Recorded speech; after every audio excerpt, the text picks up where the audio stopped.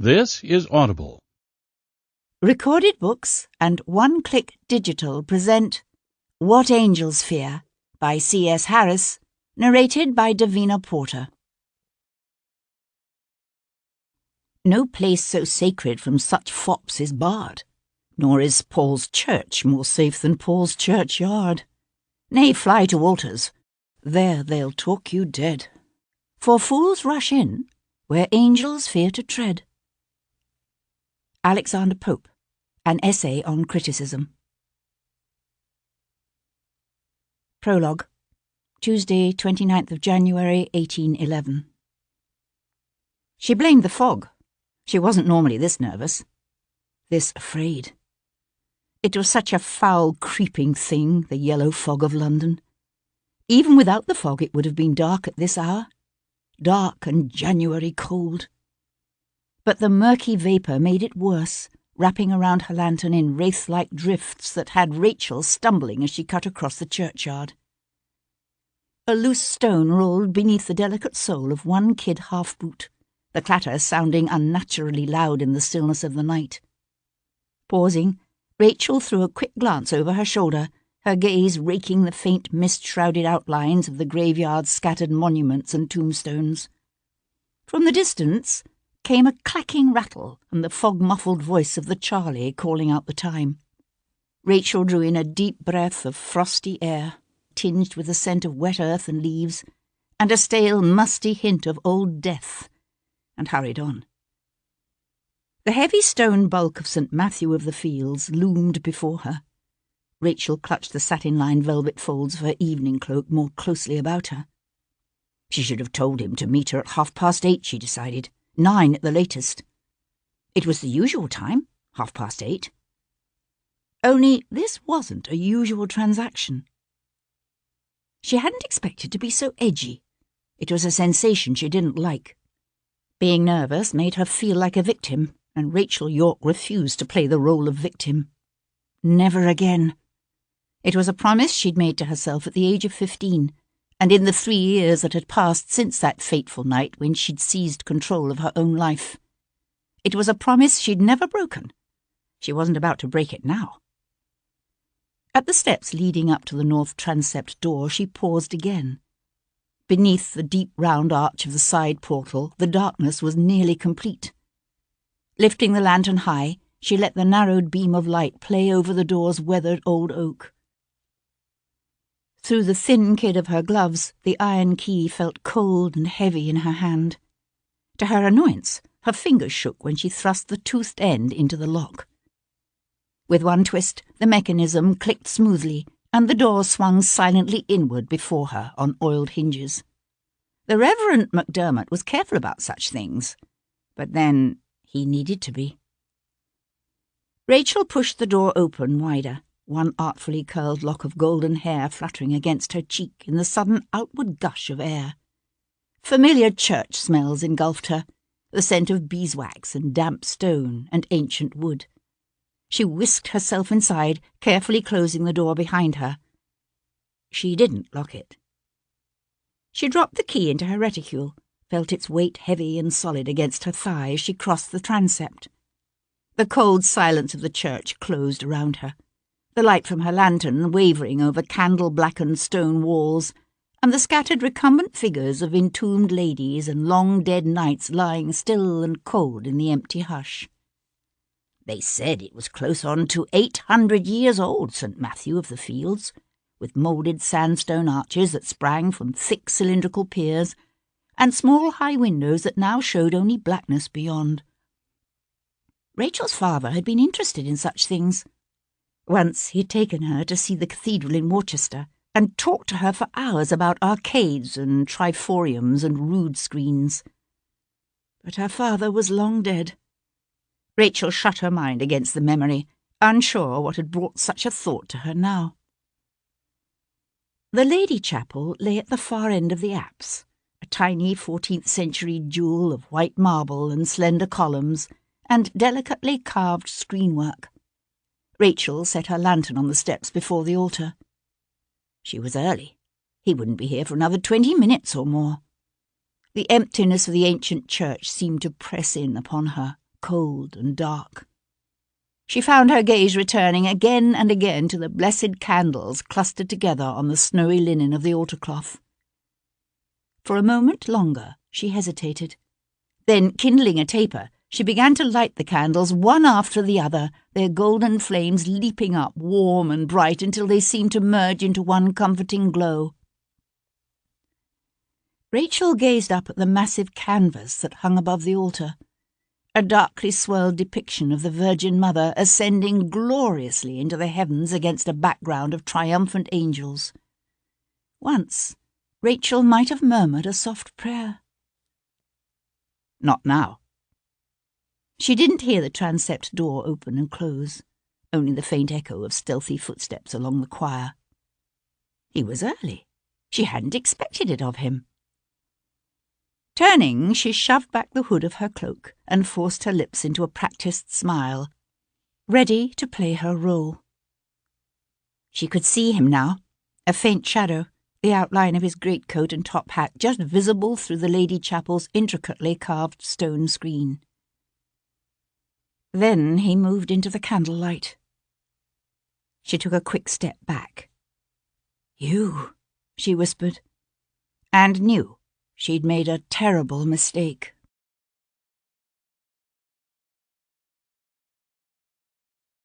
Chapter 1. Wednesday, 30th of January, 1811. Sebastian could hear the tolling of the city's church bells counting out the hour, dull echoes of sound muffled by distance, and the acrid fog that even here hugged the open ground and shrouded the bare, reaching branches of the stand of elms that grew at the edge of the field. Dawn had come, but it brought little warmth or light. Sebastian Alistair St. Cyr, Viscount Devlin, only surviving son and heir to the Earl of Hendon, propped his shoulders against the high side of his curricle, crossed his arms at his chest, and thought about his bed. It had been a long night, a night of brandy fumes and cigar smoke, of faro and 21, and a promise made to a sad-eyed woman. A promise that he would not kill, however much the man he had come here to meet might deserve killing. Sebastian tipped back his head and closed his eyes. He could hear the sweet call of a lark at the far end of the field, and nearer, the steady swish-swish of wet grass as his second, Sir Christopher Farrell, paced back and forth in the roadside's verge. Suddenly the footsteps stopped. "Maybe he won't show," said Sir Christopher. Sebastian kept his eyes closed. "He'll show." The pacing resumed, back and forth, boot heels squelching in the damp earth. "If you're not careful," said Sebastian, "you're going to get mud on your boots." "To hell with my boots! Are you certain Talbot is bringing a doctor? How good of a doctor? Maybe we should have brought our own doctor." Sebastian lowered his head and opened his eyes. "I don't intend to get shot." Sir Christopher swung about, his fair hair curling wildly in the damp mist, his normally soft grey eyes dilated. "Right. Well, that's reassuring. Doubtless Lord Firth had every intention of not getting shot when he stood up against Maynard last month. Pity, of course, that the bullet went through his neck." Sebastian smiled. "I'm delighted to see I'm amusing you. This is another of those advantages of having gone to war, is it? Staring with calm disdain into the face of death. Ranks right up there with being rendered irresistibly fascinating to members of the fair sex." Sebastian laughed out loud. Christopher smiled himself, then resumed his silent pacing. A slim, flawlessly tailored figure in buckskins and high-gloss top boots and well-laundered linen. After another moment he said, "I still don't understand why you didn't choose swords. Less chance of someone accidentally getting killed with swords." Lifting his left arm in a fencer's pose, he pantomimed a quick thrust against the cold, misty air. A neat little pink through the shoulder, a bloody scratch on the arm, and honour is satisfied. "Talbot intends to kill me." Christopher let his arms fall to his sides. "So you're just going to stand there and let him take a shot at you?" Talbot couldn't hit a ship of the line at 25 paces. Sebastian yawned. I'm surprised he chose it. It was the code duello. As the challenged party, Sebastian selected the weapons, but the choice of distance then fell to the challenger. Christopher scrubbed an open hand across his face. I've heard rumours. Here he comes, said Sebastian. Straightening, he swung off his driving coat and slung it over the high seat of the curricle. Christopher turned to stare into the opaque distance. Bloody hell, even you can't see in this fog. No, but I have ears. So do I, and I don't hear a thing. I swear, Sebastian, you must be part bat. It's unnatural. A minute or two later, a carriage appeared out of the gloom, a pair of showy blacks pulling a high-perch phaeton containing 2 men, and followed at a discreet distance by a simple gig. The doctor. A tall, lanky man with straight, thinning brown hair and an aquiline nose jumped down from the phaeton's high seat. Across the mist-blown field, Captain John Talbot's gaze met and held Sebastian's for one long moment. Then he turned away to strip off his coat and gloves. "Right then," called the captain's second, a mustachioed military man who clapped his hands together in a false show of heartiness. "Let's get to it, shall we?" "Those rumours I mentioned," Christopher said in an undertone as he and Sebastian moved forward. "They say the last time Talbot fought a duel, he chose 25 paces, then turned and fired after 12. Killed the man. Of course, Talbot and his second swore the distance had been settled at 12 paces all along." "And his rival's second shut up about it when Talbot threatened to call him out for naming Talbot a liar." Sebastian gave his friend a slow smile. "Then if Talbot should have occasion to call you out for similar reason, I suggest you choose swords." "You have the pistols?" said Talbot's second as Sir Christopher walked up to him. A brace of pistols in a blue velvet-lined walnut box was produced, inspected, and loaded by the seconds. Talbot made his choice. Sebastian took the other pistol in his hand, felt the cool, familiar weight against his palm, the deadly hardness of steel against his curled finger. "Ready, gentlemen." Back to back they stood, then began to walk, each step measured to the steady drone of the counted paces. 1, 2. The doctor ostentatiously turned his back, but Christopher stood his ground, his eyes narrowed and watchful, his face pale, anxious. Sebastian knew his friend wasn't only worried about Talbot's intentions, that Christopher had other misgivings. Christopher didn't understand that there was a fine line between seeking death and being indifferent to its occurrence. A line Sebastian had yet to cross. 3, 4. He had an unexpected memory of a misty summer morning long ago on a grassy slope near the hall, when his 2 older brothers had still been alive, and his mother. The air had smelled of the fresh scones they'd brought for tea, and ferns, and the restless sea beating against the rocks in the cove far below. They'd played drakes and dragons that morning, the 4 of them, counting out the movements. 5, 6, as they wove in and out, even his mother, her head thrown back, laughing, the strengthening sun bright on her golden hair. Only his sister Amanda had sat aloof, as she always did, aloof and disapproving and angry for reasons Sebastian never quite understood. 8, 9. The metal of the pistol's trigger felt cold and solid against Sebastian's finger. The wind-swirled mist damp against his cheeks. He forced himself to focus on this moment, this place. The lark called again, from nearer the base of the hill. He could hear the gurgle of a distant stream, the clip-clop of a horse ridden at a slow trot up the road. 10, 11. It was the hesitation in the other man's stride between the 10th and 11th count that warned him. That, and the whisper of cloth rubbing against cloth as Talbot turned. 12. Sebastian spun about and dropped into a crouch at the precise moment that John Talbot fired, so that the bullet, intended for Sebastian's heart, grazed his forehead instead.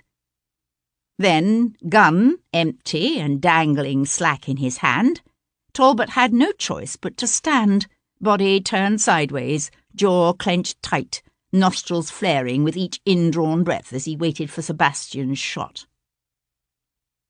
Calmly, purposefully, Sebastian raised his pistol, took aim, and fired. Captain Talbot let out a sharp cry and pitched forward. The doctor scrambled out of the gig and ran toward him.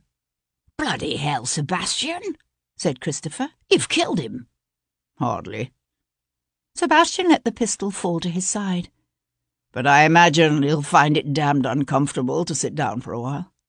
I say, blustered Talbot second, his moustache working back and forth. "Most ungentlemanly conduct, this. Englishmen stand and fire weapons from their feet. Someone ought to fetch the constables. There'll be murder charges brought for this, mark my words." "Be quiet, man," said the doctor, snapping open his case. "No one I've treated yet has died from being clipped across the arse." Sir Christopher began to laugh, while Sebastian stretched to his feet and walked across the field to collect the other pistol. He'd promised Melanie he wouldn't kill her husband, but she hadn't said anything about not making the bastards suffer.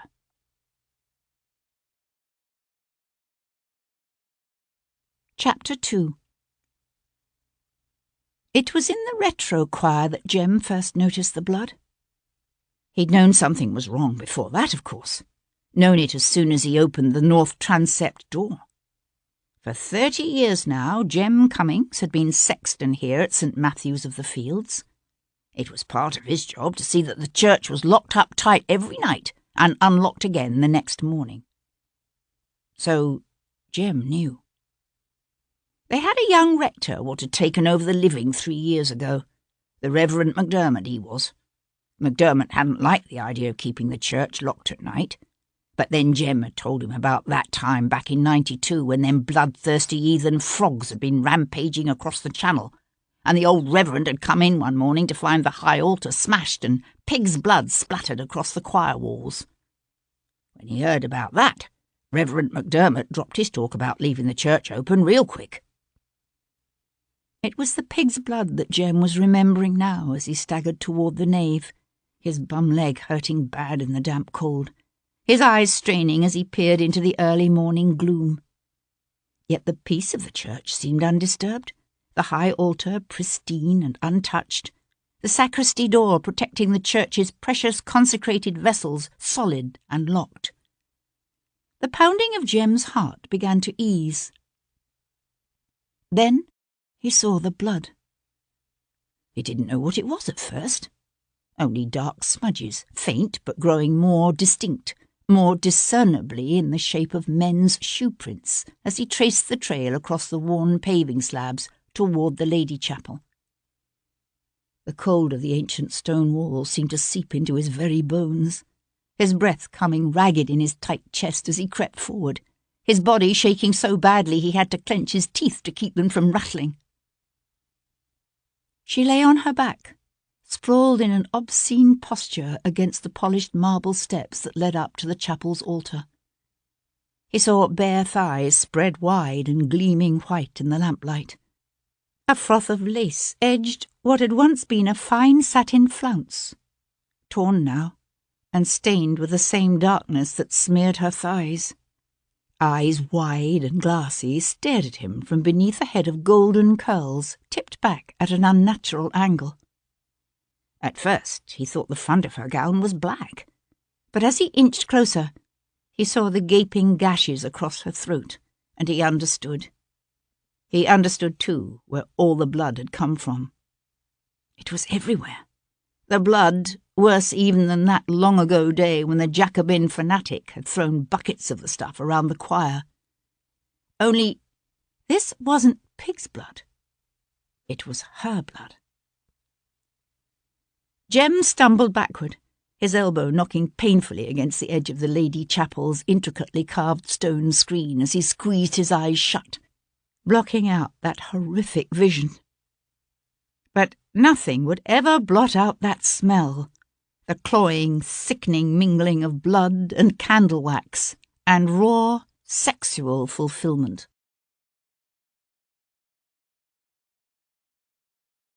Chapter 3. It was almost noon by now, but the light filtering down through the stained glass windows in the apse of St. Matthew's of the Fields was still feeble, diffuse. Sir Henry Lovejoy, Chief Magistrate for Westminster at Queen's Square, let his gaze travel over the blood-splattered chapel walls, the thick pools of congealing gore standing out dark and cruel against the white marble of the altar steps. He had a theory that the incidence of crimes of violence and passion was higher on those days when the yellow fog held London in its choking, deadly grip. But it had been a long time since London had seen a crime like this one. To one side of the Lady Chapel, a small, ominously still form lay hidden beneath a cloth stained dark and stiff, with so much blood that Lovejoy had to force himself to walk over to it. Bending, he flipped back the edge of the fabric and sighed. She'd been pretty once, this woman, and young. Any untimely death was tragic, of course, but no man who'd ever loved a woman, or watched with pride and fear the tentative first steps of a child, could look upon that youthful loveliness and not experience an added weight of sorrow, an extra edge to his sense of outrage. His knees creaking in complaint, Lovejoy lowered himself into a squat, his gaze still fixed on that pale, blood-streaked face. "Know who she is?" The question was addressed to the only other person in the chapel, a tall, well-built man in his mid-30s, with fair, fashionably dishevelled hair and an intricately tied cravat. As Queen Square's senior constable, Edward Maitland had been the first authority of any consequence called to the scene, and had been the one handling the investigation to this point. "An actress," he said now, standing with his hands clasped behind his back, his weight rocking back and forth from the balls of his feet, as if to contain his impatience with Sir Henry's slow, methodical ways. Miss Rachel York." "Ah, I thought she looked familiar." Swallowing hard, Lovejoy eased the cloth from the rest of the girl's body and forced himself to look. Her throat had been repeatedly, viciously slashed in long, savage gashes, which explained the sprays of blood on the walls, he supposed. So much blood everywhere. Yet Rachel York's death had not been quick or easy. Her fists were clenched as if in endurance, and bruises showed dark and ugly against the pale, bare flesh of her wrists and forearms. The skin, high on her left cheek, had been split by a harsh blow. The torn, disarrayed emerald satin gown and ripped velvet pelisse told their own story. "He had his way with her, I take it," said Lovejoy. Maitland shifted his weight back onto the heels of his expensive boots and balanced there, his gaze not on the girl, but on the high blue and red stained glass of the eastern window. "Yes, sir, no doubt about that." No doubt indeed, thought Lovejoy. The inescapable tang of semen still hung in the air, mingling with the heavy metallic odour of blood and the pious sweetness of incense and beeswax. He let his gaze travel over the girl's carefully composed limbs and frowned. "She was lying like this when you found her?" "No, sir. She was there, before the altar. Weren't proper to leave her that way, this being a church and all." Lovejoy straightened, his gaze drifting back to those blood-smeared marble steps. Every candle on the altar had guttered down and gone out. She must have lit them all, he thought, before she died. Why? In piety? Or because she was afraid of the dark? Aloud he said, "What was she doing here, do you suppose?" Maitland's brows twitched together in a swift, betraying movement, instantly stilled. It was obviously a question that hadn't occurred to him. "That I can't say, sir. The sexton found her when he came to open the church this morning." He pulled a notebook from the pocket of his greatcoat and flipped it open with the ostentatious display of attention to detail that sometimes grated on Lovejoy's nerves. Mr. Jem Cummings. Neither he nor the Reverend," there was a brief ruffling of pages, "Reverend James Macdermot, say they've ever seen her before." "They lock the church every night, do they?" "Yes, sir." Again Maitland consulted his notebook. "At 8 sharp." Reaching down, Lovejoy carefully replaced the cloth over what was left of Rachel York, only pausing at the last moment to study once again that pale, beautiful face. She had a French look about her, with the fair curls and widely spaced brown eyes and short upper lip often found in Normandy. He'd seen her just last week with Kat Boleyn in the Covent Garden Theatre's production of As You Like It. Seen her and admired her, not simply for her beauty, but for her talent. He had a clear image of her upon the stage, her hands held high in the clasp of her fellow cast members as they took their final bow, her eyes bright and shining, her smile wide and triumphantly joyous. He jerked the cloth back over those still blood-stained features and turned away, his gaze narrowing as he took in the layout of the old church, the aisled nave and wide transepts, the choir and broad apse. "This Mr. Cummings, does he say he came back here to the Lady Chapel before locking up last night?" Maitland shook his head. "The sexton says he glanced back here from the retrochoir and gave a loud halloo, warning that he was about to lock up. But he didn't actually venture into the chapel itself, sir. And he wouldn't have seen her from the retrochoir. I checked myself." Lovejoy nodded. In the damp coolness of the church, some of the pools of blood had yet to dry. Glossy and thick, they shimmered darkly in the lamplight, and he took care to avoid stepping in them as he walked slowly about the chapel. There'd been so many big, careless feet tramping in and out of the chapel in the past 6 hours that it would be impossible to accurately reconstruct what the floor had looked like before the sexton's arrival. But it seemed somehow disrespectful, a violation of that poor girl lying there against the wall, to be tromping heedlessly through what had once been her life's blood. So Lovejoy tried to avoid it. He stopped in front of the small altar's white marble steps. The blood was thickest here, where she'd been found. A lantern lay on its side, its glass shattered. He twisted around to glance back at his constable. "Any idea who was the last person to use the Lady Chapel?" Once again Maitland thumbed through his notebook. It was all for effect, Lovejoy knew. Edward Maitland could recite the entire contents of his notebook from memory, but he thought it gave weight to his pronouncements to be seen looking up each fact or figure. "We're still checking," he said with a slowness that was again for effect, "but it was probably a Mrs. William Knackery. She's a haberdasher's widow. Comes to the Lady Chapel here every evening at about 4:30 and prays for some 20 to 30 minutes. She says the church was empty when she left, just before 5. Lovejoy lifted his gaze to the blood-spattered walls, his lips tightening into a smile that had nothing to do with humour. "It appears to be a fairly safe assumption to say she was killed here." Warily, Maitland cleared his throat. He always grew uncomfortable when Lovejoy began stating the obvious. "I should think so, sir. Which seems to place our murder between the hours of 5 and 8 last night." "That's the way we figured it, sir." The constable cleared his throat again. "We found her reticule some 2 or 3 feet from the body. It was open, so most of the contents had spilled out. But her pocketbook was still there, undisturbed, and that's a fine gold necklace and earrings she's wearing. In other words, no robbery." "No, sir." "But you say the reticule was open. I wonder if it simply fell open when she dropped it, or if our killer was searching for something." Lovejoy glanced again around the cold chapel, felt the damp chill of the stones seeping up through the soles of his boots.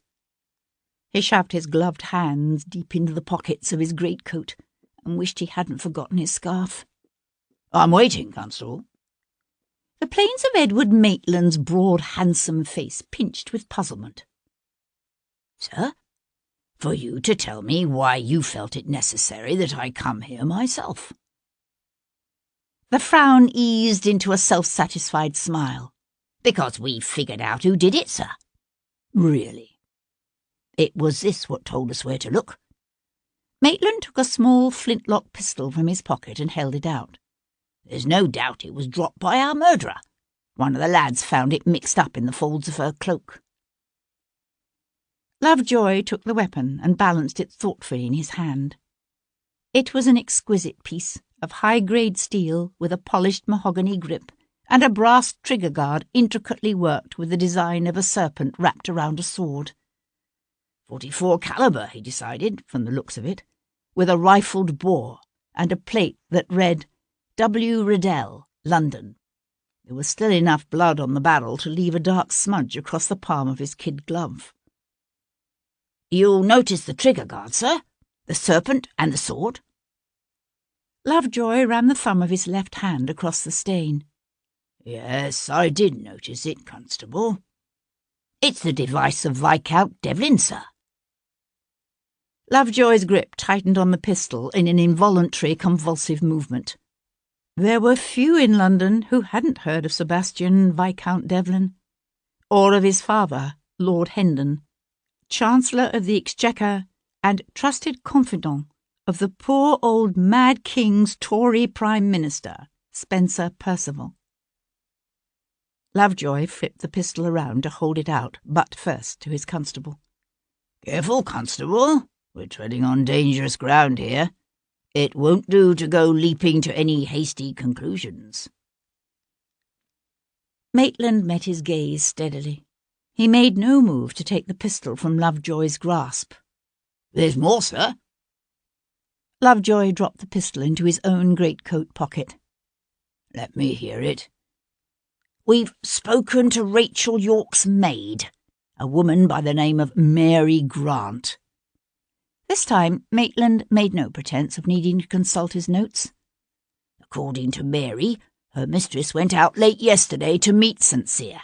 She told the maid, and I quote, 'His lordship'll pay handsomely, never you fear.'" The constable paused, as if to allow sufficient time for the effect of his words to penetrate, then added, "It was the last anyone saw of her." Lovejoy held his constable's light blue eyes in a steady stare. "What are you suggesting? That she was blackmailing the Viscount? Or threatening him in some way?" "Yes, sir." "I take it you've checked into Viscount Devlin's whereabouts last night?" "Yes, sir. His servants say he left the house at about 5. Claimed he was on his way to his club. But according to his friends, Devlin didn't arrive at Watier's till just after 9. "And where does the Viscount say he was?" "We haven't been able to locate the Viscount himself, sir. His bed was never slept in last night. Word about town is that he was set to fight a duel this morning." Lovejoy brought one cupped hand to his mouth and blew thoughtfully against his palm and fingers before letting the hand fall again. "Whoever did this must have been drenched in blood. If Devlin is our man, he would have needed to return home for a change of clothes and a wash before going on to his club. It had occurred to me, sir. So, what do Devlin's servants have to say about that?"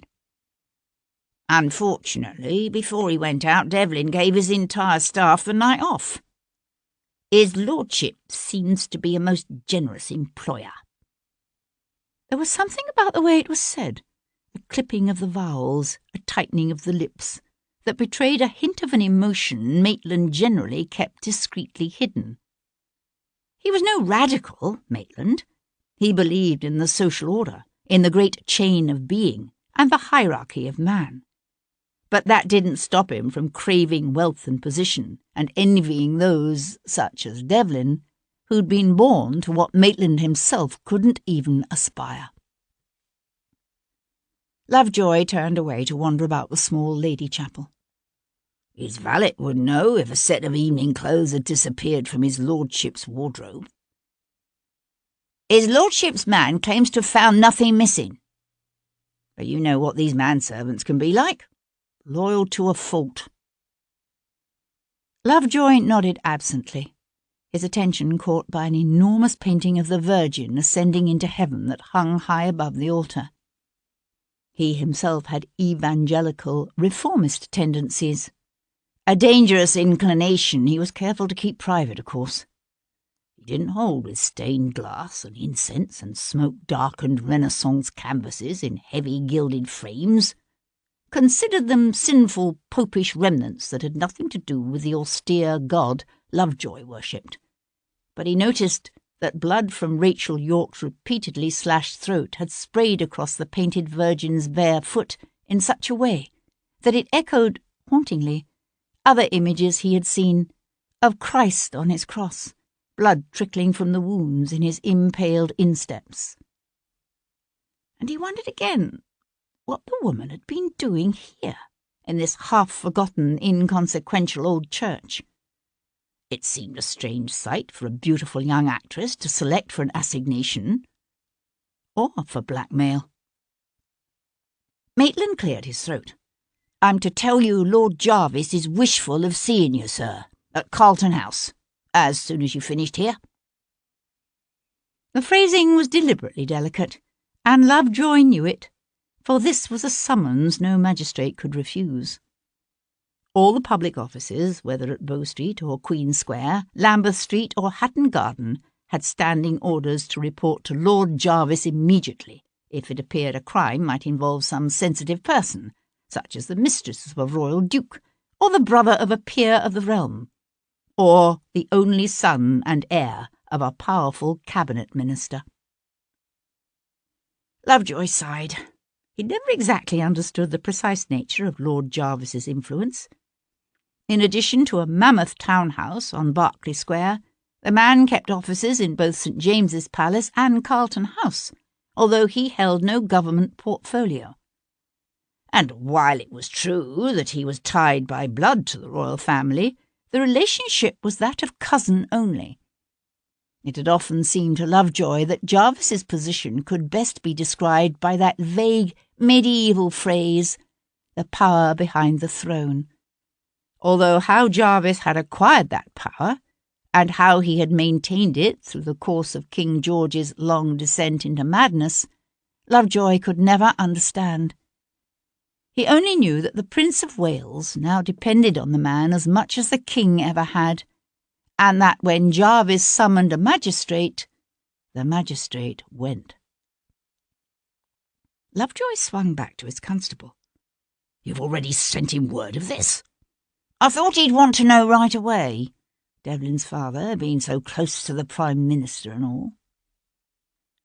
Lovejoy blew out a long, tense breath that turned into a frosty mist in the cold air. "You do realise the delicacy of the situation?" "Yes, sir." Lovejoy's gaze narrowed as he studied the constable's impassive face. Odd that it had never occurred to Lovejoy to wonder until now about Edward Maitland's politics. But then it had never really mattered until now.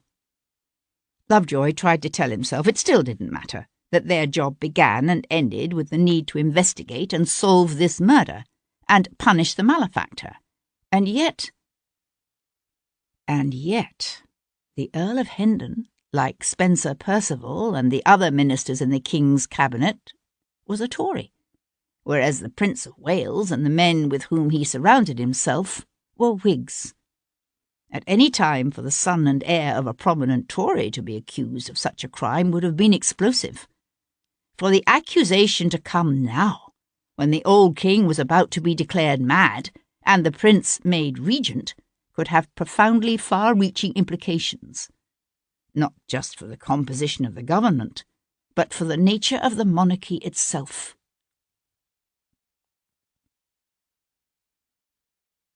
Chapter 4. The privileged inhabitants of fashionable London were just leaving their beds when Sebastian climbed the short flight of steps to his Brook Street home. Only the distant fog-muffled rumble of traffic from New Bond Street and the squeals of children playing chasey in the charge of nursemaids in nearby Hanover Square disturbed the noonday silence.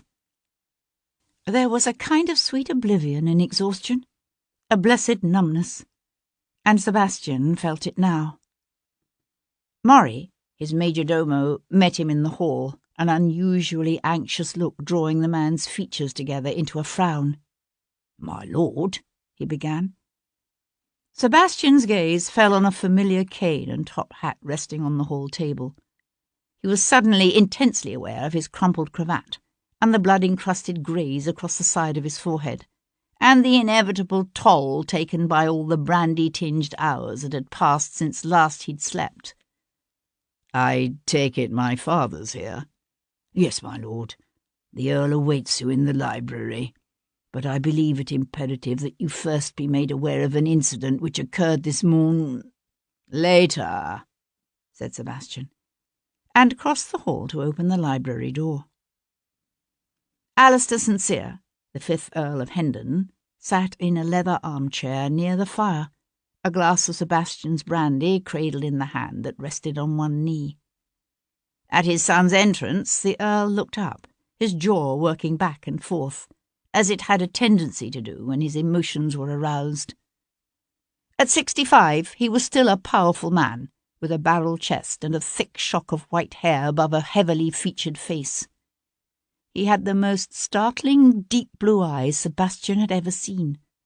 For as long as he could remember, Sebastian had watched those brilliant eyes flare with an emotion he could never quite identify each time Hendon's gaze came to rest upon his only surviving son. And for the past 15 years or more, Sebastian had watched that blaze of emotion quickly disappear beneath a tide of pain and disappointment that was all too easy to read. "So," said the Earl now, "did you kill him?" "Talbot?" Sebastian swung off his caped driving coat and tossed it over one of the cane chairs by the bowed front window. His hat and gloves followed. "Unfortunately, no." "You're damned cool about it." Sebastian walked to the side table and poured himself a glass of brandy. "You would wish me otherwise?" The Earl's jaw worked furiously back and forth. "What I wish is that you curb this propensity to try to put a period to the existence of your fellow men. This makes 3 meetings in the 6 months you've been back in England." "Actually, it's been some 10 months since I sold out." "Damn your impertinence!" Hendon surged to his feet. "The last one. What was his name?" "Danford." "That's right. Danford I could understand. There are some insults a gentleman can't be expected to allow to pass unchallenged. But Talbot! By God, you were screwing the man's wife. There'd have been hell to pay if you'd killed him, I can tell you that." Sebastian drained his brandy in one long pull and tried to swallow 28 years' worth of raw, conflicting emotions with it. He hadn't, in point of fact, been screwing Melanie Talbot. But even if Sebastian had been inclined to explain himself, there would have been no point. The idea of simple friendship between a man and a woman was something Hendon could neither believe nor understand, any more than he'd understand why Sebastian would care if a man such as Captain John Talbot should choose to beat his gentle young wife. "The man wants killing," Sebastian said simply. "Why, so you could have his wife?" Turning away, Sebastian went to splash himself another drink. "That was never my intention." "What you need is a wife of your own." Sebastian froze, then carefully lowered the brandy carafe. "So we're back to that, are we?" "If you're going to insist upon continuing this dissolute lifestyle of yours, the least you can do is have the courtesy to ensure the succession before you drink yourself into a decline. Or go out some morning and get yourself shot." "You underestimate me." He turned to find his father studying the gash across Sebastian's forehead through narrowed, troubled eyes. This one was close. I told you, the man wants killing." The Earl's jaw hardened. "You're 28. It's past time you settled down." "To do what? Take over management of the estates?" Sebastian laughed at the spasm of alarm that crossed his father's features, lifted the brandy in a mock toast, and murmured, "Touché. The seat for Upper Walford is empty." Sebastian choked on his drink. "You can't be serious." His father continued to stare at him. Sebastian lowered his glass. "Good God, you are serious. Why not? It would give you something to do besides drinking and gaming and sleeping with other men's wives. And we could use a man of your abilities in the Commons." Sebastian subjected his father to a long study. "Afraid Prinny means to bring in the Whigs if he's made regent, aren't you?" "Oh, the Prince of Wales will be made regent, make no mistake about that. It's only a question now of form and timing. But he'll find he runs up against stiff opposition if he attempts to circumvent the Tories and resurrect the Ministry of All Talents. Or something worse." "Not so stiff as you might wish, obviously, if you're trying to recruit me as a candidate." The Earl lowered his gaze to his own glass, turning it slowly in his palm so that the cut facets reflected the light from the lamps that burned even now at midday against the foggy gloom. "One might consider it a duty, in such perilous times as these, to join right-thinking men in defence of national interest, property and privilege." "I don't suppose it's ever occurred to you that if I were in Parliament I might actually choose to challenge the sacred traditions of property and privilege, and champion instead the heresies of Jacobinism, atheism and democracy?" Lord Hendon swallowed the remainder of his brandy in one long gulp and set the glass aside. "Even you wouldn't be such a fool." Without bothering to ring for the footman, he strode to the door, only pausing with his hand on the knob to glance back and say, "Think about it." Sebastian stood at the window, one hand holding aside the heavy green velvet as he watched his father's powerful, familiar figure disappear into the swirling fog. Perhaps it was a trick of the light, or an effect of the mists. But his father suddenly looked older and more tired than Sebastian remembered him being. And he knew a twist of regret, an urge to reach out and stop his father, to somehow make things right between them. Except that things could never really be right between them because Sebastian could never be what his father wanted him to be.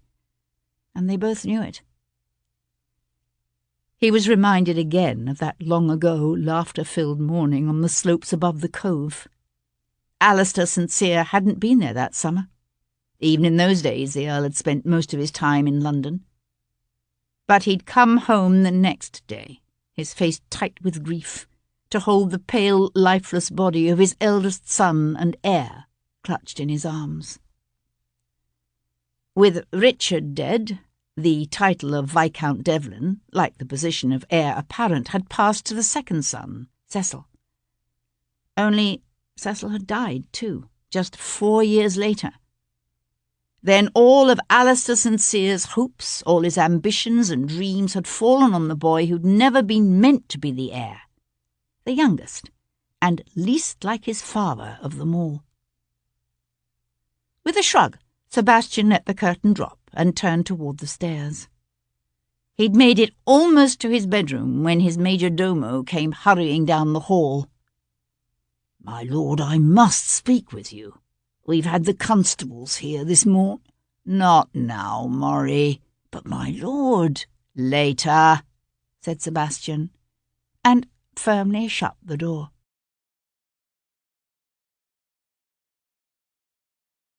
Chapter 5.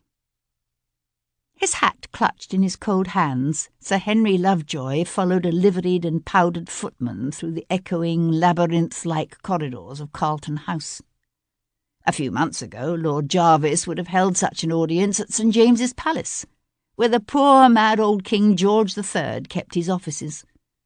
That Jarvis had now shifted his base here to the palace of the Prince of Wales struck Lovejoy as the clearest sign imaginable that a regency was indeed imminent. The great man was at his desk, writing, when Lovejoy was ushered into his presence.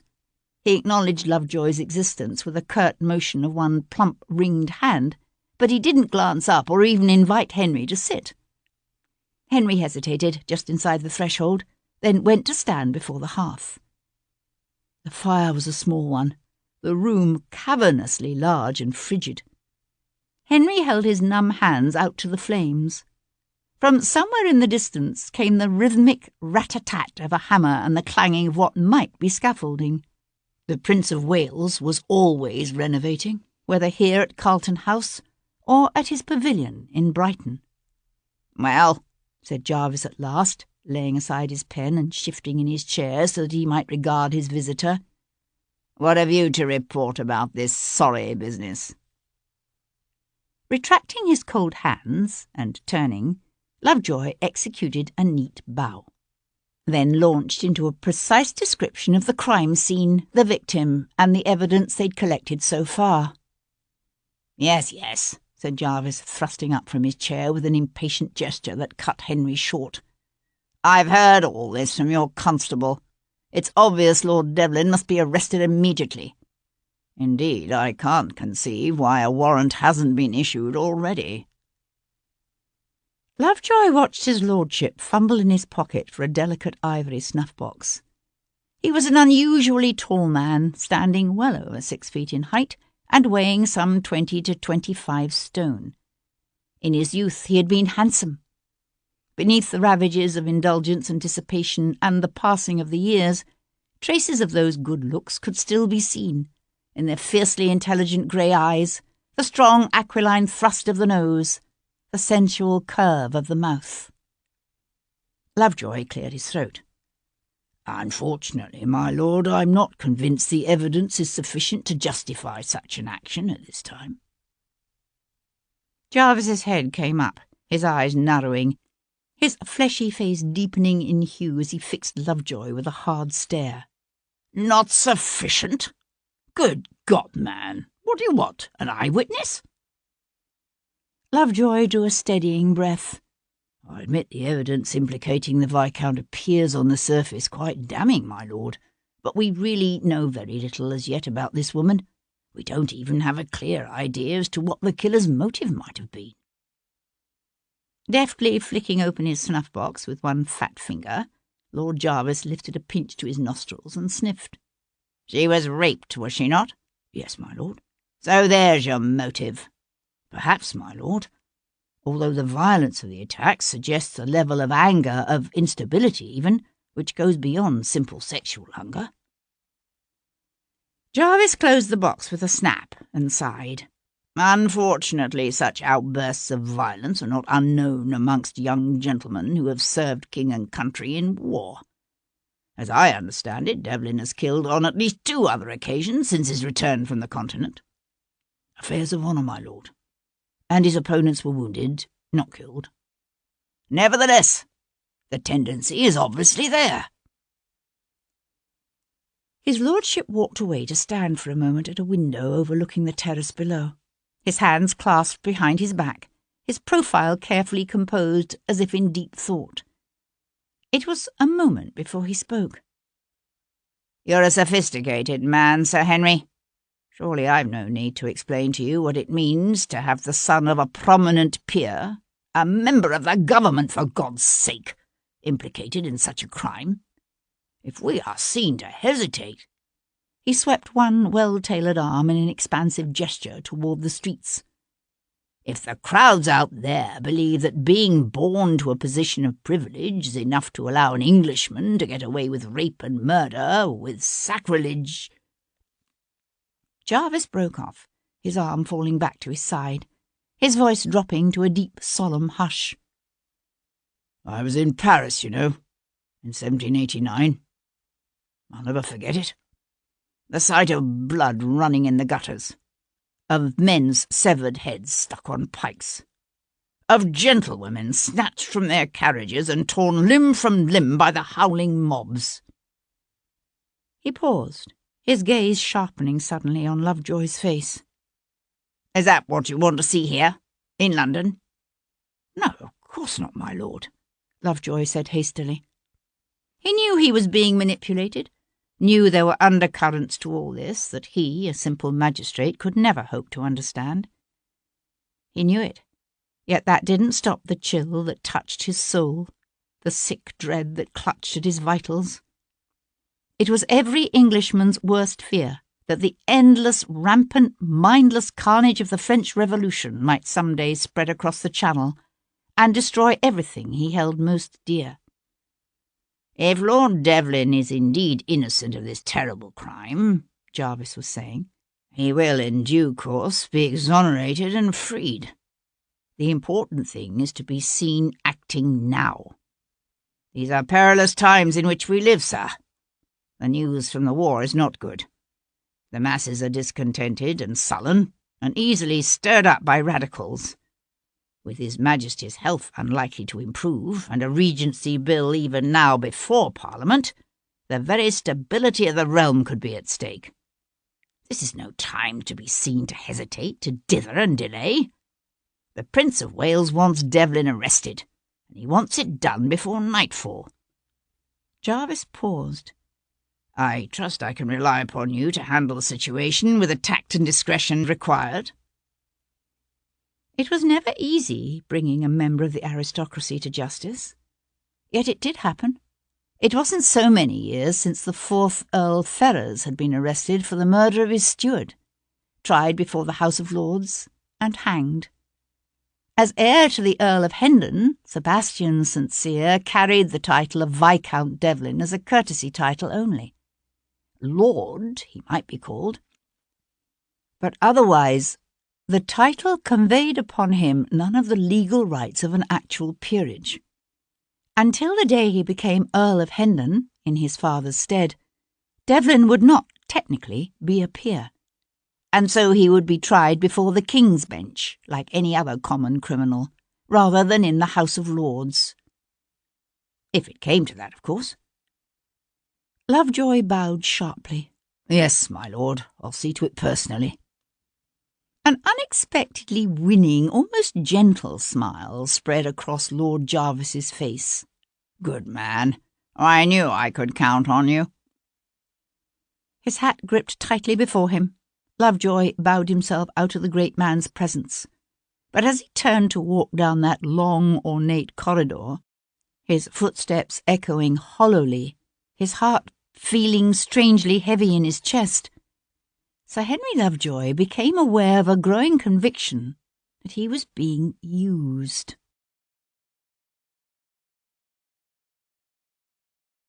Chapter 6. Sometimes dreams of the war still came to him. Dreams haunted by dying children, dark eyes filled with pain and fear and bewilderment, and golden-skinned women, swollen, pregnant bellies ripped open by soldiers' bayonets. Once it had mattered to him which soldiers' bayonets, French or English. It had mattered desperately. That had been before he'd understood it was irrelevant, and that it was only a factor of time and geography, that soldiers of all nations did these things. Once he'd thought England a nation anointed by God, a favoured land blessed and divinely protected, a force of good battling enemies who must therefore be the forces of evil. Once he had believed that there were such things as just wars and righteous causes. Once. Sebastian opened his eyes, his breath coming short and fast, his clenched hands clammy with sweat. The gloom of his velvet-shrouded bedchamber gave no indication of time, and it was a moment before he remembered where he was and why. He hadn't meant to sleep, had only intended to rest. Slowly he squeezed his eyes shut, then opened them again. But the memory of the images remained dark and haunting and indelible. Sir Henry Lovejoy decided to take Senior Constable Edward Maitland with him to Brook Street, along with another younger constable named Simplot, whom Maitland suggested. It wasn't that Lovejoy expected a man of Devlin's position in society to resist arrest, but Lovejoy had to admit to a certain secret fear that, minus the two constables' weighty presence, the Viscount might not take Lovejoy seriously. One heard tales of this Viscount, of his irreverent, unconventional ways. Lovejoy could imagine such a man simply laughing in the face of an arresting magistrate. Perhaps if Lovejoy had stood taller than 4'11" in his boots, he'd have felt more confident. At any rate, he was quietly pleased to discover that Simplot was even taller than Maitland and satisfyingly broad-shouldered. "Wait for us," Lovejoy told the driver of their hackney as they drew up before Devlin's Mayfair residence. The townhouse was an elegant structure with a neat bay window and beautifully proportioned Ionic portico, but it couldn't begin to compare with St. Cyr House, that massive granite pile on Grosvenor Square that would some day belong to Devlin, along with his father's titles, the estates in Cornwall and Devon and Lincolnshire, the interests in mining and shipping and banking. Lovejoy stared up at the townhouse's neat stuccoed facade and wondered what it said about relations between the Earl of Hendon and his only son and heir, that Devlin chose to reside here, in Brook Street, rather than beneath that palatial paternal roof. "His lordship will be finding the lodgings at Newgate a far cry from this," Maitland said in a quiet aside as a stony-faced majordomo bowed them into the hall. "A far cry indeed," he added, his handsome blonde head craning this way and that in an attempt to glimpse more of that gleaming expanse of black and white marble, the procession of gilt-framed paintings marching up the sweeping staircase that curved out of sight to the first floor. "You move ahead of the courts, constable," hissed Lovejoy, as the majordomo's discreet knock upon the library door elicited the Viscount's permission to enter. "My lord," said the majordomo, "the persons who were here to see you this morning have returned with another." Viscount Devlin stood with one buckskin-clad hip resting on the edge of his desk, a shade of annoyance crossing his finely chiselled features as he glanced up from the sheaf of papers he held in his hands. He was built long and lean, with dark hair and a high forehead across which something or someone had recently left a nasty gash. "Yes," he said. "What is it?" Lovejoy waited for the majordomo to withdraw, then executed a neat bow and said, "I am Sir Henry Lovejoy, Chief Magistrate at Queen Square. A warrant has been issued in your name, my lord, for the murder of Rachel Yorke." Lovejoy couldn't have said what sort of reaction he'd been expecting. A flush of guilt, perhaps, or a passionate protestation of innocence. At the very least, one might have anticipated expressions of shock and sorrow over the death of a beautiful woman Devlin must surely have admired. But the young man's face remained impassive, unmoved by any emotion except for a faint quiver of what looked very much like boredom. He set aside the papers. "What is this? Some sort of jest?" "No jest, my lord. You have been implicated both by evidence found at the scene of Miss Yorke's death and by the testimony of witnesses." The Viscount crossed his arms at his chest and shifted his weight so that he could thrust his long legs out in front of him. "Really? That's interesting. What evidence? And who are these witnesses?" Lovejoy returned the younger man's stare. He had uncanny eyes, as hard and yellow as a noonday sun. It was with effort that Lovejoy kept his voice steady.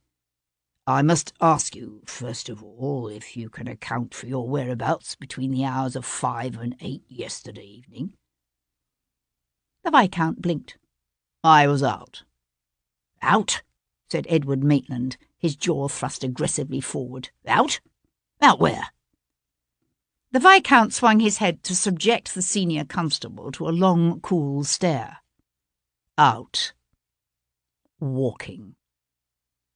An angry flush darkened Maitland's cheeks. It had been a miscalculation after all, Lovejoy now realised, to bring the constables. Maitland was far too pugnacious and aggressive, too abrasive and hot-headed, to deal well with a man of Devlin's ilk. Lovejoy cast his subordinate a warning look and said quietly, "You forget yourself, Constable." To Devlin he said, "Can anyone vouch for you, my lord?" The Viscount brought his gaze back to Lovejoy. They were inhuman, really, those eyes. Wild and feral, like something one might see gleaming out of the darkness of a wolf's den. "No." Lovejoy knew a flicker of disappointment. How much simpler it would have been for them all if the Viscount had spent those fatal hours dining with friends or at a pugilistic match. "Then I fear I must request you to accompany us to Queen Square, my lord." Those disconcerting yellow eyes narrowed. "I wonder, am I allowed to send a servant to fetch a greatcoat and other foul-weather accoutrements? I understand it can be rather chilly this time of year in—" He swung to fix Edward Maitland with a bland, ironic gaze. "Newgate, didn't you say?" Lovejoy felt a quick shiver run up his spine. There was no way the Viscount could have heard the senior constable's whispered remark earlier in the hall. It was impossible. And yet Lovejoy remembered hearing tales, near legendary accounts he'd always dismissed, of this young man's disconcertingly acute eyesight and hearing, of lethal reflexes, and a cat-like ability to see in the dark. Invaluable abilities he'd exercised to such deadly effect against the French in the peninsula before he'd come home for reasons shrouded in rumour and innuendo. "You may, of course, fortify yourself against the cold with whatever vestments you require," Lovejoy said hastily. An unexpected gleam of amusement flared in those terrible yellow eyes, then died. "Thank you," said Viscount Devlin. And for the second time that day, Sir Henry Lovejoy was left with the perplexing impression that beneath the surface all was not precisely as it seemed.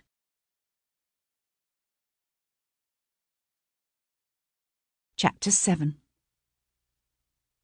A half-hour later, Sebastian paused at the top of his front steps, one hand resting lightly on the rail. The temperature was falling rapidly with the approach of evening, the fog thinning down to dirty wisps that hugged the pavement and curled around the unlit lamp-posts. He drew a cold, acrid breath of air deep into his lungs and let it out slowly. He wasn't particularly worried. His acquaintance with Rachel Yorke had been both casual and decidedly non-carnal in nature. Whatever evidence might seem to implicate him in her death would surely be quickly discredited, even if he did have no intention of telling anyone where precisely he had been between the hours of 5 and 8 the previous evening. And yet, as he started down the steps, Sebastian felt an odd sense of heightened awareness, a prickle of premonition. He was acutely conscious of the slow, ponderous movements of the big young constable behind him, and the queer, high-pitched voice of the magistrate, Lovejoy, as he hesitated beside the open door of the waiting hackney and said something to the jarvey. The hackney was an old one, an ancient landau, with a low, rounded roof and sagging leather straps and a musty, stale odour. The senior constable, the one named Maitland, swung around suddenly to catch Sebastian's arm in a rough grip and lean in close. "I dare say it's quite a come-down from your usual mode of transportation," said Maitland, his lips pulled back in a smile, his eyes hard. "Isn't that right?" The man's smile widened enough to show his clenched teeth, his fingers digging in hard. "My lord." Sebastian met the constable's challenging blue stare with a tight smile of his own. "You'll wrinkle my coat," he said, one hand coming up to close around the constable's wrist. It was a simple manoeuvre he'd learned in the mountains of Portugal, a trick of pressure applied at precisely the proper points. The constable sucked in a painful breath, his hand losing its hold on the coat as he took an unwary step back. Days of stinking fog had left the stone steps slippery with a combination of coal soot and freezing condensation. One foot shooting off the edge of the first step, The constable spun around, his back slamming against the iron handrail as he scrambled to catch himself, missed, and went down on one knee on the second step. His top hat landed beside him. He had pretensions to dandyism, this constable, with his artfully tousled blonde curls and high shirt points and intricately arranged cravat. Clapping the hat back on his head, he straightened slowly, a dirty tear running down one leg of his expensive buff-coloured breeches. "Why, you bloody bastard!" Maitland's jaw tightened, his nostrils flaring. But it was his hands Sebastian was watching. London constables didn't usually carry knives, although some of the more aggressive ones did. Maitland's knife was a small, wicked thing, with a honed blade that shone even in the faint light of a dull afternoon. The constable smiled. "Try something like that again and you won't live long enough to hang, my lord." It was all for bluster and effect, Sebastian knew that. But the younger constable, the one with the open face and big ox-like body, threw a quick, worried glance toward the street, where Lovejoy stood with his back turned and one foot on the hackney step. "Good God, Maitland, put that thing away before Sir Henry sees." He lurched forward, intending perhaps to shield the knife from the magistrate's view. But he was big and clumsy, the wet granite steps treacherous. His feet slid out from beneath him in turn. With a startled cry, he pitched forward, straight into Maitland's blade. Sebastian watched the young man's eyes widen with surprise, his face go slack. "Jesus Christ!" Maitland let go of the knife's hilt, his own features twisting with horror. The young constable wavered on his feet, his gaze caught by the knife still protruding from his chest. A thin trickle of blood spilled from his mouth.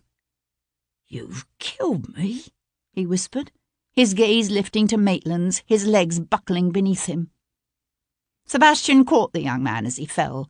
Blood spilled over Sebastian's hands, down the front of his greatcoat. Lowering the gasping constable to the footpath, Sebastian ripped off his own neckcloth, pressed it to the bubbling wound in the constable's chest. The fine linen turned red and sodden in his hand. "Good God!" whispered Maitland, staggering down the last step, his face ashen. "Get a doctor, quickly!" snapped Sebastian. Maitland stood with one arm wrapped around the area railing as if for support, his eyes wide and staring. "Bloody hell! Sir Henry, if you would—" Sebastian pivoted on one knee to find Lovejoy standing on the hackney's steps, his little face pinched with shock. "My lord," said the magistrate, "what have you done?" "What have I done?" said Sebastian. Still grasping the railing, Constable Maitland's wide-eyed gaze lifted from Simplot to the magistrate. "He stabbed him," Maitland suddenly shouted. "He stabbed Simplot." Sebastian stared down at the man in his arms. The cold, misty rain had begun to fall, bringing a dark sheen to the paving stones and dampening the greying face of the dying man. Sebastian had seen enough death, from Italy and the West Indies to Portugal, to recognise the signs when he saw them. The man would die, and Sebastian would be blamed for this death, just as he was already being blamed for the murder of a West End actress he had barely known. He had considered that a misunderstanding, an inconvenience simply dealt with. Not so simple now, he thought. Easing his hands from beneath the constable's shoulders, Sebastian rose to his feet. Brook Street, once empty, now resounded with the tramp of approaching footsteps as 2 Inns of Court volunteers, dressed in scarlet with yellow facings, white waistcoats and breeches and black gaiters, appeared round the corner from Davies Street. "You men!" shouted Sir Henry Lovejoy from the carriage's open doorway, one trembling hand extended to point damningly at Sebastian. "Seize that gentleman!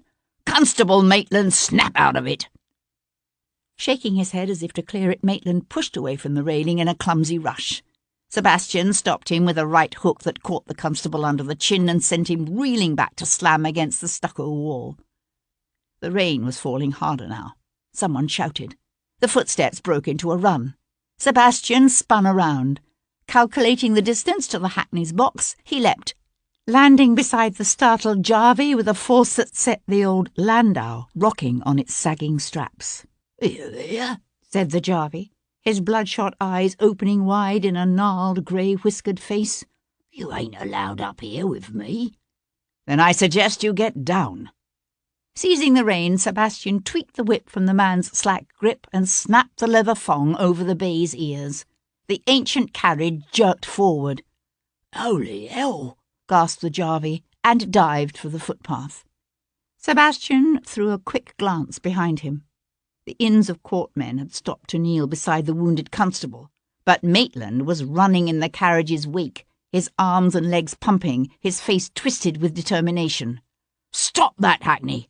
The man's a murderer!" "Shit," said Sebastian, and spanked the reins hard against the bay's flanks.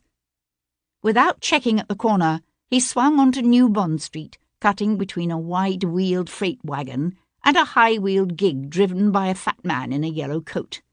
The yellow-coated man jerked on his reins, his chestnut rearing up. "You there!" Sebastian heard Maitland shout.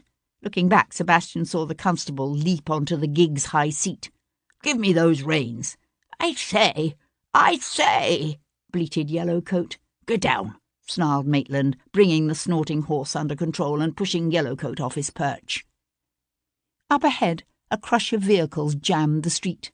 Sebastian collected his reins, his eyes narrowing against the steady downpour as he judged the distance between a stalled dowager's barouche and the donkey cart making its slow, ponderous way up the street. "My lord!" shouted Sir Henry Lovejoy, his rain-lashed head and half his upper body protruding from the landau's open window, his fist pounding against the ancient panels. "In the king's name, I demand you stop this carriage at once." Bloody hell, thought Sebastian. He'd forgotten about the magistrate. "Keep your head in," he shouted, sparing Sir Henry one swift glance. "I said I demand you—" Sir Henry broke off, his eyes widening as Sebastian swung around the barouche, nipping in so close that one of the carriage's dangling lamps caught the brim of the magistrate's hat. "Good God," said the magistrate, jerking his bald head back inside the hackney. Hauling on the reins, Sebastian brought the landau careening in a sharp left onto Maddox Street. Behind them the donkey brayed and kicked, upending its cart to spill a load of squawking, feather-ruffled chickens across the wet pavement. "Get that bloody donkey cart out of my way!" screamed Maitland, the gig at a standstill, the blousy chestnut snorting and tossing its head as the constable jabbed at the ribbons. The bays were stretched full out now. Sebastian gave them their heads, ploughing up Maddox Street past the dignified stone pile of St. George's. A gentle tolling of church bells cut through the crisp evening air. Fashionable ladies in gaily coloured gowns and gentlemen holding aloft umbrellas scattered before the charging hackney. "Stop this hackney!" shouted Lovejoy, banging his fist again as Sebastian swerved around the back of the church and onto Mill Street. "In the name of the king!" Sebastian threw a quick glance behind them, but the street was empty, except for a lamplighter and his boy. Sebastian swung back around just as the bays erupted into the rain-washed expanse of Conduit Street, and a big-boned black hack, ridden by a young lady struggling to bring her mount under control, reared up before them. He hauled on the reins, wrenching the bays sideways. The horses plunged, snorting, hooves striking sparks from the edge of the footpath. The joints of the old landau squealed. Wood snapped. The coach body crashed to the pavement, the box skewing sideways. "Devlin!" screamed Sir Henry, struggling to push open the hackney's door. "Shit," whispered Sebastian. Rain sluiced down his face. At some point he realised he'd lost his hat. Sliding off the box, he skidded on the wet paving blocks and dodged the young lady's groom as the man scrambled off his own mount to grab the bridle of his mistress's squealing, wide-eyed black. Well-mannered and patient, the groom's mount stood with its big-boned grey head down, its reins trailing loose in the swirling gutter. Snatching up the wet leather, Sebastian vaulted into the saddle. "Hey, you there! Stop!" The white-faced groom swung around, his hands full with his mistress's still skittish hack. "Stop! Horse thief!" Sebastian kneed the grey into a flat-out gallop that carried them down the rain-darkened street toward Covent Garden, and the shadowy underworld of St. Giles beyond.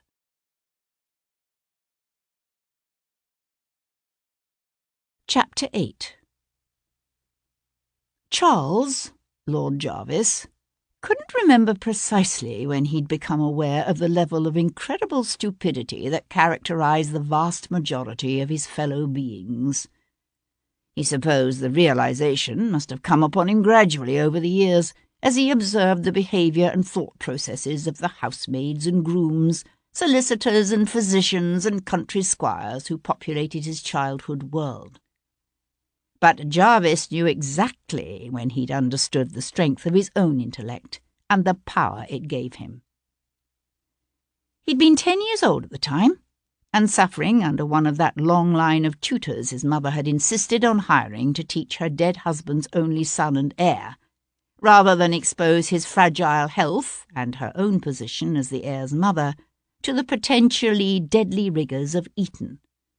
Mr. Hammer, this particular vicar, had been called, and he'd considered himself quite a scholar.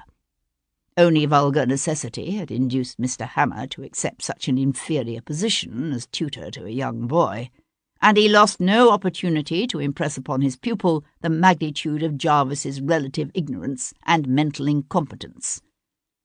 And then, one day, he set for Jarvis what was intended to be an impossible task, a mathematical problem that had taken Hammer himself, as an undergraduate at Oxford, a month to decipher.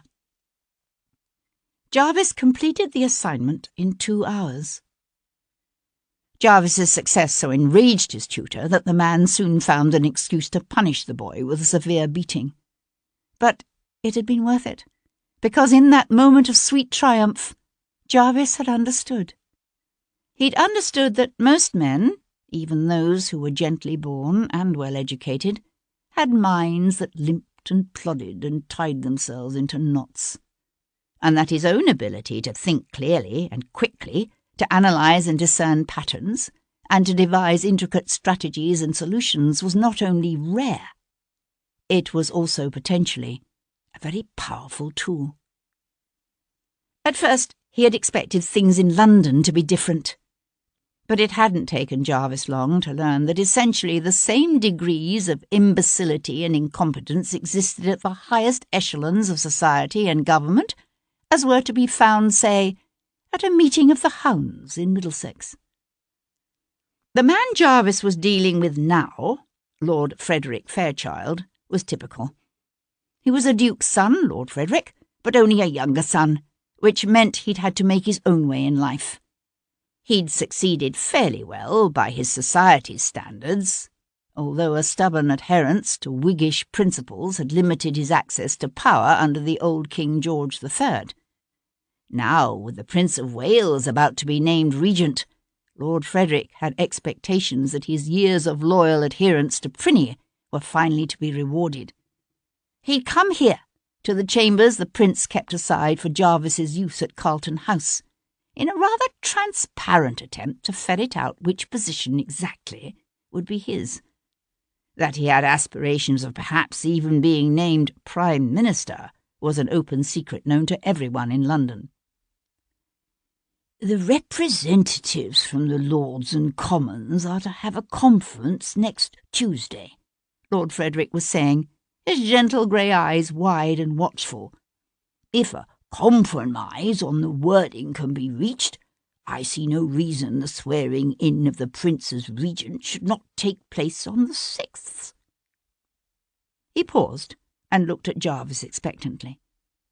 Despite his 70 years, he was still considered a handsome man, Lord Frederick, tall and broad-shouldered, with a trim waist and an enviable thick wavy mass of silver hair.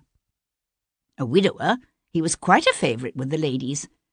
He could always be counted on to squire an unescorted matron down to supper, or to solicitously turn the pages of her music when she played. His amiability and social skills kept him amply supplied with invitations to country house parties and the usual whirls of the London season. But Lord Frederick had expensive habits, dangerously expensive habits, which added a hint of urgency to his voice as he cleared his throat and asked with studied casualness, Has the Prince made any decisions yet on the disposition of offices for the new government he'll be forming?" The question was delicately phrased. Everyone knew the Prince of Wales made few decisions on his own, outside such pressing matters as choosing the colour of the new silk hangings for his drawing-rooms, or selecting an architect to undertake his latest renovation project. From his position near the window, Jarvis simply smiled. "No, not yet." A spasm of disappointment, quickly veiled, passed over Lord Frederick's features. The man was atypically nervous today. He even jumped when one of Jarvis's secretaries knocked softly at the door and announced, "Sir Henry Lovejoy to see you, my lord. He says it's important." "Show him in," said Jarvis, very much aware of Lord Frederick's presence. It would be interesting to see if the man had heard of Rachel Yorke's death. Interesting, indeed. "Well, what is it?" Jarvis asked, his voice gravelly, with a deliberate show of impatience when the magistrate appeared. Sir Henry cast an inquiring glance toward Lord Frederick and hesitated. "You may speak frankly," said Jarvis, waving a vague hand in Lord Frederick's direction. "I assume this is about Lord Devlin." "Yes, my lord." The magistrate paused again, and something about his manner told Jarvis he wasn't going to like what he was about to hear. "He's escaped." Jarvis never allowed himself the luxury of losing his temper, although he did at times express anger for effect, to inspire fear, and to spur men on in their determination to please him. Now he allowed several calculated heartbeats to pass, then said, his tone icy with a nice mingling of incredulity and righteous indignation, "Escaped, Sir Henry. Did you say escaped?" "Yes, my lord. He stabbed one of my constables and stole a hackney carriage, which he then—" Jarvis pressed the thumb and index finger of one hand to the bridge of his nose and momentarily closed his eyes. "Spare me the details," Jarvis sighed, and let his hand fall. "I trust you've discovered Devlin's destination." A faint flush coloured the little man's cheeks. There was nothing like a subtle hint of incompetence to make a man feel, well, incompetent. "Not yet, my lord." From his seat near the fireplace, Lord Frederick rose to stare at them. "Do I understand you to say you've attempted to arrest the son of the Earl of Hendon? On what charges?" "Murder," said Jarvis blandly. "Murder? Good God, but I thought Talbot's wound more embarrassing than life-threatening. Has he indeed died?" It was Sir Henry who answered, with another of those bobbing little bows he affected. "Lord Devlin's most recent affair of honour was not, as I understand it, fatal. However, he has been implicated in the death of a young woman whose body was discovered this morning in St. Matthew of the Fields, near the Abbey. An actress by the name of Rachel Yorke." Jarvis watched with interest as Lord Frederick's jaw went slack. The man was usually better at maintaining his composure. "You've arrested Viscount Devlin for Rachel's murder?" Sir Henry blinked. "You knew her, my lord?" "I wouldn't say I knew her exactly. I mean, I've seen her, of course, at Covent Garden, and I'd heard she'd been killed, of course, but I hadn't no idea that Devlin—" Drawing a handkerchief from his pocket, Lord Frederick pressed the delicate linen to his lips. "Excuse me," he said, and hurried from the room. A faint frown deepening a line between his eyes, Sir Henry's gaze followed Lord Frederick's retreating figure. "I want every available man put on Devlin's capture," Jarvis said, recalling the magistrate's attention. Sir Henry bowed. "Yes, my lord." "You've sent to have the ports watched, of course?" Another bow. "Yes, my lord, although the Viscount wouldn't exactly be welcome on the continent these days." "There's always America." "Yes, my lord." The little man was beginning to bore him. Jarvis reached for his snuff-box. "I trust I'll receive a more satisfactory report on this matter in the morning." "Let us hope, my lord," said Sir Henry Lovejoy, and bowed himself out. Yet after he left, Jarvis stood for a time at the rain-splattered window, his snuff-box held forgotten in his hand as he stared out at the darkness. The fog had finally cleared, so that from here he could see the Mall, its wet pavement shining in the flickering golden light thrown by the street lamps and the lanterns of the passing carriages. He hadn't cared before whether Devlin was responsible for the death of that actress or not. He still didn't care. All that mattered was that official inquiries into Rachel Yorke's murder be ended as quickly as possible, and that the young Viscount's notoriety be prevented from damaging the government at such a critical juncture. If necessary, the Viscount's father, the Earl of Hendon, could be eased out of the government. In fact, the more he considered it, the more Jarvis thought that some good might come of this tangle after all. While his staunch Tory sentiments made Hendon more palatable to Jarvis than a man of, say, Fairchild's stripe, the fact remained that Hendon had never been one of Jarvis's supporters. The old fool actually believed that politics could be conducted by the same rules of sportsmanship and fair play as a cricket match on the fields of Eton. If Jarvis could finally get rid of Hendon, managing the prince would be that much easier. Besides, Devlin's precipitous flight from justice and his presumably fatal attack upon an officer of the law certainly suggested an unexpected degree of guilt. The young man needed to be caught soon. Or killed. Jarvis flicked open his snuff-box, lifted a pinch to one nostril, and inhaled deeply. Yes, he rather thought it would be better if Devlin were killed.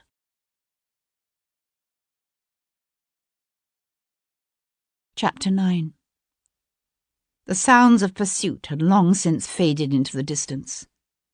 Sebastian slowed the grey to a walk. Darkness was falling fast, the rain easing to a fine mist as the wind rose. Turning up the collar of his greatcoat against the cold and the wet, Sebastian had time to regret the loss of his hat and consider his future course of action. Even here, away from the more fashionable neighbourhoods of Mayfair, heads swivelled to follow his passing and fingers pointed. Sebastian was acutely aware of his missing neckcloth, his mud-splattered boots, the bloodstains on his greatcoat and gloves. His immediate need, he decided, was to remove himself to an area in which his dishevelled appearance would occasion less remark. In the back alleys and byways of some place like Covent Garden or St. Giles, no one would look twice at a hatless man with a torn greatcoat and blood on his gloves. Beneath the folds of his greatcoat, Sebastian felt the weight of his pocket-book, and knew a moment of thankfulness for the forethought that had led him to slip the purse into his pocket before leaving the house. He would find an inn, he decided, some place humble but warm and dry, and then he would set about contacting those who could— Sebastian's head came up, his attention caught by a faint sound, barely discernible above the racket of wooden wheels rattling over ruts, and the interminable patter of the rain. He was in a poorer quarter now, a neighbourhood of narrow streets with ageing houses and small shops, their dirty windows protected by iron grates. There were no fine carriages here. Only heavy lumbering wagons and dog-carts winding their way through a growing throng of sturdy working folk, coopers and farriers, laundresses and piemen, their voices raised in a sing-song chorus of pies, rare hot pies. But he could hear it now, quite plainly, the steady thunder of hooves coming up fast, and a boy's voice shouting, "If you're looking for that rum cove on a grey, he went that way." "Bloody hell," whispered Sebastian, and urged his purloined mount forward into the night. He abandoned the grey in a warm stall on the edges of St. Giles. It was a notorious district, St. Giles, into which pursuing constables had been known simply to disappear forever. London's authorities avoided it. The Black Hart Inn lay at the end of a mean little lane known as Pudding Row, in an area of crooked streets and rickety old medieval buildings that seemed to lean against one another for support, their upper floors jutting out over unpaved passages running foul with open gutters. A low, half-timbered relic, the inn had leaded front windows through which only a faint glow of light spilled out into the night. Sebastian paused in the shadow of the doorway, his head turning as he listened. The rain had stopped, but with the coming of darkness, the temperature had plummeted, sending most of London's residents scurrying indoors. He could hear the distant screech of iron-rimmed wheels and the dull monotony of a church bell sounding someone's death knell, and nothing more. Pushing open the door, he went inside. A heavy medley of smells washed over him, of ale and tobacco, of bitter coal smoke and hot grease, and rank stale sweat. The common room was dark, the guttering dips casting only a dim light that flickered over walls and low-beamed ceilings blackened with age. Men in fustian and corduroy stood with elbows propped on the counter, or lounged about scarred tables and benches. They looked up as Sebastian entered, the roar of their talk and laughter ebbing, their sunken eyes suspicious, watchful. He was a stranger here, and strangers in such places were never welcome. Pushing his way to the counter, he bought a tankard of ale and ordered dinner. The bread would be adulterated with chalk and alum, the beef rancid and gristly, but he would find little better in this district, and he'd eaten nothing since the breakfast he'd shared that morning with Christopher at a public house not far from the Heath. There was a fire at one end of the room.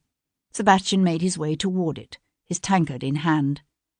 The general swirl of noise had resumed, although he was aware of resentful eyes following him, of an air of tense wariness.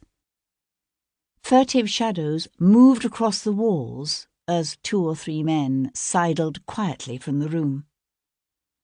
Sebastian was halfway across the sawdust-covered floor, winding his way between packed, unwashed bodies, when a boy of perhaps 8 or 10 brushed against him.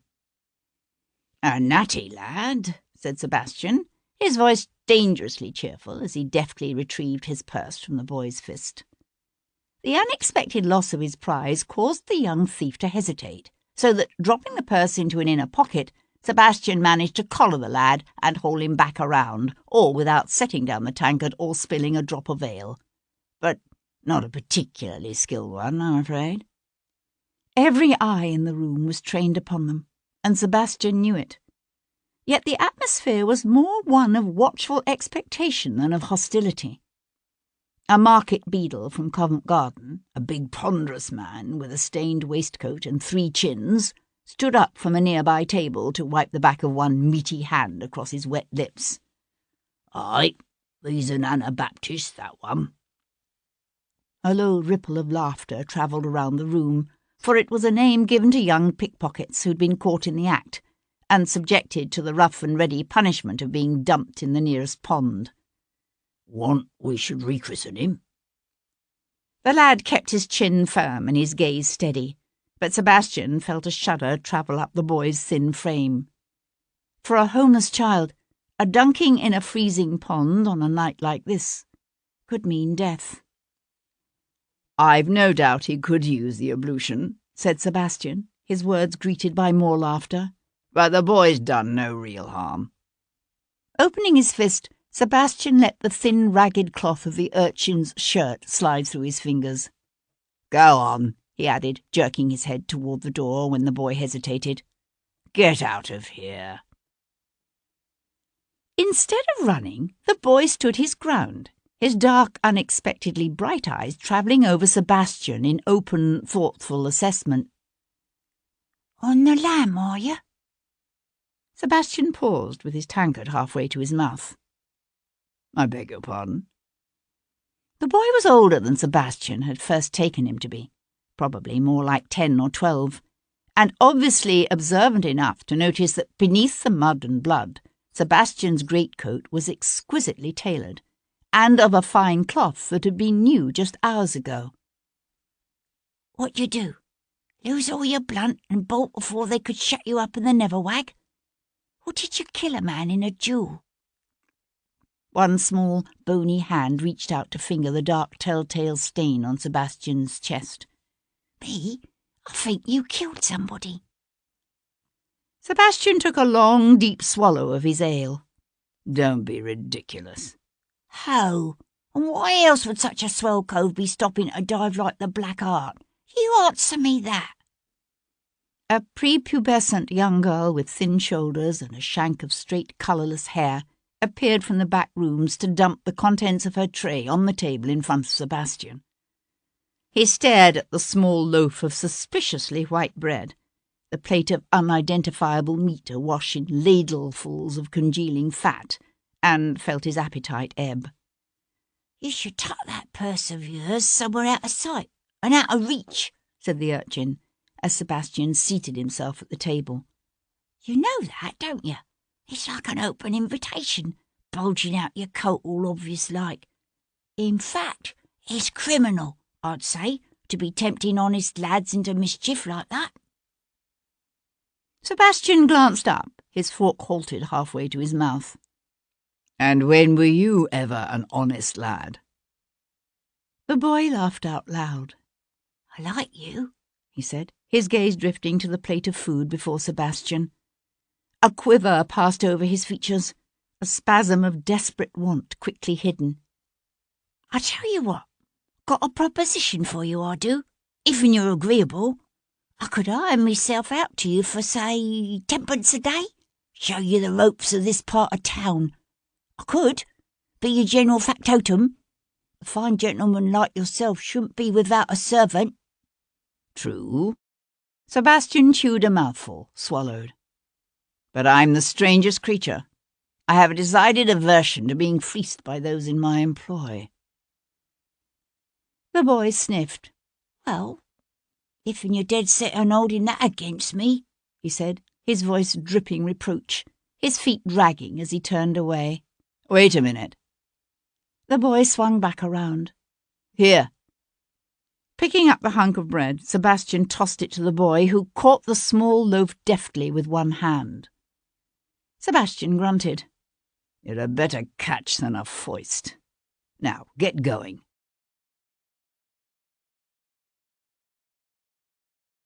Chapter 10. Kat Boleyn had first met Rachel Yorke on the banks of the Thames on a snowy December night just over 3 years ago. Rachel had been 15 then, heartbreakingly young and full of despair. Kat had been all of 20, but already the toast of London's stage for several years, her own secrets and painful past hidden beneath fine jewels and practised smiles. And so it was to the Thames that Kat Boleyn went that Wednesday night, to toss a bunch of yellow roses from the centre of London Bridge, and watch, dry-eyed, as they drifted apart and slowly sank beneath the river's black waves. Then she turned purposefully away. The clouds still hung low over the city, but with the coming of night the rain had eased off into a fine mist. When she was a little girl, Kat had loved the mist. She lived in Dublin then, in a whitewashed house, facing an open green edged with chestnuts and giant oaks. One of the oaks, older than all the others, had great spreading branches that reached nearly down to the ground. Even before she started school, Kat's father had taught her to climb that tree. She'd always thought of him as her father, even though he wasn't. But he was the only father she'd ever known, and he encouraged her to do things that sometimes frightened her mother. "Life is full of scary things," he used to tell Kat. "The trick is not to let your fears get in the way of your living. Whatever else you do, Catherine, don't settle for a life half-lived." Kat had tried to tell herself that the day the English soldiers came. The mist had been thick that morning and heavy with the acrid scent of burning. She'd stood in the dim morning light and repeated her father's words to herself over and over again as they dragged her mother kicking and screaming from that pretty little white house.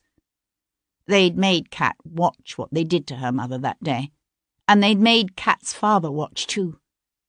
And then they'd hanged them, side by side, Kat's mother and father both, from the oak at the edge of the green.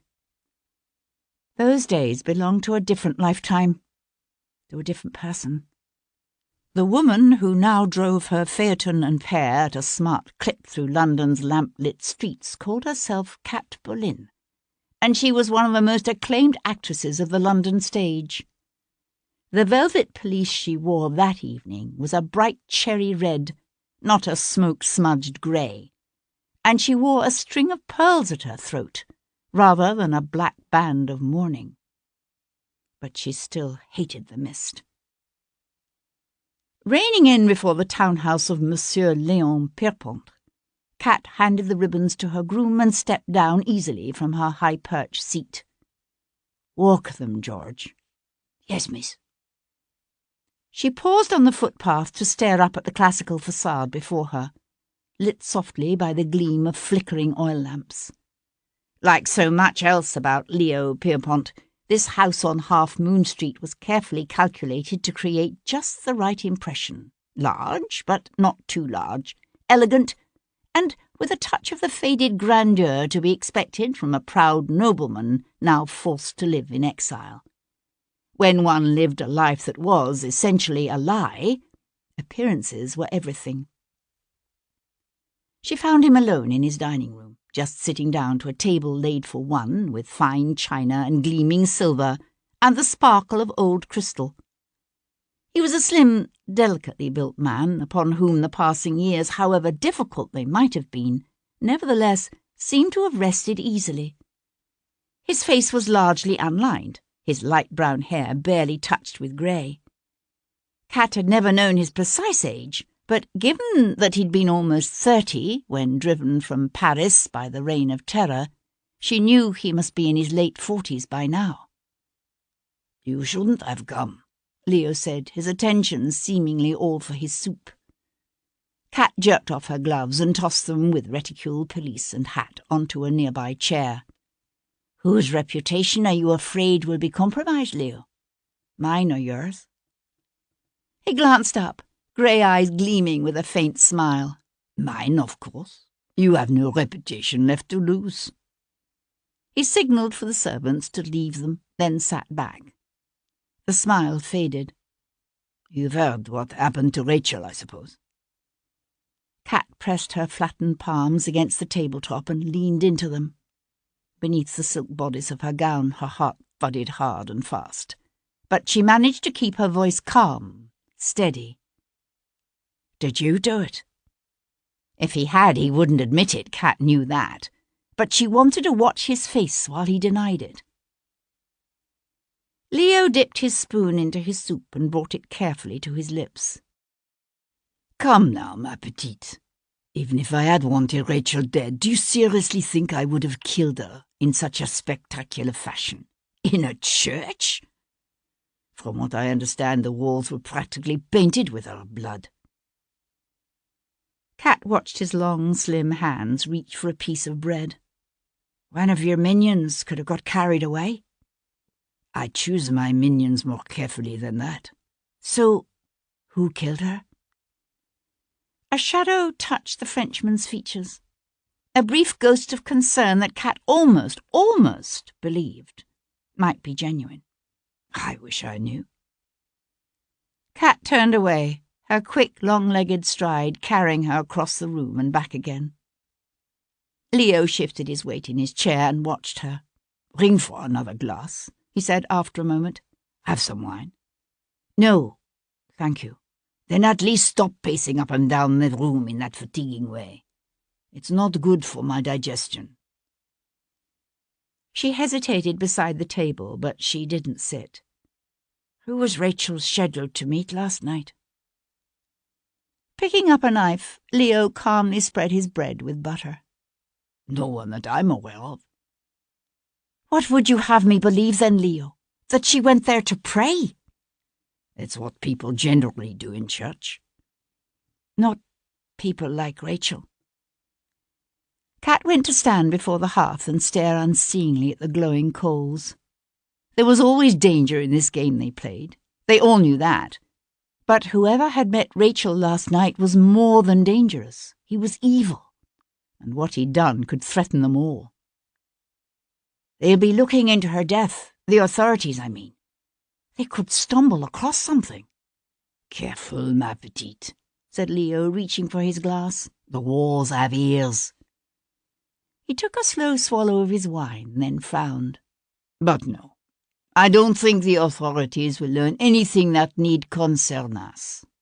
I went past her lodgings this morning as soon as I heard what had happened, but the constables were there. I'll go back tonight and make certain she left nothing that could be incriminating. You could be too late. They might have found something already. Leo huffed a soft laugh. You can't be serious. This is London, not Paris. They're fools, these Englishmen. So afraid of the danger to their liberties posed by a standing army that they'd rather see their cities overrun with thieves and murderers than establish a proper police force. Those constables won't have found anything. Besides, he thrust another piece of bread in his mouth, chewed and swallowed. They think they already know who did it. Kat swung to face him. You said you didn't know who killed her. I don't know who killed her, but the London authorities think they do. He's doubtless under arrest even as we speak. Some Viscount with a reputed propensity for slaughtering his fellow men. He has a strange name, something like Diablo or Devil or... Devlin. Her breath coming uncharacteristically shallow and fast, Kat left the fireplace and walked up to Leo, her gaze searching his face. That's it. He gave her a wide-eyed look, and she knew he was playing with her, had recalled Sebastian's name all along. Ah, I remember now, he said, his head tipping to one side as he smiled up at her. Devlin was one of your protectors once. Is that not so? Before he went off to the wars to fight for king and country against the forces of evil and the Emperor Napoleon. It was a long time ago. Kat swung away and reached for her pelisse. She felt a sudden need to get away, to be alone. Pushing back his chair, Leo came to his feet in one smooth motion, his hand reaching out to close on her upper arm, stopping her, forcing her back around so he could look searchingly into her face. He was so languid, so slender and effete-looking, that one sometimes forgot both how swiftly he could move and what strength those long, thin fingers possessed. She stared blandly back at him, calling upon all her training as an actress to keep her features inscrutable, and willing the rapid, betraying beat of her heart to calm. But he knew her well, Leo. He knew her talents, and he knew, too, this one weakness she refused to admit, even to herself. A wry smile twitched one corner of his lips, then stilled.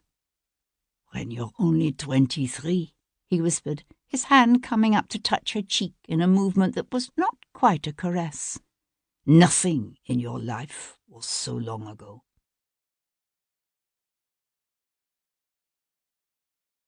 Chapter 11. Sebastian spent what was left of the night in a small chamber above the Black Hart's rear court. After one glance at the bed, he took off his boots, spread his greatcoat on a narrow wooden bench, and lay down upon it. He'd known worse in the war, watchful nights spent on a cold, stony ground, or listening to the scuttling of cockroaches across a dirt floor. He did not sleep. When dawn came, he rose from his makeshift bed and crossed to the window overlooking the rubbish-strewn yard below. The morning was raw and bitter cold, but he swung the casement open wide and drew the acrid air deep into his lungs, his thoughts on the events of the evening before. It had always seemed to Sebastian that such moments came in every man's life. Pivotal instants when a chance occurrence or seemingly trifling decision could wrench a man away from what had appeared to be an inevitable future, and send him hurtling in a different direction entirely. Yet it was difficult now to determine precisely when that moment in Sebastian's life had come, with his own flash of quick anger and the constable's misstep. Or had it come before that, the night before, with a promise given to a frantic, fearful woman? Sebastian pursed his lips and blew out a long sigh. Despite everything that had happened, he couldn't regret that promise, nor could he betray the woman to whom it had been made. Drawing a small notebook from his pocket, he tore out a sheet of paper and scrawled quickly, "Please give Melanie my assurances that I shan't betray her. No matter what happens, she mustn't say anything to give herself away. Her life depends upon it. D." Folding the page once, twice, he wrote the name and address of Melanie's sister on the outside, then thrust the note deep into a pocket. He had calmly considered, during the long night, the options now open to him, and decided these came down to 3. He could surrender himself to Sir Henry Lovejoy at Queen Square, and place his faith in a system better known for delivering summary judgments than for ferreting out the truth. He could flee abroad, hoping someone might clear his name in his absence, but resigning himself to a life in exile if that failed to happen. Or he could lose himself in the shadows of the city and set to work discovering on his own who had killed Rachel York. She'd been an unusually attractive woman, Rachel. He'd seen her often at the city's various theatres, both on stage and at those select gatherings attended exclusively by such women and the wealthy, high-born men they sought to attract. He'd seen her, and, he had to admit, admired her. But he'd never taken her as his mistress, never even sampled what she had on several occasions made more than obvious she was willing to give. He couldn't begin to fathom why or how he had come to be named as her murderer, yet he could place no reliance on the authorities bothering to discover the truth behind what had happened. When a city's detectives were paid a £40 reward for each conviction, true justice was more often than not a victim of avarice. And so at some point during the long night, Sebastian had decided that he would not escape abroad, nor would he surrender himself, trusting, foolishly, to the dubious expedients of British justice. Out there, somewhere, was the man who had killed Rachel York. Sebastian's only hope lay in discovering precisely who that killer was. 5 years in army intelligence had taught Sebastian that the first thing he needed was information. He needed to talk to someone who'd known Rachel, someone who could identify her enemies, someone who might know why she had gone on a cold winter's night alone to meet her death in a small, out-of-the-way Westminster church. He'd already decided against making any attempt to contact either his own family or friends. They would undoubtedly be watched, and he could do nothing that might endanger them. But no one would think to set a watch upon the actress who'd been playing Rosalind to Rachel's Celia in the Covent Garden production of As You Like It. The woman who'd broken Sebastian's heart 6 long years ago. The sun was rising higher in the sky, but only a faint hint of lightness showed through the inevitable mantle of dirty fog. He could hear the rumble of wagons and market carts on their way to Covent Garden, and the whirl of a knife-grinder's wheel in the yard below. And, nearer at hand, the sound of quick footsteps in the corridor outside his room. Flattening himself against the wall beside the door, Sebastian stood tense, waiting. Then he heard a furtive scratching and a boy's whisper. "Oi, Governor, 'tis me, Tom." It was the urchin from last night. "Tom," said Sebastian, with malicious amusement. "I don't believe I'm acquainted with a Tom." From the far side of the panel came an impatient oath. "The figure what tried to prig your purse last night." "Ah, and you expect me to open the door to you, do you, my larcenous friend?" "Lord love you, Governor, now's no time to be funning. There's Bow Street men downstairs right this very minute. Asking for you, they are. Leastways, if'n you're the cove what knifed a constable over Mayfair way, and—" Sebastian opened the door so fast that Tom, who'd been leaning against it, half fell into the room. In the pale light, the boy looked thinner and dirtier than Sebastian remembered him. He fixed Sebastian with dark, assessing eyes. "They also say you cut up some mort in a church off Great Peter Street." There was a pause. "Did you?" Sebastian met the boy's hard gaze. "No." Tom nodded his head in quick, silent affirmation.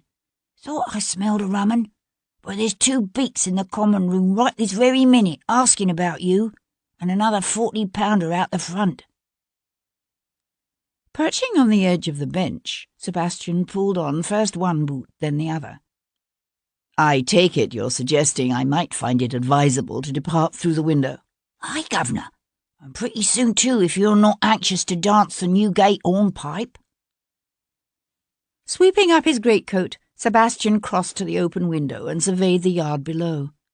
The casement opened above a low lean-to roof of what he thought might be the kitchen, but the only exit from the yard was through the front arch. He would have to make his way along the slant of the lean-to roof to where it abutted a jutting brick extension of the inn's second story, and somehow climb from there up onto the main roof. "Why precisely did you come to warn me?" Sebastian asked, pausing with one leg over the windowsill to look back at the boy. "Cool. If ever a cove needed help, it's you, Governor." Your altruism, while inspiring, is somehow less than convincing," Sebastian said, and dropped to the sloping roof below. Light and agile as a cat, Tom landed beside him. "I don't know what you means by that exactly, but my offer still stands. For a shilling a day, I'm your man. I know these parts very well, I do. If you're set on hiding out around here, you couldn't find a better snapper." "I thought the price was 10 pence, Sebastian said, running along the lean-to roof in a low crouch. "It was. Only, now I know the China Street pigs is after you, the price has gone up." Sebastian laughed, just as a shout went up from the yard below.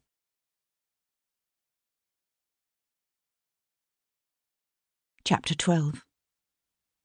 Sebastian cast a swift glance toward the yard where a burly, black-bearded man in a voluminous greatcoat stood with his head tipped back and one extended finger pointing damningly toward the roof. "Look, that's him for sure. Stop, I say. Stop in the King's name." "Bloody hell," swore Sebastian.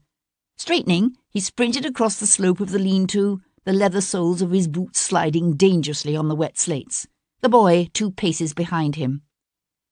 At the intersection of the kitchen roof and the brick wall of the inn's L-shaped wing, Sebastian swung around. "Here," he said, reaching down to bracket Tom's slim, bony frame with his hands and lift the boy high. "Grab the edge of the roof and pull yourself up." Tom's bare, cold-numbed fingers fumbled for a hold, found one. "How you going to get up?" he panted, heaving his legs up in a grunting rush that rolled him onto his stomach, then his back. The brickwork of the wall was uneven, offering a handhold here, a foothold there. Sebastian scrambled up beside the boy and held out a hand to help Tom to his feet. "Cool." Tom let out his breath in a rush of wide-eyed admiration. "You'd make a first-rate second-story dancer, you would." Sebastian laughed, his gaze narrowing as he surveyed the tumble-down roofscape spread out around them. A freezing rain had begun to fall, mist-fine and bone-chilling. Blackbeard had disappeared from the courtyard. They could hear more shouts and the muffled sound of running feet on uncarpeted stairs. Sebastian glanced down at the boy beside him. In coming to warn Sebastian, Tom had placed himself squarely on the wrong side of the law. Sebastian nodded toward the span of 3 or 4 feet separating the Black Hart's rain-slicked roof from the crumbling tenement beside it. "Can you jump that?" To Sebastian's surprise, the boy's dirty face split into a toothy grin. "Aye, you just watch." His fists clenched with determination, Tom took off at a dead run toward the edge of the roof, launching at only the last possible instant into a leap that carried him easily across the gaping distance. He landed lightly, his body wavering, his feet slipping only for a moment before he caught his balance on the steep, wet tiles. "I think you must have some training as a second-story dancer yourself," said Sebastian, springing after him. Tom crowed with delight. Together they crossed from one sagging rooftop to the next, skirting crumbling chimney pots and dodging broken eaves, their breath little puffs of steam in the cold air. At the end of the block, they found a drainpipe festooned with a tangle of bare, wet wisteria branches down which they slithered. They were off and running before the first of the Bow Street men, wheezing and swearing, had emerged onto the Black Hart's mossy roof. An early morning crowd of market women and milkmaids, piemen and butchers' boys filled the narrow lanes. Rounding the corner onto Great Leicester Street, Tom and Sebastian slowed to a walk, heading towards Charing Cross. "Where are we going now?" asked Tom, skipping a little to keep up with Sebastian's long-legged stride. Sebastian hesitated, then drew from his pocket the folded note he'd written to Melanie's sister that morning. "I have a message I'd like you to deliver to a lady. Cecilia Wainwright in Berkeley Square." Reaching for his purse, Sebastian counted out a handful of coins. "Here's a shilling for the letter, and a week's wages besides." There was no way to guarantee that the boy would actually deliver the message, of course. It was a chance Sebastian was going to have to take. Tom's unsmiling gaze dropped to the money in Sebastian's hand, then lifted. He made no move to take the coins. "You giving me the heave-ho?" Sebastian met the boy's dark, inscrutable gaze. "I don't think you understand. Continued association with me could very well get you hanged." "Nah," said Tom with a negligent sniff. "Transported, more like. I'm scrawny enough I could let on I'm only 9, and they'd believe me. They don't send little uns to the nubbin cheat." His face darkened, as if clouded by a sudden unpleasant memory. "This way's not usually." "You've a fancy to visit Botany Bay, do you?" Tom shrugged. "It's where they sent me mum." It was probably the complete lack of emotion in the boy's voice that got to Sebastian more than anything else. He blew out a long, slow breath. It was an ugly practice, this business of transporting mothers and leaving their children behind to starve on the streets of London. Sebastian held out the money. "Take it." For an instant longer, the boy wavered, his jaw held tight. Then he took the coins and slipped the letter inside his shirt. "Where you off to?" "There's someone I need to see." Tom nodded and turned without another word, his feet dragging, his head bowed. But at the corner he paused, his head lifting as he swung back around. "What's her name, then? This lady what you're all so fired anxious to meet?" Sebastian huffed a low, startled laugh. "What makes you think it's a lady?" Tom grinned. "I saw it in your face. She must be a rare looker."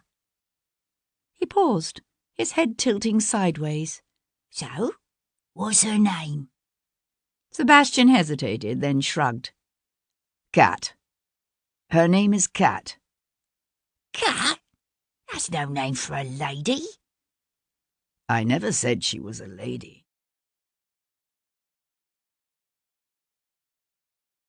Chapter 13. Lord Stoneleigh slept face down in her bed, his eyes closed, his breathing heavy and even. At some point during the night he'd shoved down the fine linen of her bed covers in a fit of restlessness. Kat Boleyn propped herself up on her elbow and let her gaze travel over the broad naked back and tight buttocks of the man beside her. He'd be a handsome man, if it weren't for that hint of weakness about the chin. They weren't usually so young, the men she took to her bed. Kat rested her cheek on one palm. She'd been playing the part of this man's mistress for 4 months now. At first she'd found his youthful ardour and the presents he showered upon her mildly diverting. but he was beginning to bore her. And with the prince soon to be made regent, staunch Tories such as Stoneleigh wouldn't be of much use any longer. She was considering setting her sights on Samuel Whitbread, widely expected to be given an important portfolio once the passage of the Regency Bill allowed the prince to form a new Whig government. Yawning softly, Kat slid from Stoneleigh's side. At least the older ones rarely stayed the night. She didn't like it when they stayed. Now she'd have to play the part of the lover again when he awoke, at least until she could get him out of the house. Morning performances were not her best. She slipped her bare arms into a silk wrapper and cast another glance at the tousled blonde head on her pillow. She supposed he thought he had the right, since he paid the rent on the house. What he didn't know was that the agent to whom he sent the rent money every month actually worked for Kat. In the past 5 years she'd managed to buy up the mortgage, not only on this house, but on 3 other such properties. Men were such fools, especially the ones with proud old family names and old money. Quietly letting herself out of the bedroom, she padded down the stairs. The drawing-room was dim, the fire on the hearth unlit, the peach-coloured satin drapes still drawn at the windows.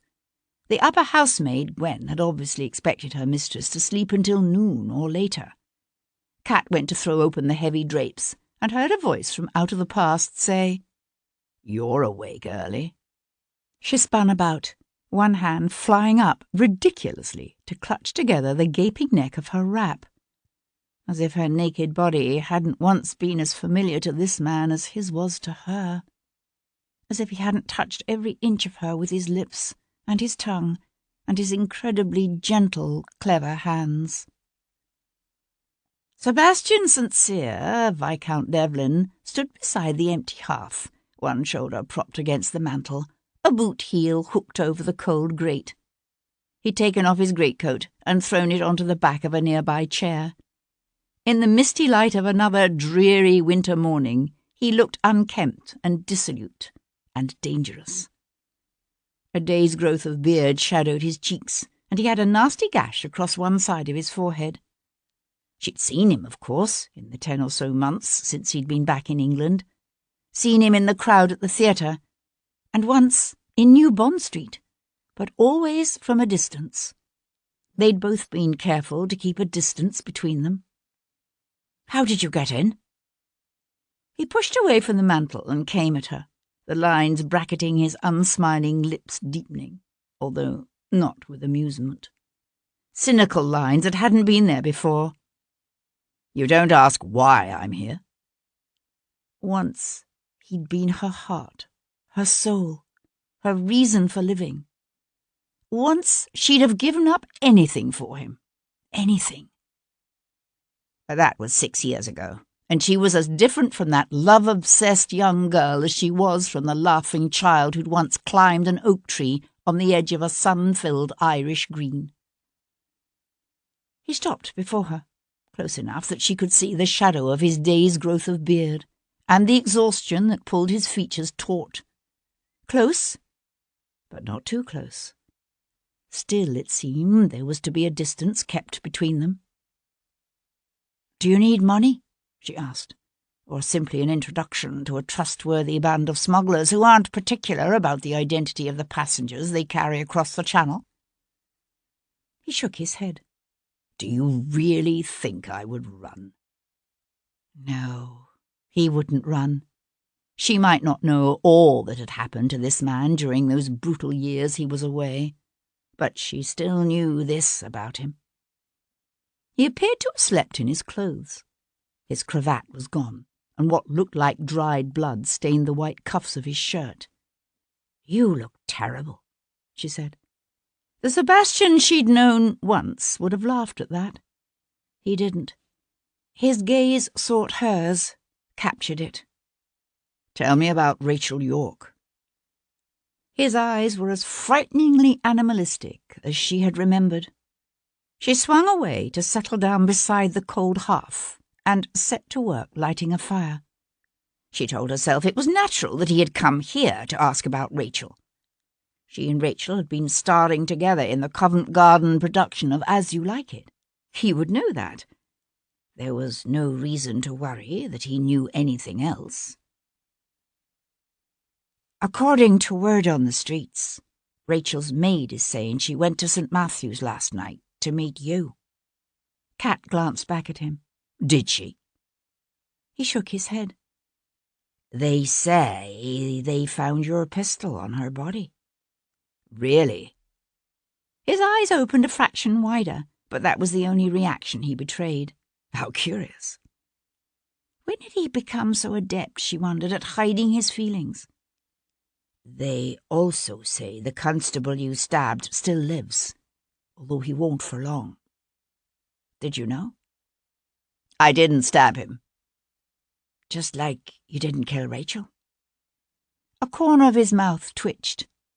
If you really believed I'd killed Rachel York, you'd be swinging that poker at my head. Kat sat back on her heels, the poker idle in her hands, her gaze on the man beside the window. Why do you want to know about Rachel? Because it seems to me that the only hope I have of working my way out of this wretched tangle is to discover who the hell did kill her. He went to the table where she kept a brandy decanter, poured himself a drink, and knocked it back in one long pull. Any ideas as to who might have wanted to see Rachel York dead? She'd thought about it, of course. Thought about who, besides Leo and his associates, could have been responsible. Rachel hadn't been particularly well liked amongst the theatrical community. She'd been too focused and driven, and too successful, not to stir up petty resentments and rivalries. But Kat could think of only one man angry enough and violent-tempered enough to attack a woman so brutally, so passionately. There is someone. Kat paused, then said the name in a rush. Hugh Gordon. Devlin looked around in surprise. Hugh Gordon? A tall, darkly handsome man with a deep voice and the ability to move an audience to tears with a simple gesture. Hugh Gordon was London's most popular male actor since John Kemble. Rachel caught his eye her first day at the theatre. She was flattered, of course. He helped her career enormously when she was starting out. She may even have fallen in love with him, for all I know. There was talk at one point of marriage, but then he became more possessive, controlling, more violent. You mean he hit her? Kat nodded. She left him after about a year. Devlin reached for the decanter. I don't imagine a man with Hugh Gordon's amour-propre would take kindly to that. He threatened to kill her. You think he could do a thing like this? I honestly don't know. He poured another drink, then simply stood there regarding it thoughtfully. What about the men in her life since Gordon? Beside her, the coals glowed red-hot with warmth. Kat kept her gaze trained on the fire. She's had flirtations with a number of men, from Lord Grimes to Admiral Worth, but I don't think any man has had her in his keeping. She was aware of his assessing gaze upon her. Do you know what part of the country she was originally from? Some village in Worcestershire. I don't remember the name. Her father was the vicar there, but he died when she was about 13 and she was thrown onto the parish. They apprenticed her as a housemaid to a local merchant. Kat paused. It was one of the things the two women had in common, the similarity of their pasts. The shared memory of wheals left by a whip on bare, tender young flesh, of rough hands, bruising, struggling, frantic wrists, the sharp thrust of pain, and the dull, endless ache of a humiliation and degradation that went on and on. Kat set aside the fireplace tools with a clatter and stood up. When she was 15, she ran away. He was watching Kat closely. He knew some of what had happened to her after her mother and father had been killed, more than she'd ever told anyone else. That's when she came to London. Of course, said Kat, keeping her voice steady, like all young girls hoping to start a new life. It was an old story of young women, sometimes girls as young as 8 or 9, tricked into the flesh trade by the legion of procuresses who preyed on the innocent and the vulnerable. Rachel had fallen into one's clutches before she'd even left the stagecoach. You met her when she started at the theatre. Kat shook her head, a soft, sad smile tugging at her lips. We met on London Bridge. It was December, if I remember correctly. A few days before Christmas. I talked her out of jumping. And found her work as an actress. Kat shrugged. She was bright, with a good accent and exactly the kind of face and body men like. She was a natural. So what was she doing at St. Matthew's of the Fields on Tuesday night? Do you know? Kat shook her head. I wouldn't have said she was religious. He came toward her, those strange amber eyes fixed uncomfortably on her face. What aren't you telling me? Kat gave a soft, practised laugh. I can't think what you mean. He reached out, his fingertips hovering just above her cheek, as if he'd meant to touch her, then thought better of it. You're afraid of something? What? She forced herself to stand very, very still. Of course I'm afraid. Rachel and I share many of the same friends and associates. She watched his lips move as he spoke. The Kat Boleyn I knew didn't scare so easily. Maybe you didn't know her as well as you thought you did. Obviously not, he said dryly, and turned away. How well did you know Rachel? I was probably closer to her than anyone, but even I didn't know her all that well. Kat paused, struggling to put some of what he needed to know into words. Rachel might have been only 18, but life had scarred her, toughened her. There was a calculating side to her. She could be cold, ruthless even if she had to be. You two had much in common, did you not? A stab of hurt his words brought was so swift and unexpected it nearly stole Kat's breath. She hadn't thought he still possessed the power to touch her heart, hadn't thought that anyone did. She glanced toward the hall. The house was silent, the hush broken only by the clatter of a horse's hooves on the street outside, and the mingling cries of the street vendors. Cheers to mint, and buy my trap, buy a rat trap. You shouldn't be here, she said. He smiled then, a faint narrowing gleam of the eyes that she remembered only too well. What's the matter? Afraid Lord Stornley will awaken and find you gone? I shouldn't think he'll stir for another hour or more. How did you know that he's here? I saw his walking stick and top hat in the entry. The walking stick and top hat might have told Devlin she had company, but it wouldn't have given him the name of the man in her bed. That information, she knew, he must have acquired beforehand. It shouldn't have mattered. She told herself she didn't care. And yet, disconcertingly, she did. So you came via the entry, did you? She said, keeping her voice light. He had a habit, she was noticing, of answering her questions with one of his own. Where did Rachel keep her rooms? Dorset Court. But you can't go there, she added quickly, if that's what you're thinking. Why not? If this maid is saying Rachel went to St. Matthew's to meet me, I need to know why. The authorities are watching the house. He tilted his head, his puzzled gaze searching her face. How do you know that?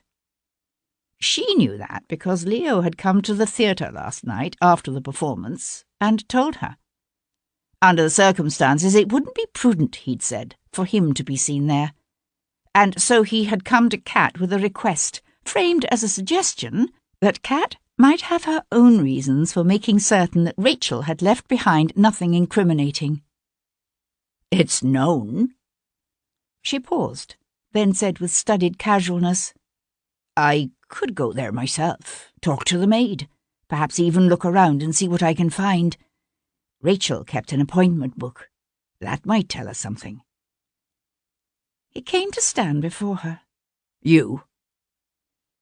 She lifted her head to meet his gaze.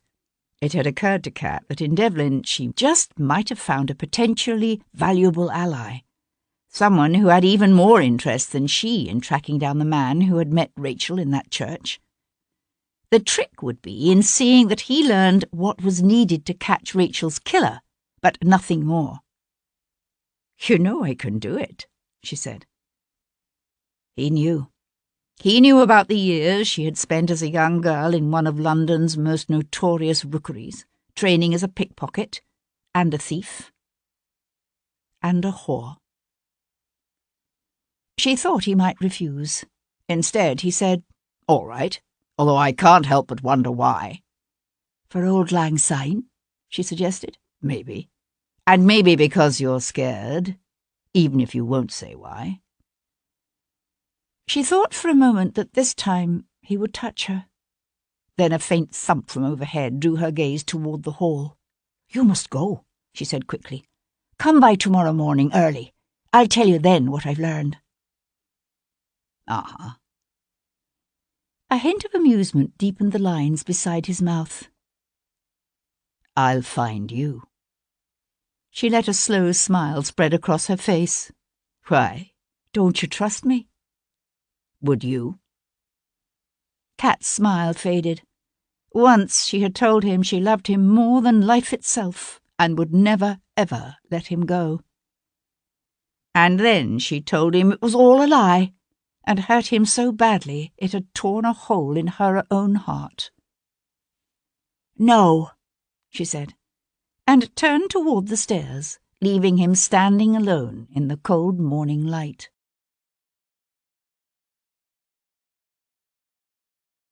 Chapter 14. Sir Henry Lovejoy took his position as Chief Magistrate of Queen Square very, very seriously. He often came into the public office early to go over his case notes and to study reprints of the decisions of his fellow magistrates. It was a product of his upbringing, he supposed. That and the habit of industry. Born of solidly respectable tradesman stock, Lovejoy had decided in midlife to become a magistrate only after having amassed a tidy independence as a merchant. Not a fortune, but a comfortable independence. It was a shift in direction he hadn't undertaken lightly, for Lovejoy was a methodical man who never did anything without prolonged and careful thought. He'd a number of reasons for this change in vocation, not the least of which was his conviction that a childless man ought to leave something worthwhile behind him, some contribution to society. And Sir Henry Lovejoy was, now, a childless man. He was sitting at his desk, a muffler wrapped around his neck to ward off the morning chill, when Edward Maitland appeared in the open doorway and said, "3 Bow Street runners had Devlin trapped at an old inn on Pudding Row near St. Giles." "And?" said Lovejoy, looking up from his notes. "He went out a window and escaped over the roof." Lovejoy sat back in his chair and peeled his eyeglasses off his nose. "I've sent some of the lads over there to have a look around," said Maitland, "although I dare say there's not much point." "Interesting." Lovejoy chewed the earpiece of his spectacles. "Why do you suppose he's still in London? No place else to bolt, I expect. A man of Devlin's resources?" Lovejoy shook his head. "Hardly. How is Constable Simplot?" "Still alive, sir, but he won't last much longer, not with a sucking wound." Lovejoy nodded. The knife had punctured the young man's lung. It would be only a matter of time now. Tipping his chair forward, Lovejoy searched amongst the litter on his desk. "What, precisely, have you discovered about this Rachel Yorke?" "What is there to find out?" Lovejoy pressed his lips together and refrained from pointing out that if he'd known the answer to that question, they wouldn't have needed to discover it. "You searched her rooms, of course?" "First thing yesterday morning, when we spoke to the maid." Maitland shrugged. "There was nothing of interest. I left one of the lads there, like you ordered, to watch the place overnight." "A waste of time and resources," his tone said clearly, although he would never voice such a thought aloud. Lovejoy gave up looking for his schedule. When am I due in court this morning? At 10, sir. Not enough time, muttered Lovejoy. I'll have to clear my docket for this afternoon, then. Sir? Said Maitland. There are certain aspects of this case which disturb me, Constable. It warrants looking into further, and I intend to begin by viewing that unfortunate young woman's rooms myself. Something is going on here. I might not know what it is yet, but there's one thing I do know. Lovejoy stuck his spectacles back on his nose. I know. I don't like it.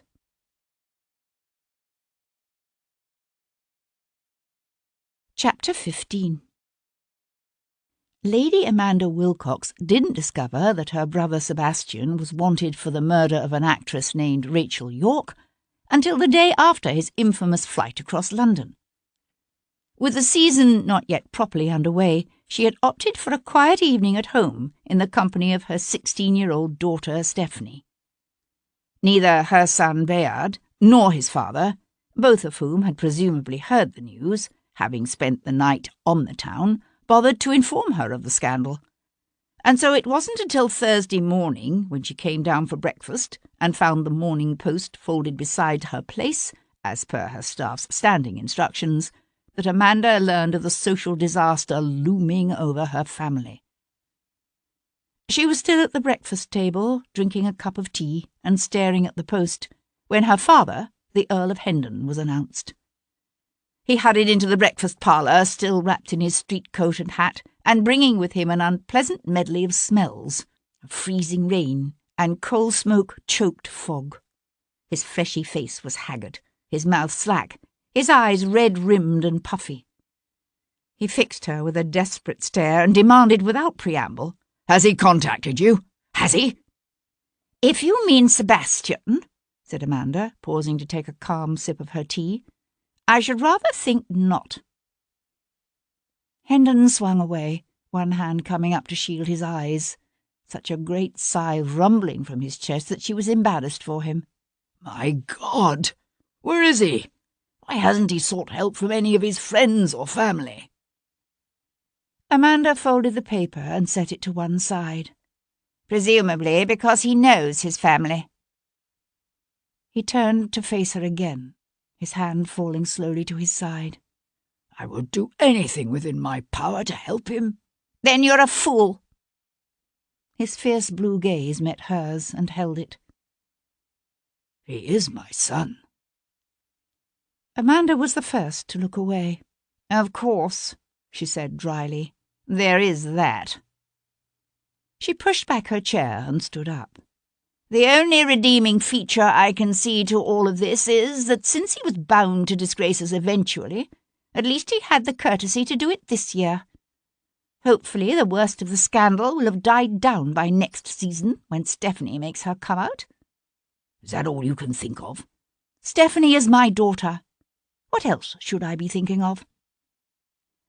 He regarded her thoughtfully for a long, intense moment. "I always knew you and Sebastian weren't close. I suppose that was inevitable, given the number of years between you. But I don't think I realized until now just how much you hate him." "You know why," she said, her voice a harsh tear. "Yes, but if I can see my way to forget it, then why in the name of God can't you?" He turned away. "Give my best to my grandchildren," he said over his shoulder, and left. Amanda waited until she heard the front door close behind her father. Then she picked up the morning's edition of the Post and went upstairs to her husband's dressing room.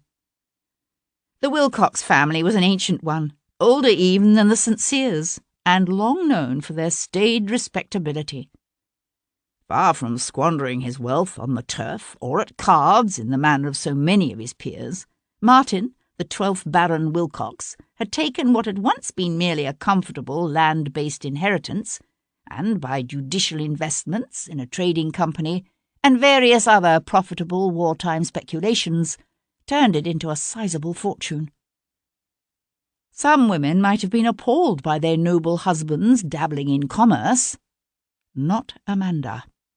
The Earl of Hendon's daughter understood well that while one's claim to gentility would always come from land, financial security and the future of wealth lay elsewhere.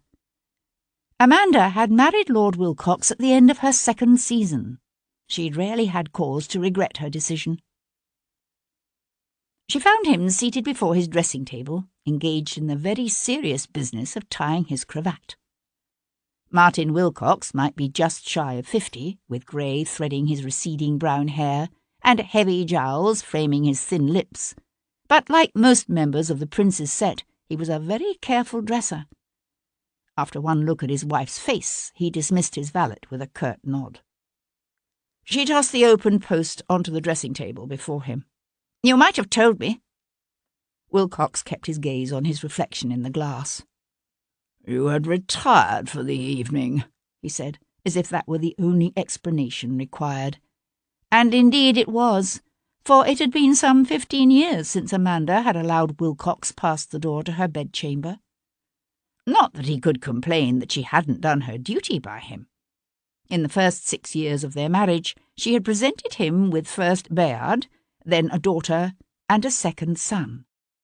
It was only then, having produced the requisite heir and a spare, that Amanda had barred her husband from her bed. The youngest child had died in its 7th year, but Amanda hadn't been inclined to reverse her decision, and Wilcox, never one to make excessive demands upon his wife, had forborne to press her. Bayard was healthy enough, in body at least, if not in mind.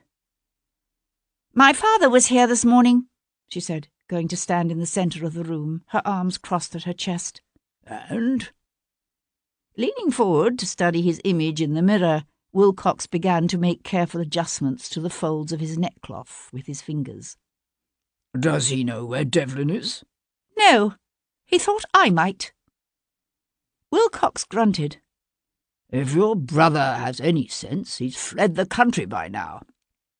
Nasty piece of work this, from the sounds of it. I always knew Devlin could be violent, but—" He paused, tilting his head this way and that as he studied his reflection. "I must say I never expected something like this. The scandals he's forced us to endure in the past were nothing compared to this." Amanda let out a scornful huff. "Don't be ridiculous. Sebastian didn't murder that woman." He glanced up, his gaze meeting hers in the mirror, his habitual faint smile curving his lips. "So certain, my dear?" "You do realize who this dead actress was, don't you?" Opening a Chinese lacquered jewel box, Wilcox considered its contents, then selected a diamond and 2 gold fobs. Martin always wore too much jewellery. "Should I?" he said, hanging one of the fobs from his watch chain. "You might, if you paid more attention to your son and heir. Rachel York is the woman Bayard has been making such an exhibition of himself over since before Christmas." Wilcox slipped the ring on his finger. "So?" "So? What if the case against Sebastian falls apart, and the authorities start investigating this woman's death? What then?" "So?" he said again. "There's no harm in a healthy young man admiring a beautiful woman, especially when the woman in question trades on that beauty and uses it to entice and to entrap. If the authorities are going to suspect every London buck who ever lusted after that woman, believe me, they'll have a very long list." Amanda started to say something, then didn't. "Besides," he continued, "if anyone asks, I've only to tell them that Bayard was with me Tuesday night." Amanda stared at her husband's bland, untroubled face. "And if he really did do it, Martin? You're worried about the scandal my brother has caused. What if it turns out to be Bayard?" Wilcox stood up, his jowly face slowly darkening. "What precisely are you saying? That you think your own 21-year-old son capable of a crime you don't believe your rake hell of a brother could have committed?" Amanda met his angry gaze, her own jaw tight. You and I both know what Bayard is like." "I told you," said Wilcox, with more force than usual. "Bayard was with me." "Well, what a relief. We've nothing to worry about then," she said dryly, and left the room.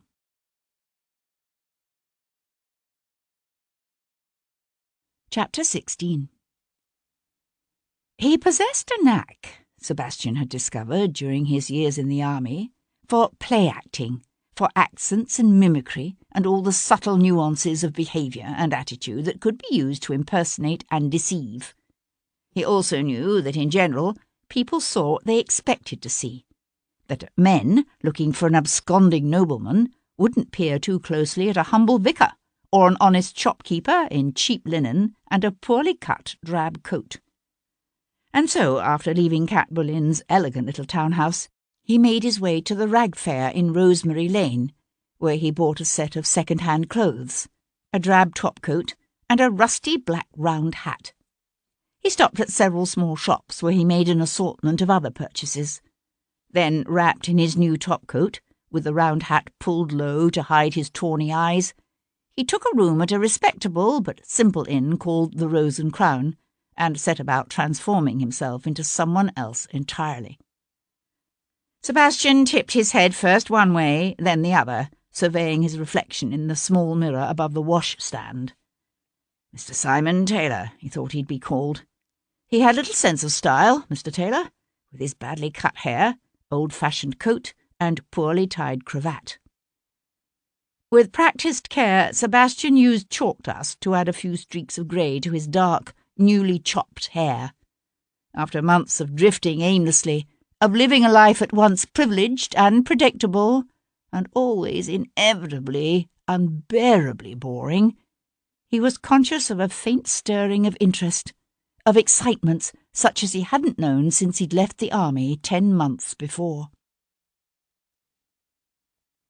He found Hugh Gordon in a corner booth of the crumbling old red-brick pub known as the Green Man, that had been popular with the theatrical crowd since the days when Elizabeth was queen. The actor was alone, a tall, elegant man drinking a pint of ale and eating a simple ploughman's lunch. His entire posture spoke of self-possession and arrogance, and a pronounced desire to be left alone. Shuffling up to the table, Sebastian pulled off his hat and held it awkwardly, humbly even, before his breast. "Mr. Hugh Gordon?" Gordon looked up, his dark brows drawing together into a frown. Even off stage, his manner was theatrical, his voice stentorian. "Yes?" Sebastian tightened his hold on his hat brim. "Pardon me for being so bold as to introduce myself, but I am Taylor, Mr. Simon Taylor." Sebastian brought the inflection of his voice up at the end, in the manner of one so unsure of himself that even simple sentences come out sounding like questions. "From Worcestershire? They said at the theatre I might find you here." Reaching out, Gordon took a slow sip of his ale. "So?" Sebastian swallowed, working his Adam's apple visibly up and down. "I'm endeavouring to locate a young relative of my mother's, a Miss Rachel York. I was hoping you might be able to provide me with her direction." "Do you mean to say you haven't heard?" The timbre of his voice was deep and rich, the intonation flawless. If Gordon hadn't been born a gentleman, he'd certainly done a good job of cultivating both the image and accent. Sebastian looked confused. "I beg your pardon?" "She's dead." "Dead?" Sebastian staggered as if reeling beneath the shock and sat down on the bench opposite the actor. "Good heavens! I had no idea. When did this happen?" "They found her in an old church off Great Peter Street, near the Abbey, yesterday morning. Someone had slit her pretty little throat." There was no sorrow in the statement, only a faint lingering of animosity that Sebastian noted with interest, although he was careful to keep all trace of the observation off his face. "But this is dreadful. Any idea who did it?" Some knob. Gordon stuffed a forkful of beef in his mouth and spoke around it. Oh, so they say. I am so sorry. This must be very hard for you.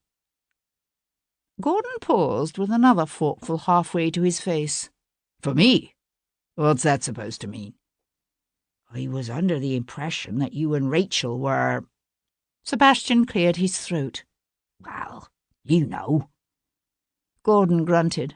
Your information is out of date, my friend. There have been any number of gentlemen who've visited her pleasure palace since me. I can tell you that. It was a crude and decidedly unlover-like expression. Sebastian drew a deep breath, his chest lifting in a soulful sigh. My mother always feared the girl would end up as common Haymarket wear. Gordon snorted. Nothing common about Rachel. Hell, a man would need to be a lord or a bloody nabob at least to get past her ivory gates these days. And there, thought Sebastian, lay the source of at least some of this man's resentment toward his former mistress. When she'd been young and just starting out in the theatrical world, Gordon's status as one of the titans of the stage must have made him seem powerful, even godlike to her.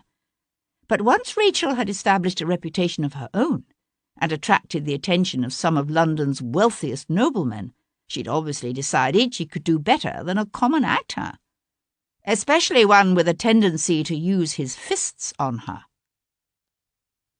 Gordon took a long, deep drink from his tankard. She used to talk about the day their noble heads would end up on pikes, and how London's gutters were going to run with their precious blue blood. He gave a low, mirthless laugh. She changed her tune quick enough, didn't she, when they started buying her silks and pearls? So, Rachel Yorke had sympathised with the aims of the French Revolution. Interesting, thought Sebastian. He shook his head soulfully. And now one of these noblemen has murdered her? So they say. Although, if you ask me, the authorities ought to be taking a closer look at that bloody Frenchman. She had a French lover? Lover? Gordon shoved the last of his bread in his mouth, chewed once or twice, and swallowed hard. I don't know if I'd call him that, although the man was paying the rent on her rooms all right. What man is this? One of those bloody emigres. Claims to be the son of a count or some such nonsense. The flawless accent slipped for a moment, allowing a hint of Geordie to peek through. Pushing away his plate, the actor leaned back and dusted the crumbs off his fingers. Man by the name of Pierpont. Leo Pierpont.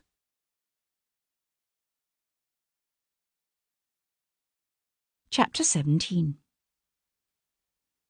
Sir Henry Lovejoy had two passions left in his life. One was for justice and the law, the other was for science. Whenever he could, he attended the public lectures given at the Royal Scientific Society. He read the Scientific Quarterly, and he tried very, very hard to apply the scientific method to his investigations and legal deliberations. But every once in a while, Lovejoy went with his instincts and played a hunch. It was his instincts that kept nagging at him over this latest killing, whispering to him that there had to be more to Rachel Yorke's murder in the Lady Chapel of St. Matthew of the Fields than Constable Edward Maitland had so far discovered. And so, late that afternoon, Lovejoy sought out Viscount Devlin's friend and erstwhile second, Sir Christopher Farrell, in Brooks's Club on St. James's, and set about finding out more about the Earl of Hendon's infamous rake-hell son, Sebastian. Tell me about yesterday morning's duel between Lord Devlin and Captain John Talbot, said Lovejoy, when Sir Christopher joined him in the discreet little room tucked away at the top of the stairs that the club had provided for them. He was an unexpectedly open-faced man, Sir Christopher, with clear grey eyes and an easy manner. Nothing at all like what Lovejoy would have expected in a friend of someone as dark and saturnine as Devlin. At Lovejoy's question, he opened his eyes wide in a studied parody of innocence. Duel? What duel?" The room contained a large mahogany table, surrounded by some half-dozen chairs upholstered in the same blue brocade as the walls. Lovejoy stood with the table between them, his gaze fixed on the other man's face. "You do your friend no favour, Sir Christopher. I have little interest at the moment in enforcing the codes against duelling, but 2 days ago a young woman named Rachel York was brutally assaulted and murdered, and certain evidence, combined with accounts from a witness, have implicated Lord Devlin. Therefore, the more we know about his lordship's movements these last few days, the closer we will be to understanding the truth of this matter. If you have any information which is pertinent, it would behoove you to provide it. So I ask you again, who was the challenger? Lord Devlin?" Sir Christopher hesitated a moment, then shook his head. "No. Talbot." "When and where precisely was this challenge issued?" Farrell went to look out the window, his hands clasped behind his back. It was a moment before he answered, his words coming out jerkily, as if he begrudged the magistrate each and every one. "Tuesday afternoon, at White's. Sebastian was standing near the entrance to the gaming room, holding a glass of wine. Talbot jostled him in such a way that wine from Sebastian's glass splashed onto Talbot's boots. He demanded satisfaction." Lovejoy nodded in understanding. "That was the public justification for the duel. Now tell me the real reason." Farrell swung around, one eyebrow arching in aristocratic affront. "I beg your pardon?" Lovejoy returned only a tight, bland smile. "There are those who say Lord Devlin was having an affair with Captain Talbot's wife." Sir Christopher met Lovejoy's questioning gaze, and Lovejoy thought, the man must be hopeless at the gaming tables. Everything he considered, everything he felt, showed on his face. Lovejoy knew the precise moment when Farrell decided to let go of his resistance. Blowing out his breath in a long sigh, he came to sit in one of the chairs ringing the centre table. "Talbot certainly thought so," he said, propping his elbows on the table and sinking his chin into his hands. "But it wasn't true. Devlin's relationship with Melanie Talbot never went beyond friendship." "You believe that?" Sir Christopher nodded glumly. "Last spring, at a ball at Devonshire House, Sebastian heard someone crying in the garden. He's got the damnedest hearing a body could ever imagine, you know. Anyway, he went to investigate and found Talbot's wife. The bastard had taken exception to the way she was looking at one of the violin players, and worked her over pretty bad before storming off in a fit. Sebastian took her home. But that wasn't the end of it." Farrell dropped his hands into his lap and sat back. "No. She needed a friend, and Devlin became one.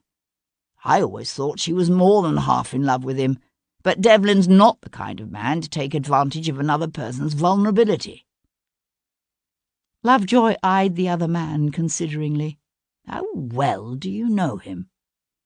A slow, unexpectedly boyish smile spread across Sir Christopher's face. "Better than I know either of my own 2 brothers.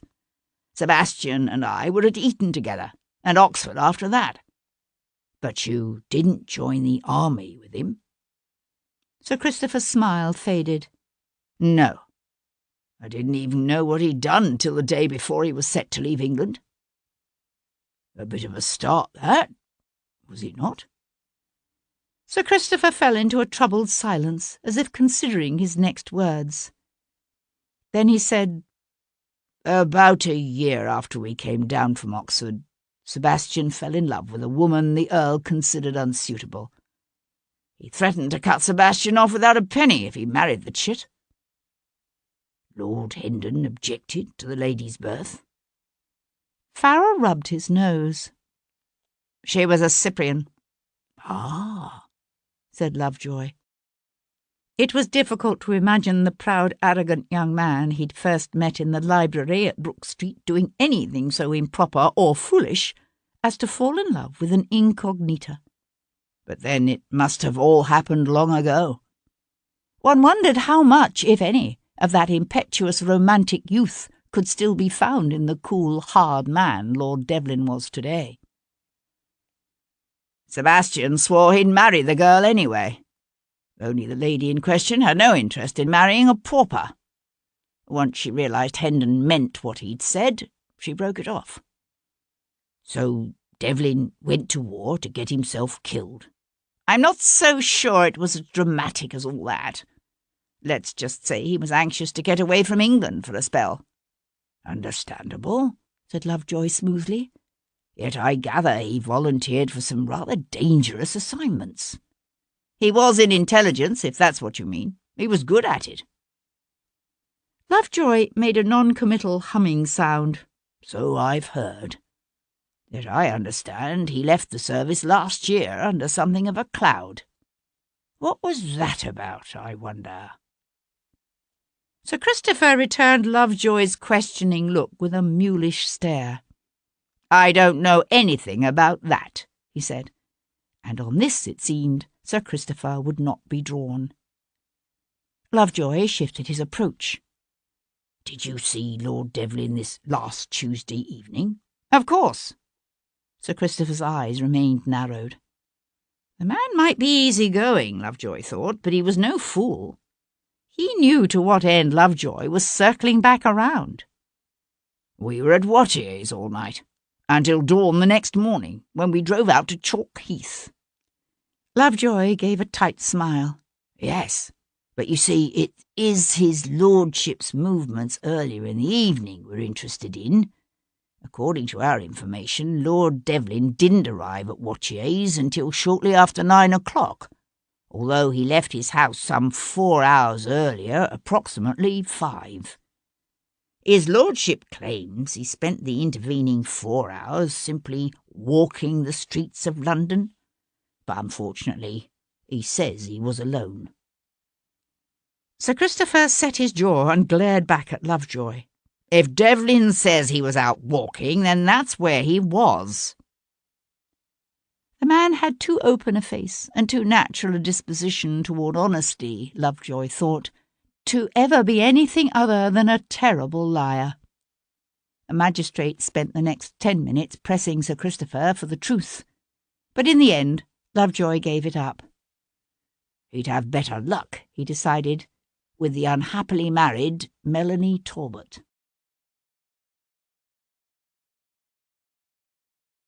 Chapter 18. Rachel York had kept rooms on the first floor of a neat little lodging-house in Dorset Court, not far from Kat's own townhouse. But it was mid-afternoon by the time Kat was able to get rid of Lord Stoneleigh and make her way there. Already the light was fading from the day. As she climbed the long flight of stairs from the ground floor, a hard sleet began to fall, striking the window at the end of the wide hall like a flurry of small pebbles.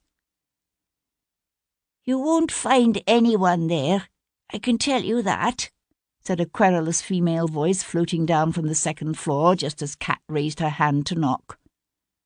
Crossing the hall, Kat stuck her head over the banister and looked up. "Excuse me?" She found a small face deeply wrinkled by time and surrounded by a halo of white hair peering down at her from the gloom of the second floor. "She's dead, murdered in a church, God rest her soul." Actually, it was her maid, Mary Grant, I was interested in seeing. I thought I might like to hire her, if she's in need of a new position. Huh? She's long gone, that one. Cleaned the place out first thing this morning, she did.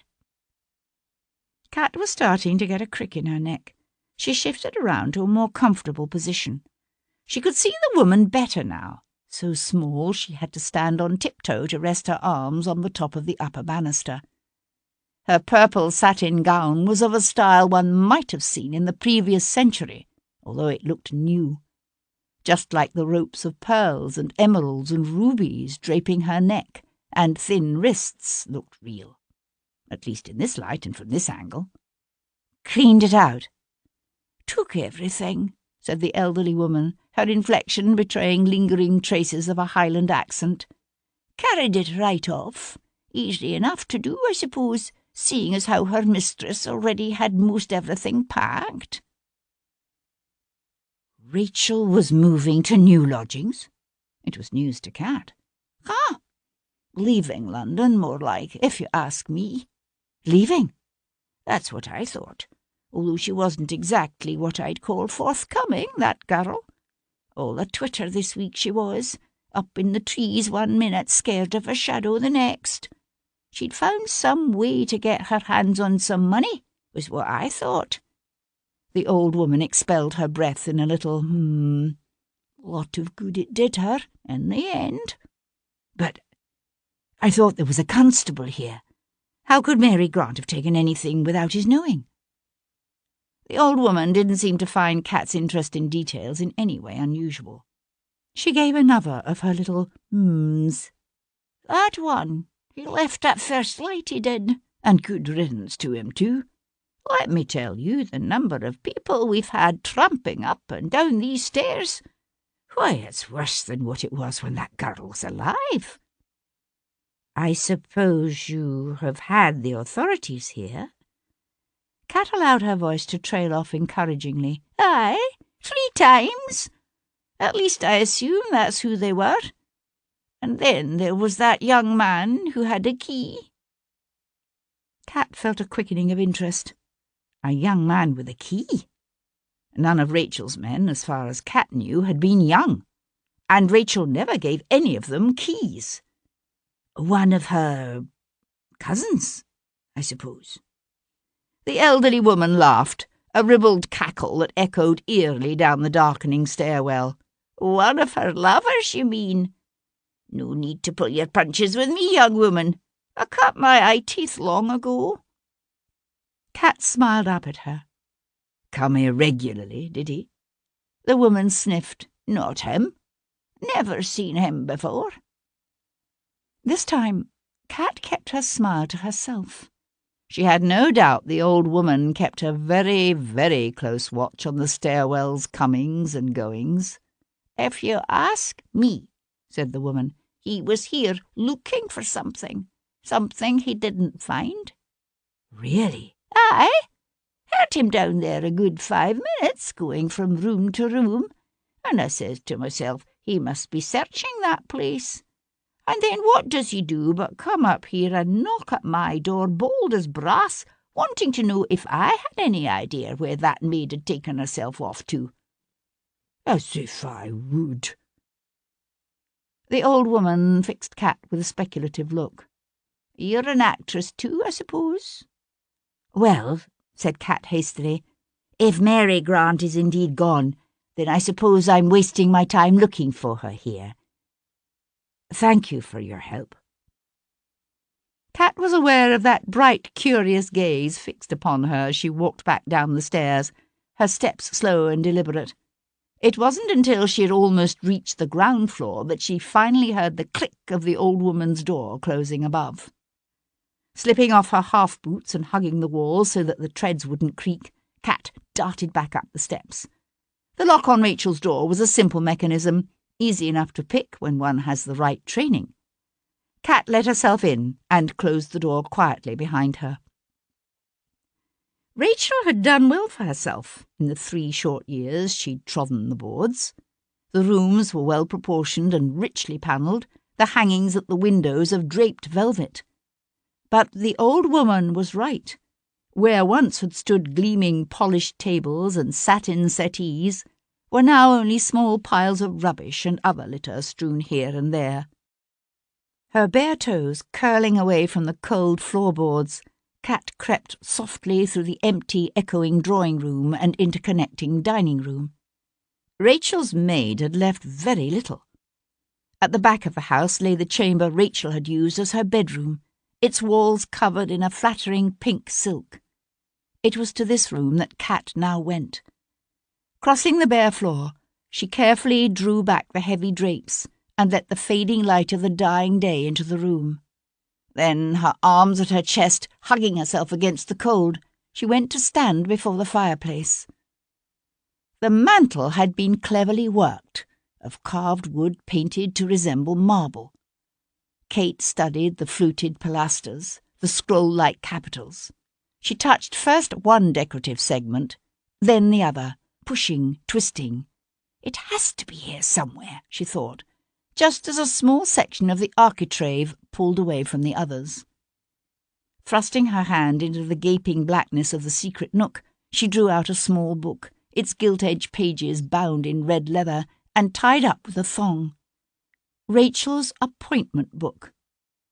Kat checked the compartment again, but it was empty. Untying the leather thong, Kat leafed quickly through the book. She would need to tear out some of the pages, she realised, before she gave the book to Sebastian. It would be too dangerous to let him see anything that might somehow link Rachel back to Leo. Kat could only hope enough would be left to provide Sebastian with some clue to the identity of Rachel's killer. The distant sound of the door from the hall opening brought Kat's head up with a jerk.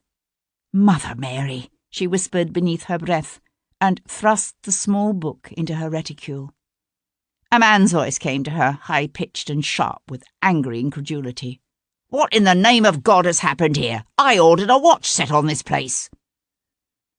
Shoving the secret compartment closed, Kat darted through a side door to the back cupboard, off which opened the steep, narrow flight of service stairs. "We left a man here overnight, sir," said another voice, a younger man's voice, at once defensive and conciliatory. "You said nothing about continuing the watch after that."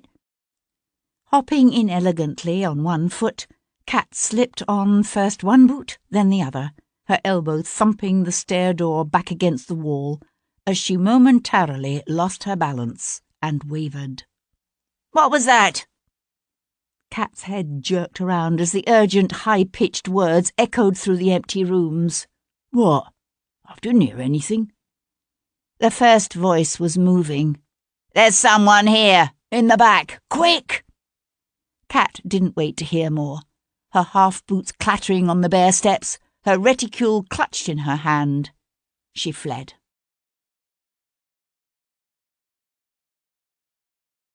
Chapter 19. The ruse of simple Mr. Simon Taylor from Worcestershire wasn't going to work with a man such as Leo Pierpont. Sebastian and Pierpont didn't exactly move in the same circles, but the émigré knew Lord Devlin on sight, and a poorly cut coat and a few streaks of grey at the temples would be unlikely to prove an adequate disguise. Pierpont had a reputation amongst the ton for shrewdness. So Sebastian visited a discreet shop on the Strand, where he provided himself with a neat little French Cassagnard flintlock pistol with a cannon muzzle and stepped breech, which fit snugly into the front pocket of his greatcoat. Then, as an early dusk fell over the city and the lamplighters struggled against a steady rain and sharp January wind, he set off for Half Moon Street. Leo Pierpont hurried down his front steps, his coat collar turned up and hat brim pulled low against the wind-driven rain. "Cavendish Square," he told the hackney driver, shutting the door behind him with a snap. "There are more reasons than one might suppose," said Sebastian, lounging at his ease in the far corner, "for the beau's assertion that gentlemen should avoid riding in hackney carriages." The Frenchman's start of surprise was almost immediately controlled. "I beg your pardon," he said, his glance darting betrayingly to the door. "I didn't realise that Jarvey already had a customer."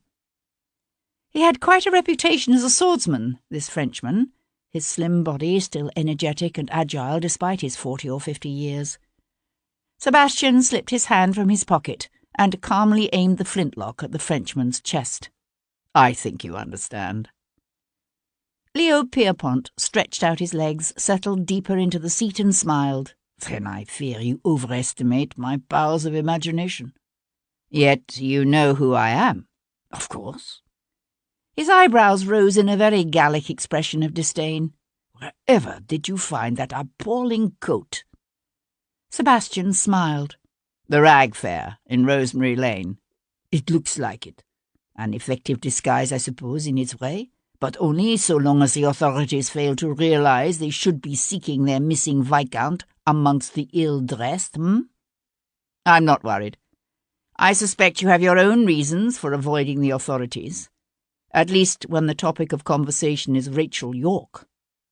And if your suspicions are incorrect, there is that, of course. Still, it's interesting, don't you think, that you were the man paying the rent on her rooms?" A carriage rattled past, the glow from the torches carried by its link boys slanting in through the hackney window to highlight the Frenchman's sharp, hawkish features. "Who told you that?" Sebastian lifted one shoulder in a careless shrug. "Information is easy enough to come by, when one uses the right means of persuasion." The Frenchman regarded him dispassionately for a moment. "Am I to guess why you've chosen to approach me on this matter? I should think the reason obvious." Pierpont opened his eyes wide. "Good God! What are you suggesting? That I killed Rachel? What do you imagine to be my motive, I wonder? Not lust, surely. Given the details you've discovered about our arrangement, it's obvious I could have had the girl any time I chose. Why rape her in a church?" Sebastian studied the other man's carefully composed features. Had Rachel been raped? "Yet you seem to have shared her with others," said Sebastian, keeping his voice deliberately bland. "Was that generosity willing, I wonder? Or not? What do you think? That I killed Rachel in a fit of jealous passion?" Pierpont waved one long, delicate hand through the air in a dismissive gesture.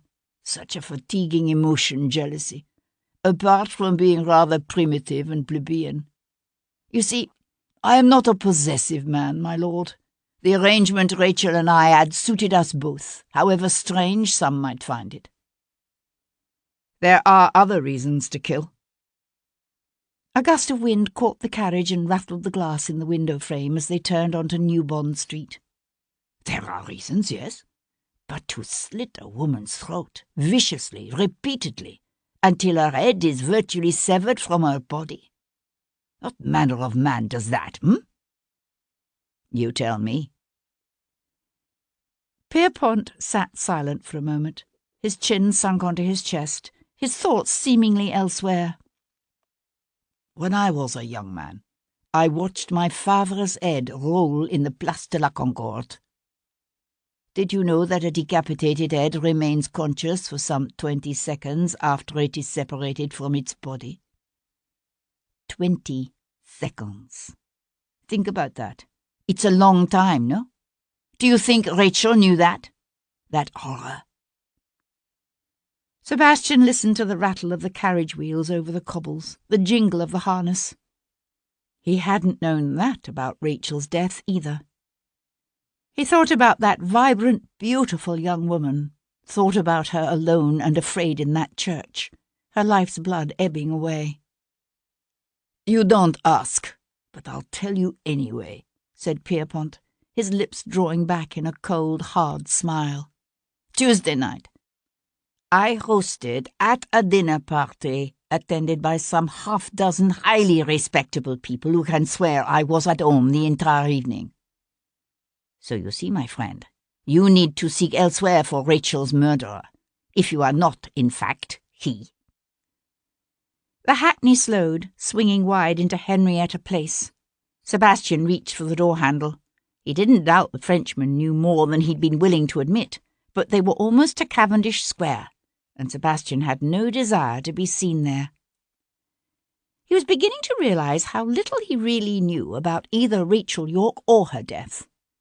He knew she'd been murdered in the Lady Chapel of a small parish church near Westminster Abbey, after telling her maid she was going to meet him, and that one of his pistols had been found tangled in her clothes. But he had only Pierpont's word for it that she'd been raped, and that her throat had been repeatedly, savagely slashed. He didn't even know who had found her, or at what time precisely she had died. These were things he needed to learn, if he were to have any hope of tracking down the real killer. And it occurred to him that he knew someone who might just be able to tell him.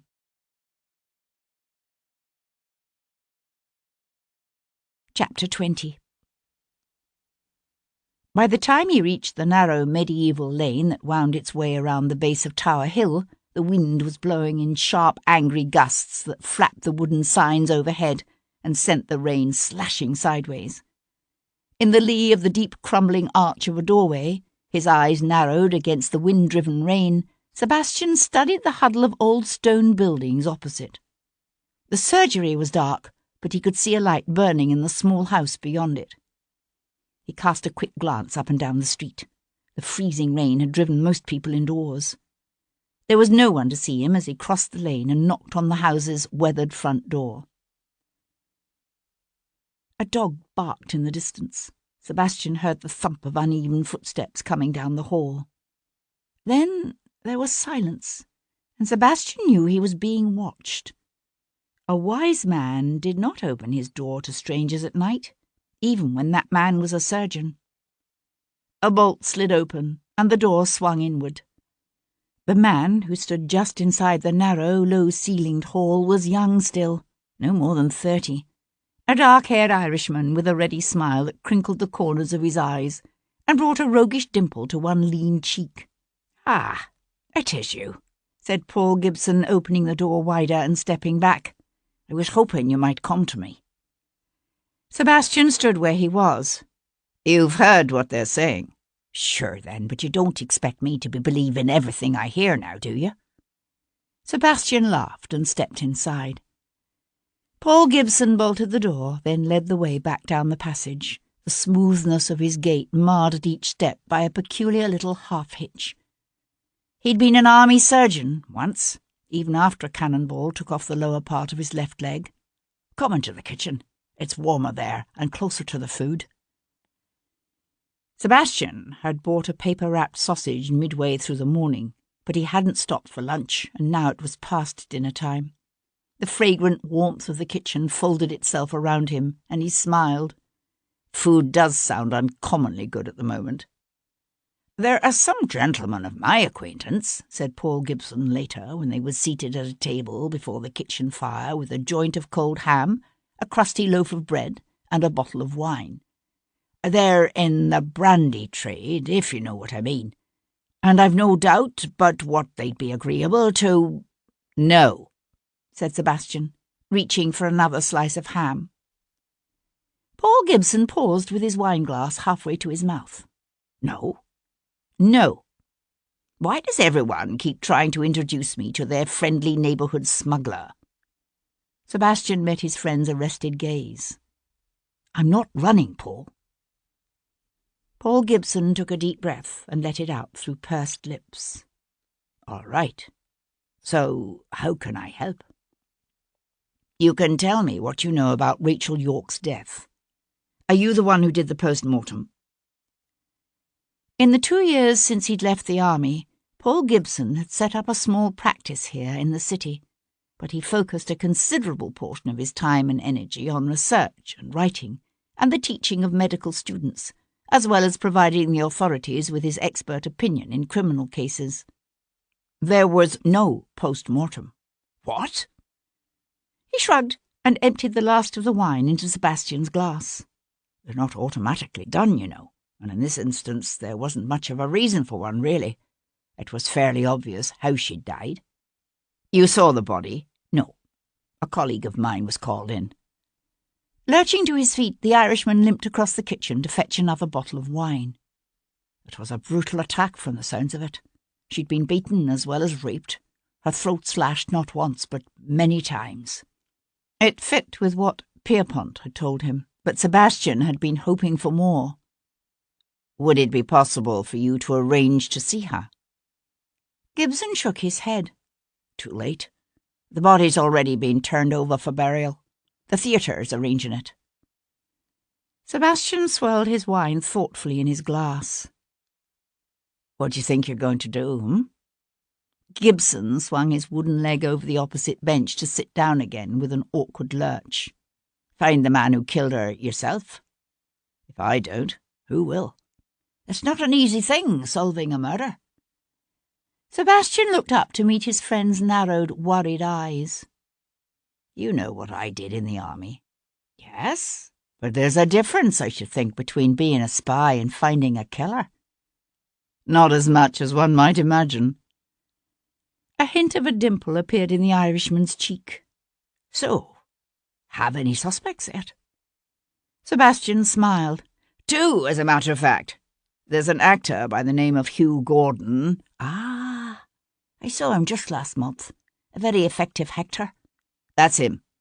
Seems Rachel York was his mistress when she first started at the theatre. He took it badly when she left him. Paul Gibson frowned. How long ago was this? Some 2 years ago. The Irishman shook his head. Too long. If she'd just left him, I could see it. But passions cool with time.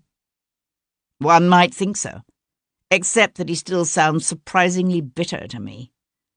I get the impression Mr. Gordon nourishes Republican sentiments that he believes Rachel York once shared. I'd say he is as bothered by the blue blood of her recent lovers as anything else. The Irishman drained his glass. So, who is her current lover?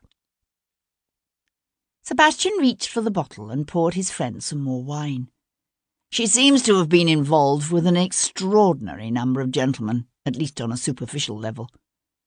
But the only one of any significance I've discovered so far is a Frenchman who is paying the rent on her rooms, an émigré by the name of Leo Pierpont. A Frenchman?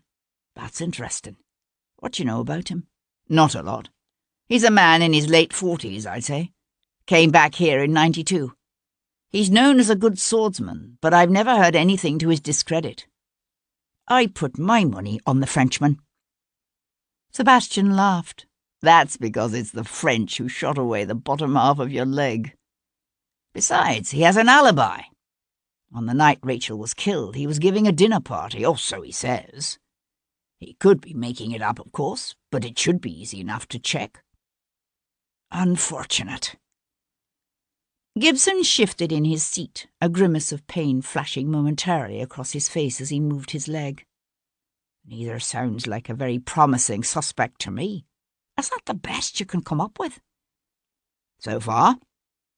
I was hoping Rachel's body might give me some idea what direction to look in next. Outside, the wind gusted up, buffeting the back of the house and eddying the flames on the hearth. Paul Gibson turned toward the fire, the flickering light playing over the thoughtful planes of his face. After a moment, he opened his mouth to say something, closed it, then finally said in a rush, "You know, there might be a way." Sebastian studied his friend's averted profile. A way to do what? A way that I could get a look at Rachel York's body, do a thorough autopsy. How's that? We could hire someone to steal the corpse tomorrow night after it's been buried. No, said Sebastian. Gibson swung to face him. I know some men who'd be willing to do it without— No, said Sebastian again. His friend's lips thinned with exasperation. That's done all the time. Ah, yes. £20 for a long, 15 for a half-long, and 8 for a short. A long being a man, a half-long a woman, and a short a child. But just because it happens all the time doesn't mean that I have to do it. The Irishman fixed him with a steady stare. If she were given a choice, which do you think Rachel York would prefer? That her body be left to rot in its grave? Or that the man who put her there be brought to justice? Well, we can hardly ask her now, can we? Paul Gibson sat forward, his hands coming up, palms pressed together. Sebastian, think about this. Whoever this man was, he could kill again. In fact, he almost surely will kill again. You know that, don't you? But as long as the authorities are looking for you, they're not going to be doing anything to find him. Sebastian didn't say a word. Gibson flattened his hands on the scarred wooden tabletop and leaned into them. She's dead, Sebastian. The woman who was Rachel York is long gone. What's left is just a shell a husk that once held her. In a month's time, it'll be rotting pulp. That's simple justification, and you know it. Is it? What we would do to her is no worse than what time will do to her. And there's nothing you can do to stop that. Sebastian took a deep, bitter swallow of his wine. He told himself Paul was right, that catching Rachel's killer was more important than preserving the inviolability of her grave. He told himself her killer could, if free, kill again. But it was still wrong. He raised his gaze to his friends. How soon can you set it up? Paul Gibson let his breath out in a quick huff. The sooner the better. I'll send a message to Jumpin' Jack first thing in the morning. Jumping Jack? The Irishman's dimple flashed, then was gone. Jumpin' Jack Cochrane. A gentleman in the resurrection trade, I have reason to know. I won't ask how you know him. Gibson laughed. He got his name when one of the stiffs he was sliding out of its coffin suddenly sat up and started talking to him. Old Jack jumped out of that grave real fast. You're making that up, said Sebastian. Not a bit of it. The lads he had with him were all for swinging a shovel at the man's head and finishing him off right then and there. But Jack would have none of it. Hauled the fellow off to an apothecary, and even paid the bill when the unlucky devil died anyway. I'm filled with admiration for the man's character, Sebastian said with a grin, and rose to leave. The Irishman's face fell. You're staying, aren't you? Sebastian shook his head. I've put you in enough danger as it is, coming here. I've a room at the Rose and Crown near Tothill Fields. They know me there as Mr. Simon Taylor from Worcestershire. Gibson walked with him to the front door. I'll let you know when everything's arranged. He paused, his face thoughtful, as he watched Sebastian button his scruffy topcoat up under his chin. You do realise, of course, that we could go through all of this and still not learn anything useful. I know it. You're only assuming that the man who killed that poor girl was someone she knew. It might not be, you know. She could simply have been in the wrong place at the wrong time. You might never find who did it. Reaching out, Sebastian paused with his hand on the edge of the door and looked back at his friend. No, but at least I'll have tried. Gibson met his gaze, his face unsmiling and drawn with worry. You could still leave and spend the rest of my life running? Sebastian shook his head. No, I'm going to clear my name, Paul, even if I have to die trying. You could die trying and still not succeed. Sebastian settled his hat lower on his forehead and turned into the icy blast of the night. It's a chance I'm just going to have to take.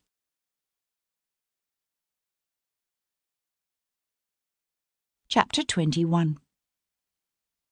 Sebastian stood alone in the shadows and watched as Kat Boleyn separated herself from the knot of laughing pretty women and hot-blooded predatory males clustered around the stage door. Golden lamplight pooled on gleaming wet pavement. The wind gusted up, sharp and bitter, and brought with it a rush of smells, of fresh paint and sweat-dampened wool, and the thick grease of cosmetics. Theatre scents, evocative of a time long past when he'd believed, really believed, in so many things, like truth and justice and love. He'd been 21 that summer, not long down from Oxford, and still drunk on the wonders of Plato and Aquinas and Descartes. She'd been barely 17, yet in her own way so much older and wiser than he. He'd fallen hopelessly, wildly in love with her, and he had believed, truly believed, that she loved him. Ah, how he had believed! She'd told him she'd love him until the end of time, and he had believed her, and asked her to marry him. And she had said yes. It was still raining, but softly now. He watched her walk quickly toward him, the hood of her cloak raised against the drizzle, her gaze turned toward the hackney stand at the end of the street. You should be more careful, said Sebastian, falling into step beside her. "Now is not a good time to be out alone at night." She gave no start of surprise, only glancing up at him from beneath the shadow of her hood. "I refuse to live my life in fear," she said. "I should think you'd remember that about me. Besides," a soft smile touched her lips, "do you think I didn't know you were there?" He thought she probably had. He remembered that about her, too, that while most people were hopelessly, cripplingly blind in the dark, Kat's night vision was unusually sharp. Not as good as Sebastian's own, but sharp. She made a move toward the nearest hackney. He caught her arm, drawing her on up the street. "Let's walk." They turned their steps towards the West End, part of a crowd of playgoers straggling home through the lamp-lit darkness. Snatches of light and laughter tumbled from the quickly closed doors of taverns and coffee-houses, music halls and brothels. From a darkened, urine-drenched doorway, a street-walker hissed at him, her eyes bold, desperate, haunting. Sebastian looked away. "What can you tell me about Leo Pierpont?" he asked. Pierpont? The rain had stopped now. Kat pushed back her hood. What is he to do with anything? He was paying the rent on Rachel's rooms. She was silent for a moment, and he remembered this about her too, the way she carefully thought things through before speaking. "Who told you that?" "Hugh Gordon."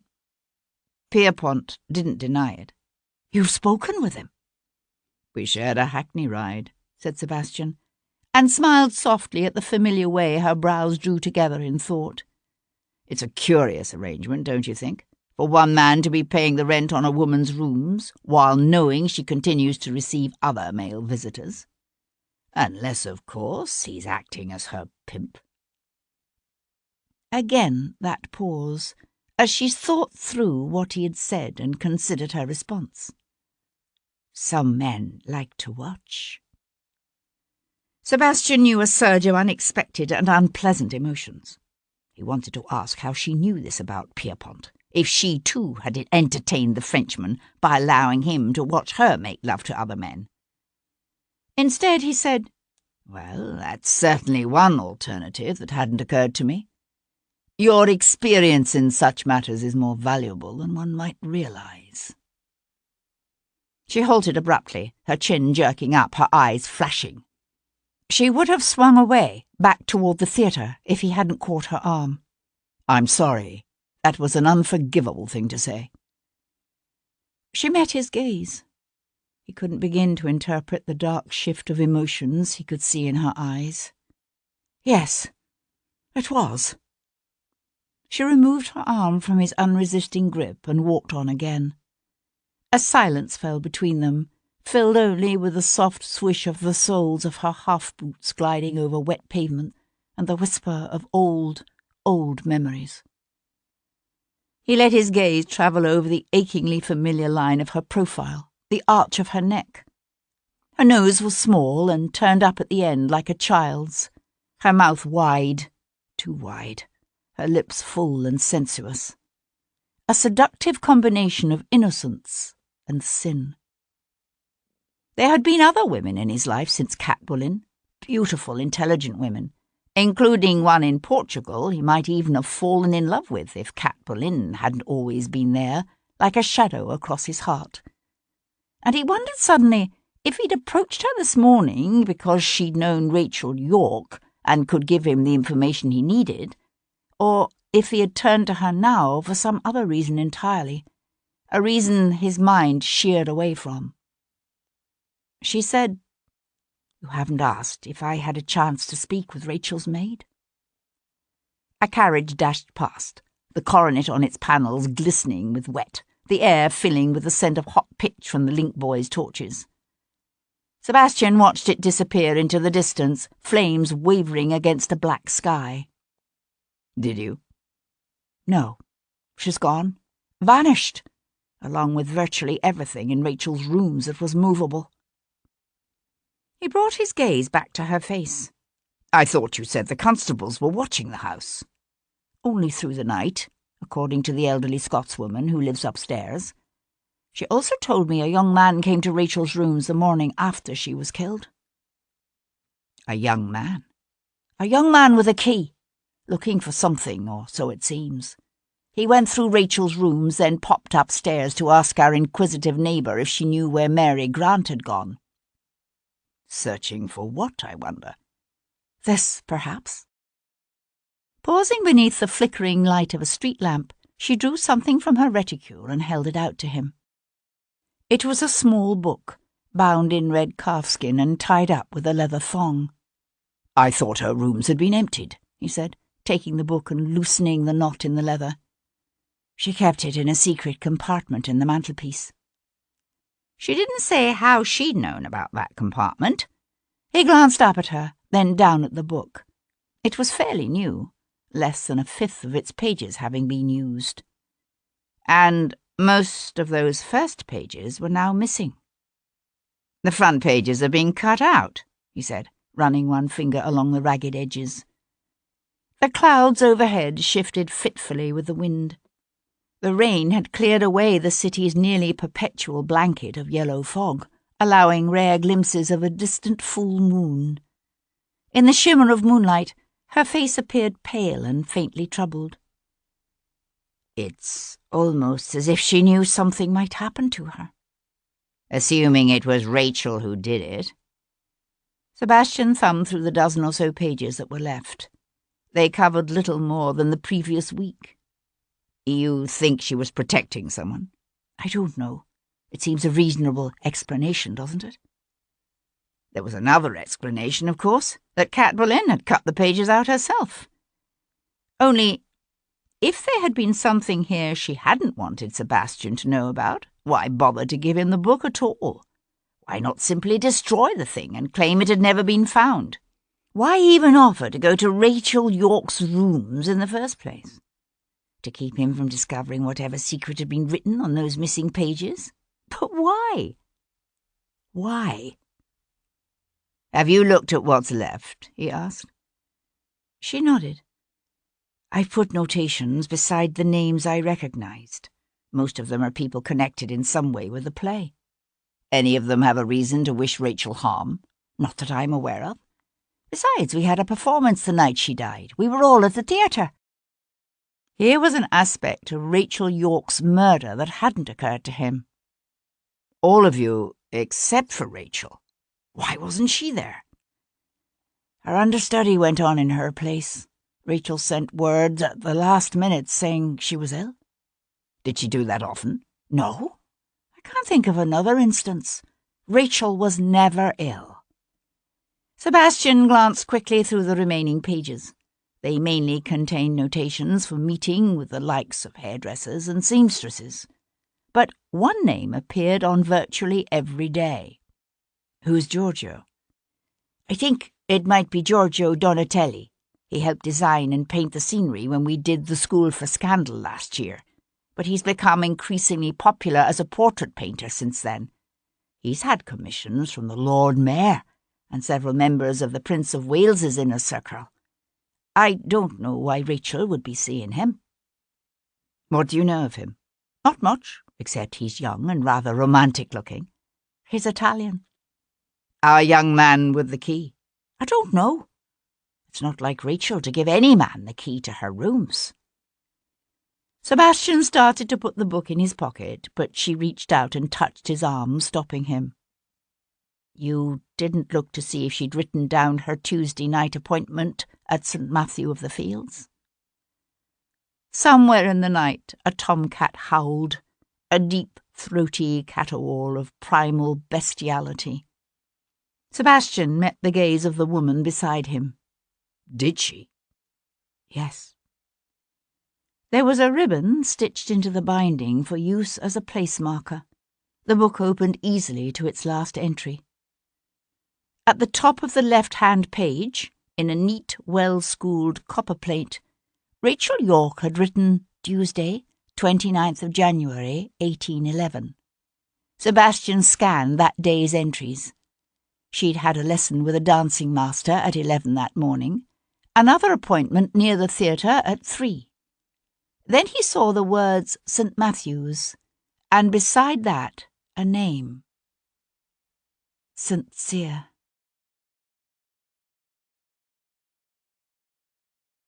Chapter 22. Later that night, alone in his small chamber at the Rose and Crown, Sebastian lit a candle, slipped the leather-bound book from his pocket, and settled down in the room's single, straight-backed wooden chair to read. All the pages containing Rachel's entries prior to the afternoon of Friday, January the 18th, had been cut from the book. Sebastian stared at the date at the top of the first surviving page. It had been bitterly cold that week, he remembered, as he followed Rachel Yorke's fine copper plate through the mundane passage of the last days of her life, through the rehearsals and performances, the lessons and appointments with tradesmen. He leafed through each successive day, scanning the entries, not realizing until he reached the morning of Thursday, the 24th, that another page was missing, the page for Thursday evening, along with the following morning, which must have been on the overleaf of the same page. Thoughtful, Sebastian thumbed back to the beginning. Was there a significance, he wondered, in the pattern of missing pages? What had happened in her life on those two successive Friday mornings or Thursday nights that Rachel hadn't wanted anyone to know about? Or that someone else hadn't wanted Sebastian to know? Sebastian returned to the afternoon of Friday the 25th. After that, the pages continued without interruption up to Tuesday the 29th, the evening Rachel died, the evening she had planned to meet someone named St. Cyr in St. Matthew of the Fields. He went back again to that first page, paying more attention this time to each individual entry and to the notations Kat had made beside them in pencil.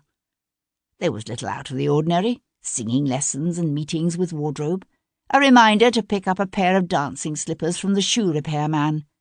Each appointment with each individual would need to be checked out, of course, but Sebastian found his attention focusing on two names.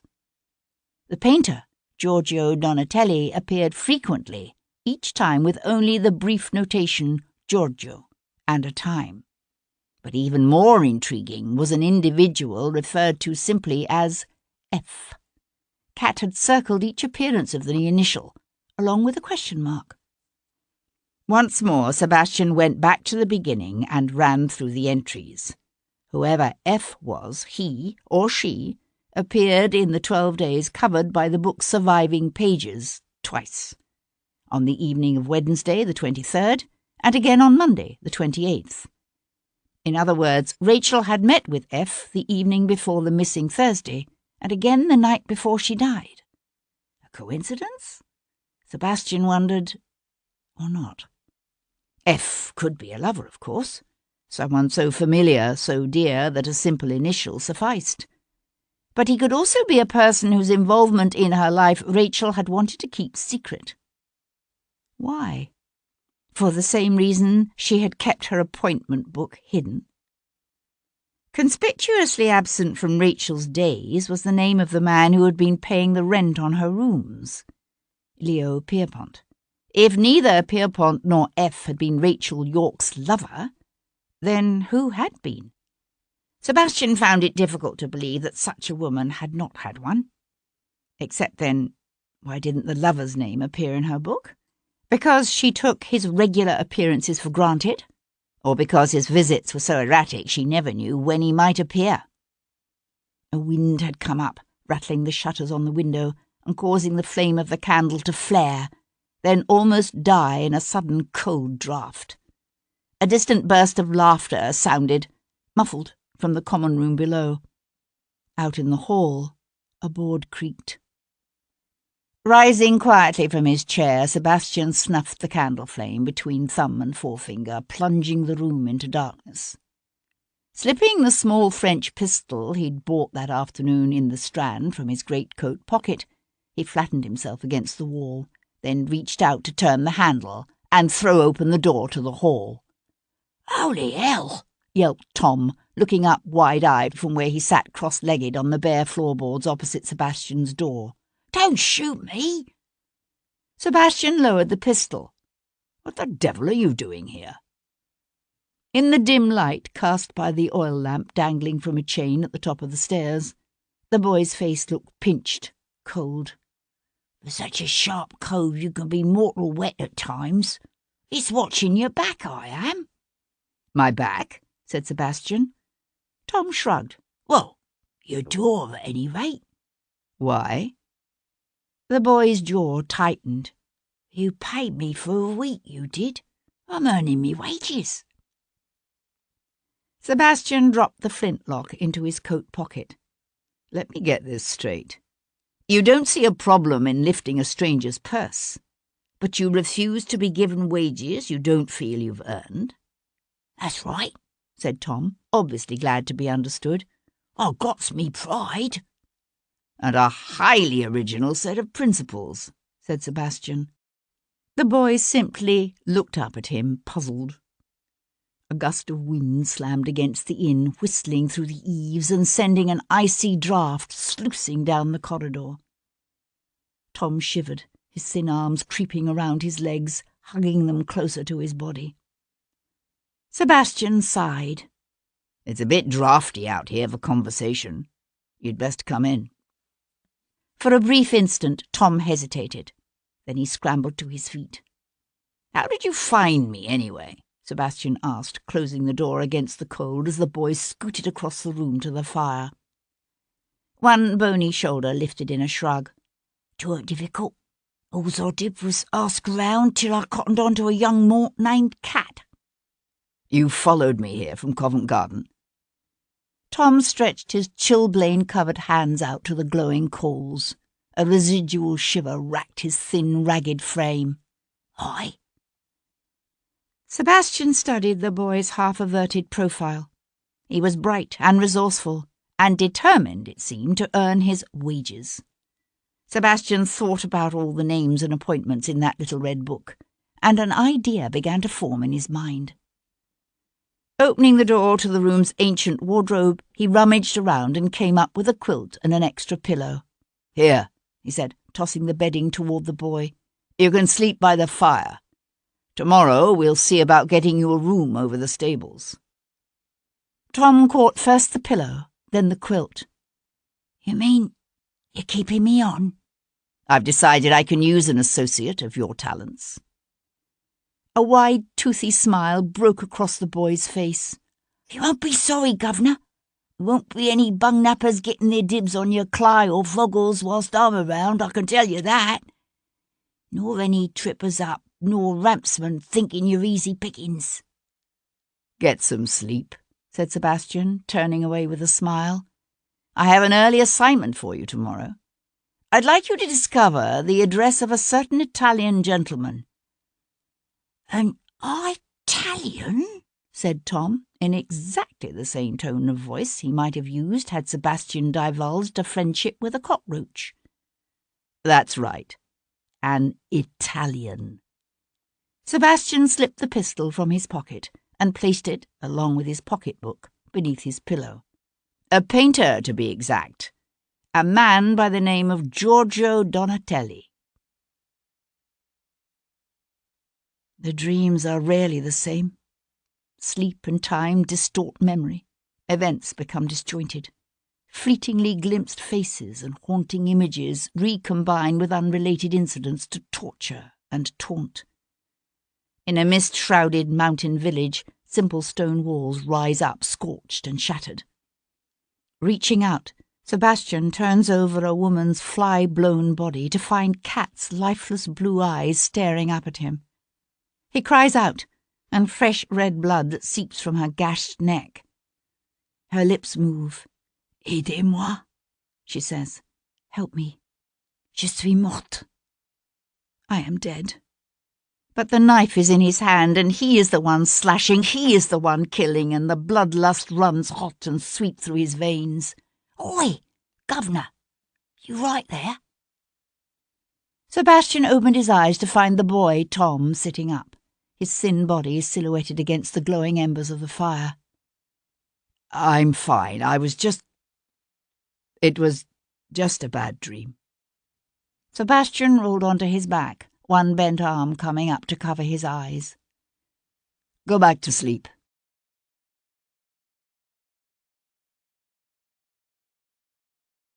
Chapter 23. The following morning, Sebastian sent the boy off with a full stomach and a suit of warm clothes that included a top-coat and new boots. He half expected the urchin to disappear back into the seething slums from which he'd come. But less than 3 hours later, Tom was back at the Rose and Crown with information that an Italian painter by the name of Giorgio Donatelli could be found at number 32, Almonry Terrace, Westminster. "What's this then?" said Tom, eyeing Sebastian as he wound a roll of padding around and around his torso. Sebastian, who had made another visit that morning to Rosemary Lane and a variety of small shops, pinned the end of the padding and reached for his new, considerably larger shirt. "Today I'm Mr. Silas Beaumont, a plump, prosperous but not particularly well-bred merchant from Handstown, who is interested in having his daughter's portrait painted. While I am discussing the possibility of engaging Mr. Donatelli for this all-important task, you will poke around the area and discover what his neighbours have to say about our friend Giorgio." He balanced a set of spectacles on the end of his nose and affected an earnest, if somewhat vapid, look. "All in the most discreet fashion, of course." Tom sniffed. "Take me for a flat, do you?" "Hardly." By winding 2 cravats around his neck, Sebastian managed to make his neck look twice its normal size. His hair was as grey as an old man's, and the judicious application of theatrical cosmetics had deepened the lines of age on his face. "While you're at it, you might see what you can find out about a woman who used to visit Mr. Donatelli fairly regularly. A young, attractive woman with golden hair. Her name was Rachel Yorke." Tom regarded him through narrowed, thoughtful eyes. "You mean the Moor what was cut up in St. Matthew's Church a few nights back?" Sebastian glanced over at the boy in surprise. "That's right." "She the one the bolly dogs think you pushed off?" "If by that impenetrable sentence you're asking if she's the woman the authorities have accused me of killing, then the answer is yes." Sebastian shrugged into his new, very large coat. "You think this Italian cove is the one what did for her?" "I don't know. He might be. Or he might be able to give me some ideas to where else to look." "That's your lay, is it? You figure if you cotton on to the one what did do for this Rachel, then the beaks'll quit hounding you?" "Essentially, yes." "So who else you think might have done for her?" Sebastian, who was rapidly developing a healthy respect for Tom's abilities and powers of perception, gave him a quick rundown of his conversations with Leo Pierpont and Hugh Gordon. "Huh," said Tom when Sebastian had finished. "Me? I'd put me money on one of them foreigners." "You might be right," said Sebastian, reaching for his new walking stick. "But I think it best to keep an open mind." The neat 2-storey brick building at number 32 Almonry Terrace didn't fit Sebastian's image of a struggling artist's garret. The living quarters occupied the ground floor, while a small hand-lettered sign beside an external stair pointed upward to the studio. Donatelli was doing well indeed for a man who had been painting theatrical scenes just the year before. Sebastian took the stairs with the ponderous effort one might expect of a fat, self-indulgent merchant. At the top of the steps, a door set with uncurtained small panes of glass showed him a large room lit with an unexpected flood of light by an abundance of large windows, all likewise uncurtained. In the centre of the room stood a young man, palette and brush in hand, his posture one of studied thought, as he stared at a large canvas on an easel before him. Sebastian knocked, then knocked again when the young man continued to stare at his canvas. After a third knock, Sebastian simply opened the door and walked into a blast of warm, turpentine and oil-scented air. "Hello there," he said with hearty vulgarity, clapping his hands together in the manner of men coming in from the cold. "I did knock, but nobody answered." The young man swung around, a lock of dark hair falling across his brow as he looked up, distracted. "Yes?" "Romantic," Kat had called him. Sebastian had thought it an odd description at the time, but he understood it now. Tall and broad-shouldered, The Italian was like a handsome shepherd or a troubadour from a Venetian painting of 2 centuries before. Curly chestnut-coloured hair framed a face with large velvet brown eyes, a classical nose, and the full, bowed lips of a Botticelli angel. "I'm looking for a Mr. Giorgio Donatelli," said Sebastian. There were not 1 but 3 braziers burning in the room, he realised. Donatelli obviously missed the warmth of Italy. Already Sebastian was beginning to regret the 2nd neckcloth and the padding around his middle. Reaching out, the painter rested his brush and palette on a nearby table. "I'm Donatelli. Name is Beaumont." Sebastian puffed out his exaggerated chest and struck a self-important pose. "Silas Beaumont, of the Beaumont Transatlantic Shipping Company." He fixed the artist with an expectant stare. "You've heard of us, of course?" "I believe so," said Donatelli slowly, obviously not willing to risk offending a potential patron with an affront to the man's image of self-importance. "How may I help you?" The artist's English was good, Sebastian noticed, very good, with just enough of an accent to increase that air of romance. He'd obviously been in England a very long time. "Well, it's this way, you see. I was talking to the Lord Mayor the other day about how I was wanting to find someone to paint my daughter Suki's portrait. She's 16 now, my Suki, and anyway, he suggested you." "You needn't have put yourself to the trouble of coming here," said Donatelli, casting an anxious glance around the studio like a housewife flustered to have been caught behind on her cleaning. Sebastian waved away the suggestion with one gloved hand. "I wanted to see some of your work. More than just the 1 or 2 pictures you might choose to trot out for my inspection. Never buy a horse without getting a good look at the stable, I always say." He cast an inquiring eye about the room. "You do have more than this, I hope?" Donatelli reached for a rag to wipe his hands. "Of course." "Follow me." Still wiping his hands, he led the way through an open door to a large back room that was virtually empty except for the dozens and dozens of canvases, large and small, propped against the walls. "Ah!" said Sebastian, rubbing his hands together. "This is more like what I was expecting." The painter was good, very good, Sebastian decided, making a slow tour of the room. Rather than the sentimental, flattering formality of a Lawrence or a Reynolds, here was vigour and iridescence of colour. Sebastian's steps slowed, his respect for the Italian's talent increasing as he studied portraits and sketches, vast dramatic tableaux and small studies. Then he came to a stack of paintings turned against the wall. Curious, he reached for the top canvas. "I don't think that's exactly the sort of thing you're looking for," said Donatelli, starting forward. Sebastian held him off with one outflung hand. He was looking at a painting of Rachel York, not a portrait of Rachel the actress, but a depiction of Rachel as Venus, rising naked and utterly desirable from the sea, her flesh flowing and contoured, and so realistically depicted that one saw the sensuality of a woman rather than the idealized goddess of the myth. "No, but I do like this. It's so very—" Sebastian paused. Erotic was the word that came to mind. He changed it to evocative.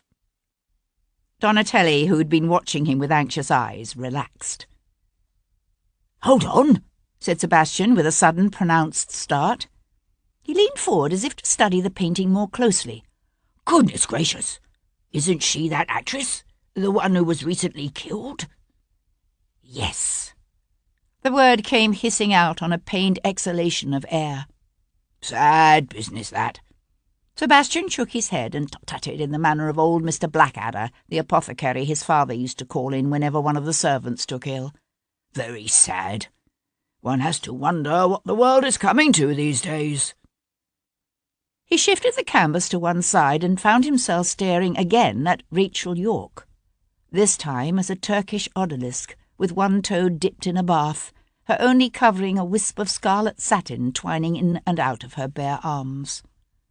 "I say, There's another painting of her, and another," said Sebastian, shifting more canvases. "And another. She modelled for you frequently, did she?" "Yes." "A remarkably beautiful woman," said Sebastian. Donatelli reached out one hand, his fingers hovering just above that vibrant painted face, as if he might caress the cheek of the living, breathing woman herself. His hand shook, and Sebastian, watching him, thought, so he cared for her. But how much? Enough to kill her in a rage of passion? "She was more than beautiful," whispered Donatelli, his fingers curling into a fist as he let his hand fall to his side. Sebastian brought his gaze back to the woman on the canvas. This particular painting was different from the others, the colours a swirling golden riot of greens and blues, with something of Tiepolo's use of sharp shadow accents painted with vigorous gaiety against a wide sunlit sky. Here she sat upon a hillside, bathed in the bright, vibrant light of spring. She had her legs drawn up beneath a flounce of petticoats, her posture almost childlike, her head thrown back, smiling, as if caught in the instant before an outburst of carefree laughter. Sebastian looked down at the image of that vibrant, vital young woman, and he knew an unexpected stirring that was part sadness and part outrage. "She was so young," he said, "so young and full of life." His gaze lifted again to the man beside him. "It seems difficult to imagine how anyone could want her dead." A quiver of emotion, dark and painful to see, passed over the man's handsome, tormented face. "It's an ugly world, with ugly people in it. At least the police seem to know who did it. Some earl's son, is it not? A Lord Devlin?" Donatelli's lips twisted in a savage grimace of hate and bitter, useless rage. "May he rot in hell for all eternity. She knew him, did she?" The painter shook his head. "Not that I was aware of. When I first heard what had happened to her, I thought it was that other one." "That other one?" Donatelli sucked in a shuddering breath that lifted his chest and flared his nostrils wide. "He's been following her for weeks, months maybe, hanging around outside the theatre door, waiting across the street whenever she came here, watching her. Everywhere she went, he was there. She didn't report him?" Donatelli shook his head. "I wanted her to go to the authorities, but she said it wouldn't do any good. You know what they're like, these aristos. To them we are little better than animals, things to be used and thrown away." The vehemence of his words took Sebastian by surprise. He was remembering what Hugh Gordon had said about heads on pikes and blood running in the gutters, and he wondered if perhaps Gordon was wrong, that Rachel hadn't abandoned her more radical ideas after all, ideas Donatelli obviously shared. "What's his name, this nobleman?"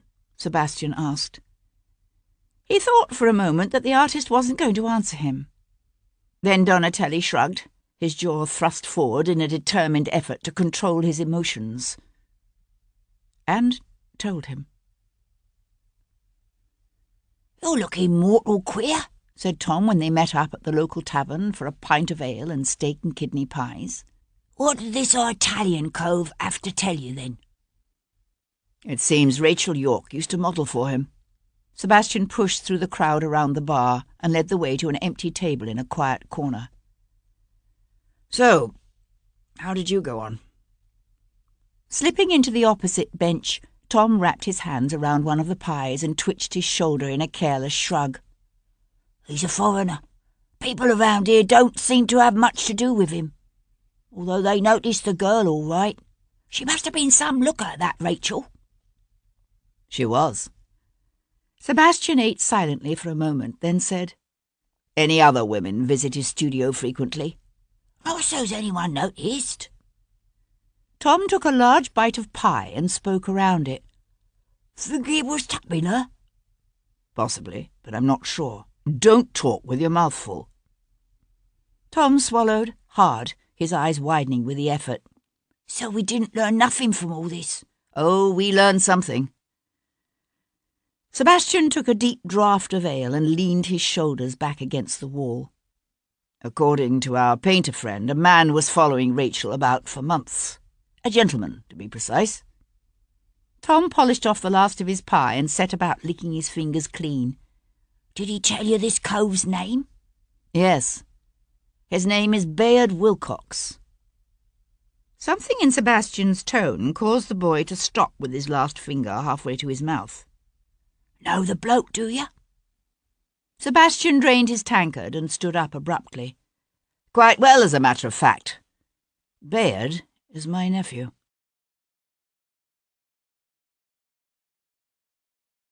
Chapter 24.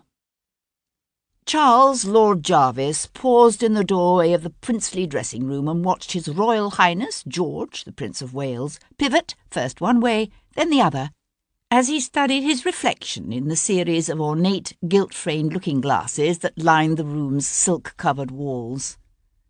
Several of the prince's boon companions, Lord Frederick Fairchild among them, lounged at their ease about the cavernous crimson and gold room, their discussions ranging from the use of champagne in boot polish to the newest opera dancers to catch their fancy. A dozen ruined cravats lay scattered across the chamber's richly hued Turkey carpet, while the prince's man hovered at the ready with another armload of starched white linen neckcloths, should the prince's present endeavour be no more successful than the last. Prince George might require the assistance of 2 footmen to shove his corpulent body into his coat, and a mechanical contrivance to hoist him into the saddle, but he always insisted on tying his own cravats. "Ah, there you are, Jarvis," said the prince, looking up. Jarvis, who had spent the past half-hour trying to soothe the wounded dignity of the Russian ambassador, simply bowed and said, "Sir." "What's this Lord Frederick is telling me about Spencer Percival and his damned Tory government pushing for restrictions on our regency?" The prince's full, petulant mouth puckered into a frown. "Restrictions? What restrictions?" Jarvis shifted a crumpled shirt and torn satin waistcoat from a gilded chair shaped like a lotus blossom and sat down. "A temporary restriction only," he said blandly, "to be lifted after 1 year." "A year?" "The doctors insist the king continues to improve," said Lord Frederick, his voice tight with worry. It was the Whigs' greatest fear that mad old King George III might recover before they were able to return to power. "There are those in the Commons who are saying a regency may not be necessary after all." "What do you think?" said George, whirling to face his friends. It took Jarvis a moment to realise that the question referred not to his father's health, but to the prince's latest attempt at executing a complicated new knot for his cravat. Sir John Bethany, an ageing roué with full ruddy cheeks and a girth to rival the prince's, hauled out his quizzing glass and subjected his friend to a long, thorough inspection, while the prince waited in an agony of suspense. "Brummel himself could do no better," said Bethany at last, letting the quizzing glass fall. The prince's face broke into a wide smile that collapsed almost at once. "You're just saying that." With an impatient oath he ripped off his latest creation and began again, one eye cocking back toward Jarvis. "Our powers will be the same as the king's, of course." Jarvis cleared his throat. "Not quite, sir, but you will be allowed to form a government." "I should rather think so," interjected the prince, "although it will need to be announced before you are sworn in by the Privy Council." The prince so often played the buffoon that one tended to forget that the blood of a host of kings, French and Spanish, English and Scottish, from William the Conqueror and Charlemagne to Henry II and Mary Queen of Scots, flowed through this man's veins.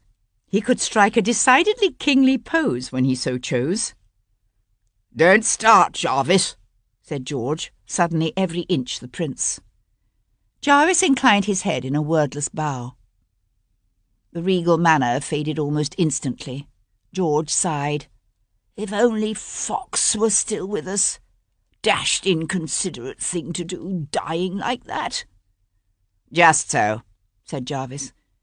He waited a moment, then added, "Although Percival thought perhaps—" "The devil fly away with Percival," said the Prince in an explosion of warmth.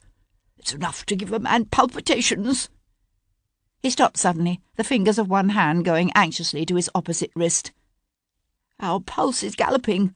The next thing you know, we'll be having abdominal spasms." Jarvis rather thought the Prince's abdominal spasms could be traced to the mountain of buttered crab he'd consumed the evening before, and the 2 bottles of port with which it had been washed down, but he kept the observation to himself. "It's really far too early in the day for such discussions," said the Prince, his hand shifting to the royal belly, a spasm of distress contorting his fleshy features. "It's dangerous for the digestion. I will lie down for a spell." "And your appointment with the Russian ambassador, sir?" The Prince looked genuinely puzzled. "What appointment?" "The one scheduled for half an hour ago." "He's still waiting." "Cancel it," said the Prince, one hand coming up to shade his eyes as if the light had suddenly become too much. He tottered toward a nearby divan shaped like a crocodile padded with crimson satin. "Do close the drapes, someone. And bring my laudanum.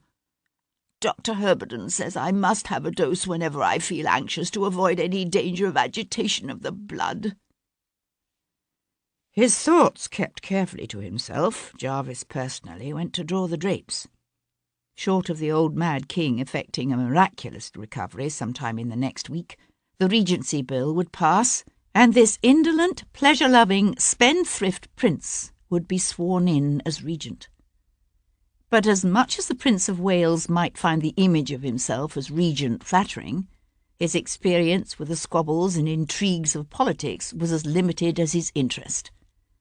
Jarvis was confident that in the end, and given the right set of circumstances, the prince would be only too happy to be guided by others' wisdom. Solicitously turning down the lamps, Jarvis ushered the prince's companions from the room and quietly closed the door. The Whigs might think their long years of political exile were about to end, but men like Lord Frederick Fairchild were too idealistic to anticipate the lengths to which their opponents were willing to go to keep them out of power, and too mealy-mouthed to ever be ruthless themselves. In government, one needed to be ruthless, and very, very clever.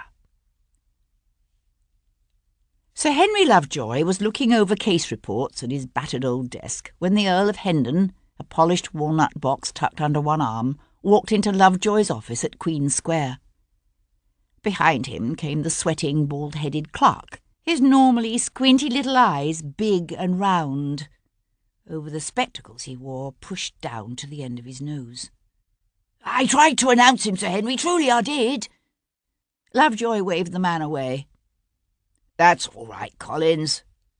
Lovejoy had been expecting an angry confrontation with his fugitive's powerful father. The magistrate had already decided how he would behave, deferential, polite, and respectful, but firm. Standing, he extended one hand toward a nearby chair with worn brown leather upholstery. "Please have a seat, my lord. What may I do for you?" "That won't be necessary." Setting the small wooden case on Lovejoy's desk, he stood with his feet planted wide, his hands clasped behind his back. "I've come to turn myself in." "Turn yourself in, my lord?" Lovejoy shook his head in confusion. "For what?" Hendon looked at him with withering contempt. "Don't be a bloody idiot! For the murder of that actress, Rachel York, of course. I did it. I killed her."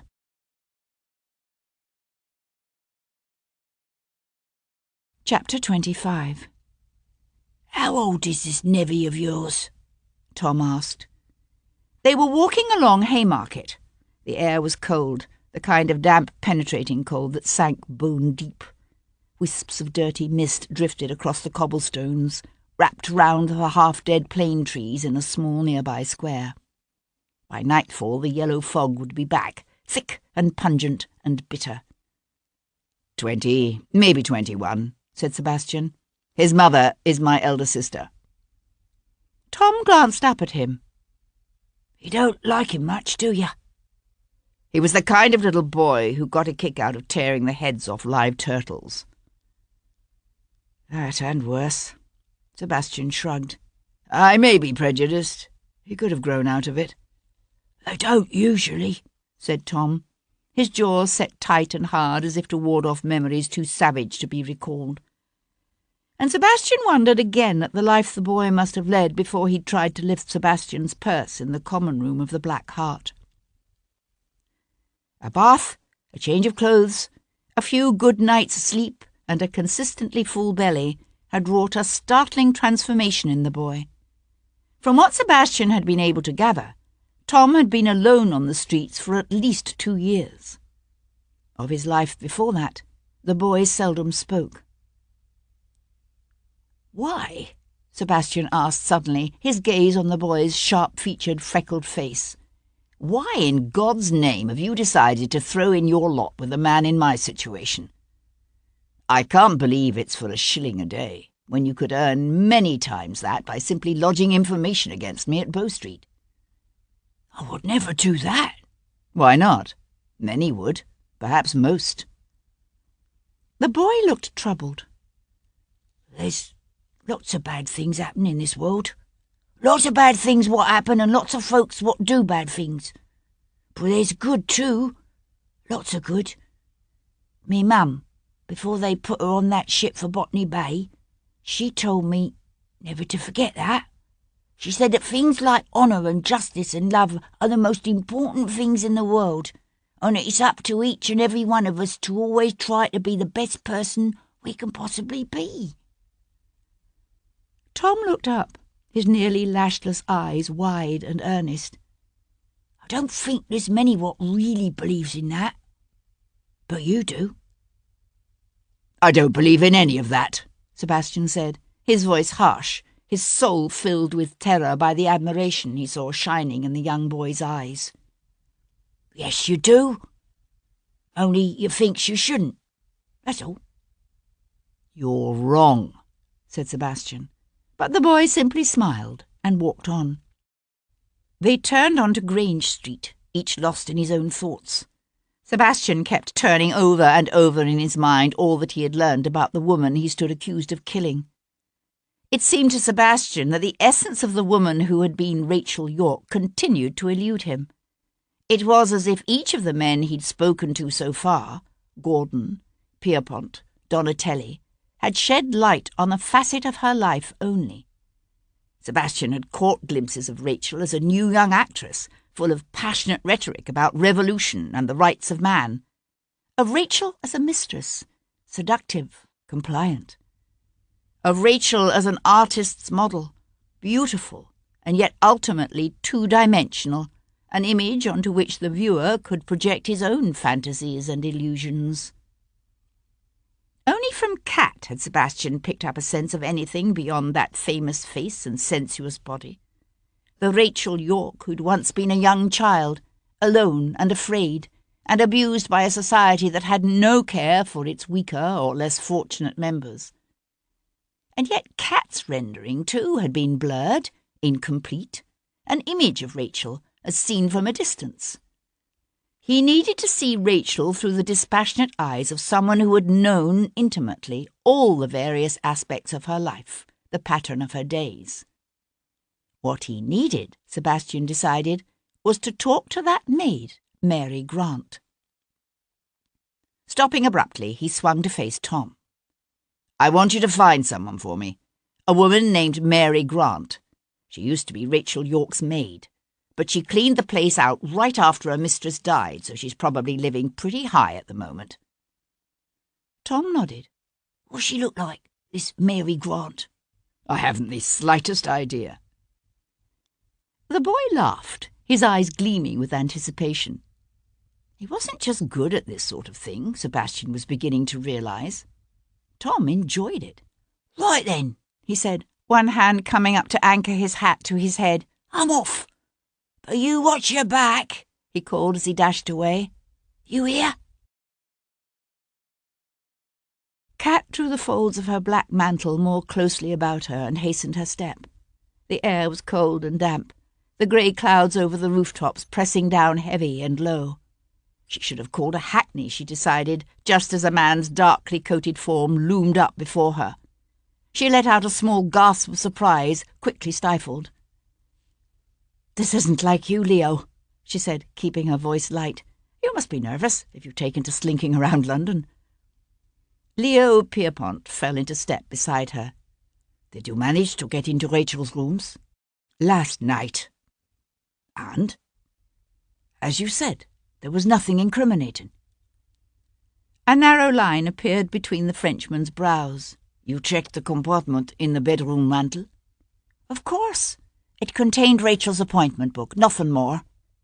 "You're quite certain you searched everywhere?" "There was nothing else to search. Rachel's maid cleaned the place out, down to the walls." "Her maid?" Something in Leo's tone made Kat look over at him. "What's the woman's name?" "Mary Grant." "Why? What did you think I might find there?" Instead of answering her, he said, "I had an unpleasant conversation last night with your young Viscount. Somewhere or other he's found out I was paying for Rachel's rooms." "Hugh Gordon told him." "Gordon? How the devil could he have known?" "One can only assume he heard it from Rachel." Leo's intense grey eyes narrowed as he searched Kat's face. "He's been in contact with you, has he? Devlin, I mean." Kat shrugged and quickened her pace. "One could say he has a vested interest in discovering who killed Rachel." "And you're helping him." Leo reached out a hand to touch her shoulder, stopping her. "Be careful, mon ami. He might find out something you'd rather he didn't learn." Kat swung to look up at him. "I'm always careful." A smile quirked up one side of the Frenchman's thin, tight lips. "Except with your heart." Kat stood very still. "Especially with my heart." There were only so many places a young man of Bayard's crowd could be found in London on a cold, foggy January afternoon. Sebastian finally ran his nephew to ground at the Leather Bottle, a tavern near Islington that was popular with cut purses and highwaymen, and the bored rich young men who liked to rub shoulders with them and learn their thieves' cant, and make believe for a few gin-soaked hours that their lives had, if not meaning, then at least excitement and challenge. It was early enough that the crowd in the tavern was still thin. A few of the men looked up at Sebastian's entrance, but he had dressed for the part, taking as his model the dashing young gentleman of the highway who had attempted some months back to hold up his carriage one night on Hounslow Heath. Bayard was at the bar, laughing and talking too loudly with 2 or 3 of the gangly, socially maladroit young men with whom he tended to associate. Bayard was very much his father's son, brown-haired and weak-chinned, and already inclined, even at his young age, to run to flesh. Ordering a glass of Blue Ruin, Sebastian leaned in close to his nephew and poked the muzzle of the Cassignard between his ribs. Bayard froze. "That's right," whispered Sebastian, his voice pitched low and rough. "This is a pistol, and it will go off if you do anything, I repeat anything, stupid." Bayard's eyes rolled frantically sideways. "No, don't turn around. And stop looking like you just shit your pants or some such thing. We wouldn't want to alarm your friends now, would we? You need to smile." Bayard gave a sick giggle that came out sounding more like a half-choked hysterical sob. "Who are you? What do you want from me?" "We're going to walk together very slowly to that table over there near the far corner. You're going to sit down first, and I'm going to sit opposite you, and we're going to have a nice little chat." Sebastian reached for his drink, but the muzzle never left Bayard's side. "Walk, Bayard." Bayard walked, his legs trembling and unsteady. "Now, sit." Bayard sat. Sebastian took the rickety, straight-backed chair opposite. The light in the tavern was murky, the few small windows obscured by grime, the tallow dips dim and foul-smelling. A heavy odour of sweat and tobacco and spilled gin filled the air. "Now," said Sebastian, smiling, "you need to try very, very hard not to forget that I have a gun pointed at your crotch." Bayard nodded, his eyes widening as he got a good look at Sebastian for the first time. "Good God, it's you! Whatever are you doing in that rig? You look like a bloody bridal cull." Sebastian smiled. "An appropriate get-up, don't you think, for one in danger of cutting a caper upon nothing?" Sebastian watched, bemused, as Bayard's fear slowly dissipated beneath the onslaught of a deep and powerful fury. "I heard it was you," he said, enunciating the words through clenched teeth. "You who killed her." "You're forgetting the pistol, Bayard," said Sebastian, as his nephew half rose from the table. Bayard sank back into his chair, his gaze locked on his uncle's face. "Did you do it? Did you? Did you kill Rachel?" "I was going to ask you the same thing." "Me? But I love her." The present tense of the verb wasn't lost on Sebastian. "Besides, it's your flintlock, they're saying, was found on her body. And yet it's you who's been preying on the poor woman since before Christmas." Bayard's eyes widened, that brief flash of anger sliding away as the fear surged again. "Preying on her? What are you saying? I never touched her. Why, I never even managed to summon up the courage to approach her. The one time I found myself face to face with her, I was so overcome I couldn't open my mouth." "You never actually spoke to her?" "No, never." Sebastian leaned back in his seat. "When was the last time you saw her?" Bayard worried his lower lip between his teeth. "Monday night, I think. I went to her performance. But that was all, I swear." "You're sure?" "Yes, of course." Sebastian stared across the table at his nephew. As a child, Bayard had not only been spoiled and cruel, but also dangerously, almost pathologically, untruthful. He wondered how much, if any, the boy had changed. "Where were you Tuesday night?" Bayard might be self-indulgent and weak, but he wasn't stupid. His eyes widened. "You mean the night Rachel was killed?" "That's right." "We planned to spend the evening in Cribb's parlour." He jerked his head toward the two men still leaning on the bar, their attention focused on the mammoth breasts of the woman slinging gin behind the counter. "Robert and Gill and I. We'd been here, at the Leather Bottle, most of the afternoon, so we were pretty well lit by the time we got there." "You were there all night?" "Well, actually, no." He scrubbed one hand across his face as if to wipe away an unpleasant memory.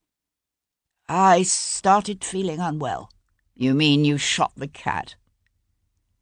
A deep stain of mortification and resentment coloured the younger man's cheeks. "All right, yes. Robert and Gill were hauling me out of there when what should we do but run smack up against my father. It was damned embarrassing, I can tell you that. He insisted on taking me home. I must have passed out in the carriage because the next thing I know I'm in my own bed and he's hauling off my boots and prosing on about how lucky I am that my mother didn't see me." "What time was that?" Bayard looked confused. "What time was what?" "About what time did you pass out?"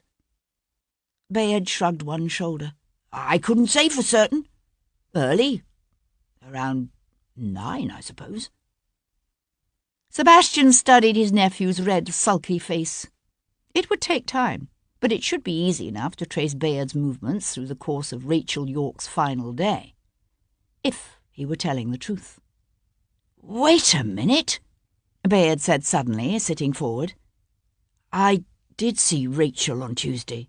It must have been about midway through the afternoon when I swung by the theatre on my way here. I was hoping I might get a glimpse of her, and there she was." "At the theatre?" Sebastian frowned, trying to remember Rachel's schedule for the afternoon before her death. They were rehearsing. No. She wasn't actually at the theatre, you see. She was in the goldsmith's across the street. I wouldn't even have noticed her except for the way he was shouting." "He?" "That actor, you know the one. He was doing Richard III at Covent Garden when it burned down." "You mean Hugh Gordon?" "Yes, that's him." "You're certain?" said Sebastian, frowning. What was it Hugh Gordon had said at the Green Man?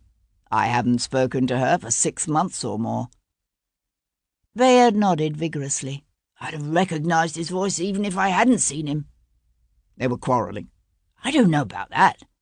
But I could see he had her by the arm and he was leaning into her all threatening-like. I was about ready to go in there and ask him what the devil he thought he was doing, treating a lady that way, when he gave her a little shake and let her go." "You didn't hear anything he said?" "Not so as I remember. Except at the very end, right before he turned away, he said—" Bayard broke off, a strange arrested expression narrowing his eyes and slackening his jaw. From somewhere at the back of the room came a sharp breaking of glass, followed by an outburst of laughter. "What?" said Sebastian, his gaze on his nephew's face. "What did Gordon say?" "He said he'd make her pay."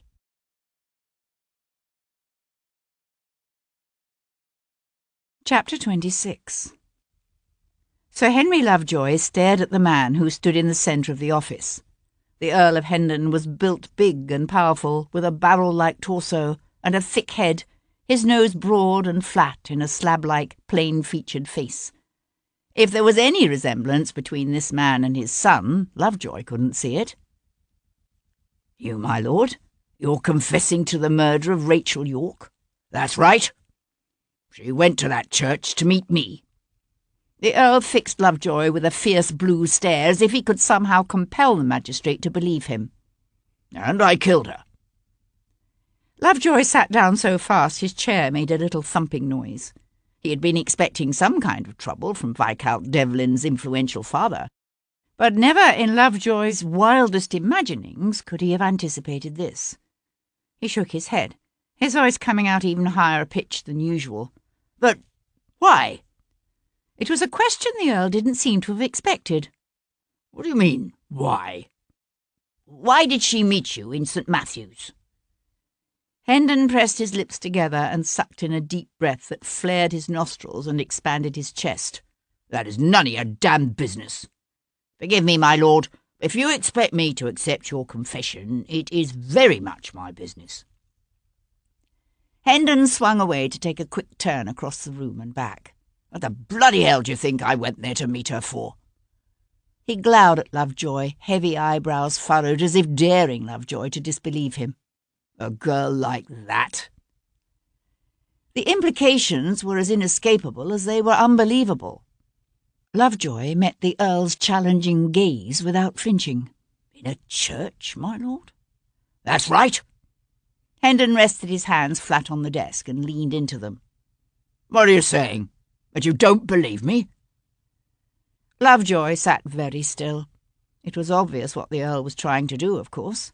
This was hardly the first time Lovejoy had been confronted by an anxious father willing to do anything, say anything, to save a beloved son.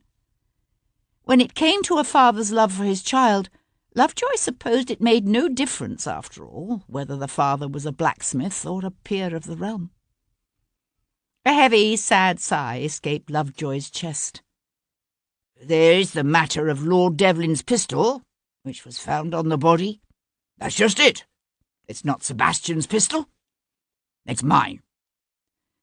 Reaching for the wooden box he'd set on the desk, Hendon flipped open the brass clasps and flung back the lid. It was a dueling pistol case, Lovejoy realised, and there, nestled in green baize, lay the mate to the flintlock Constable Maitland had found on Rachel Yorke's body. The moulded cradle for the pistol's twin was conspicuously empty. "They were given to me by my father," said Hendon, "the fourth Earl, shortly before his death, when I was Viscount Devlin." There was a small engraved brass plate affixed to the front of the box. Lovejoy leaned forward to read it. "To my son, Alistair James Sincere, Viscount Devlin." Lovejoy knew a moment of deep disquiet. "This proves nothing," he said slowly.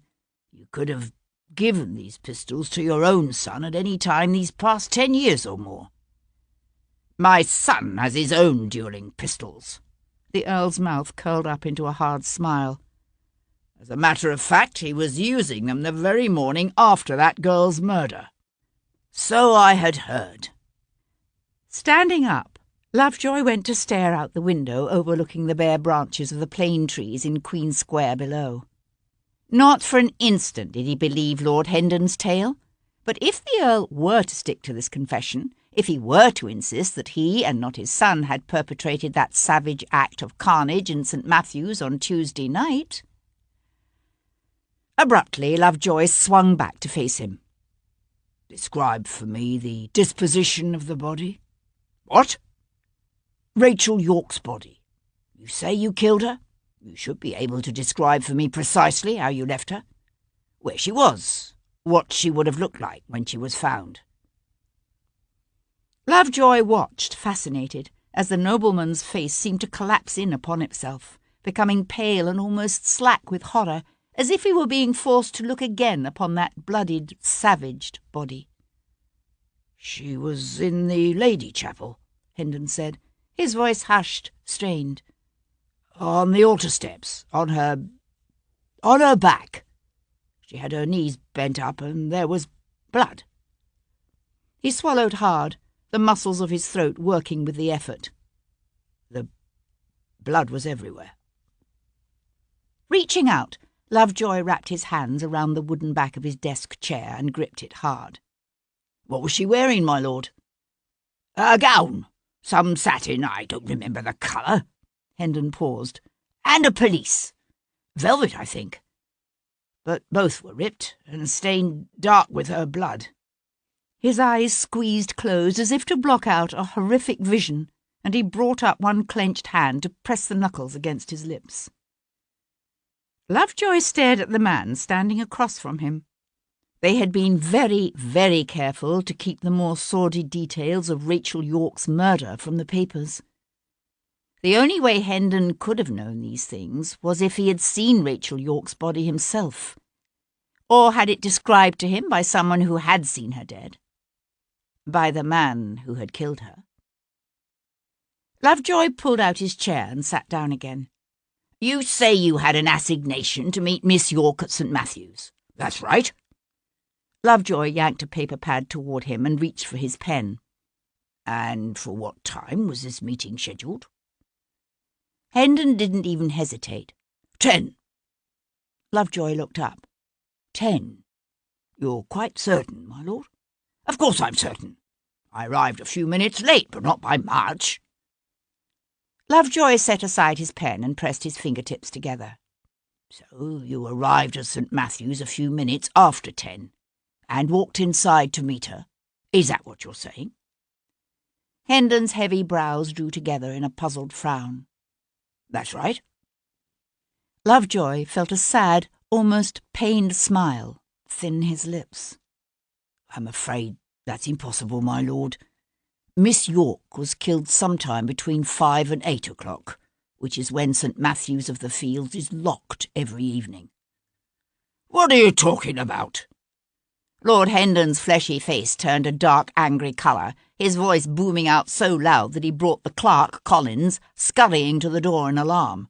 I arranged to meet that woman in St. Matthew's at 10, and the door in the north transept sure as hell wasn't locked when I got there. Lovejoy held himself very still.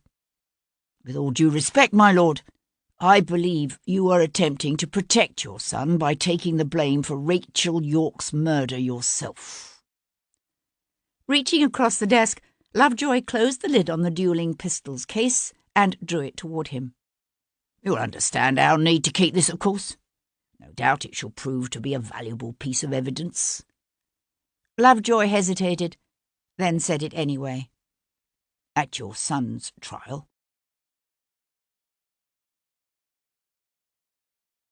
Chapter 27.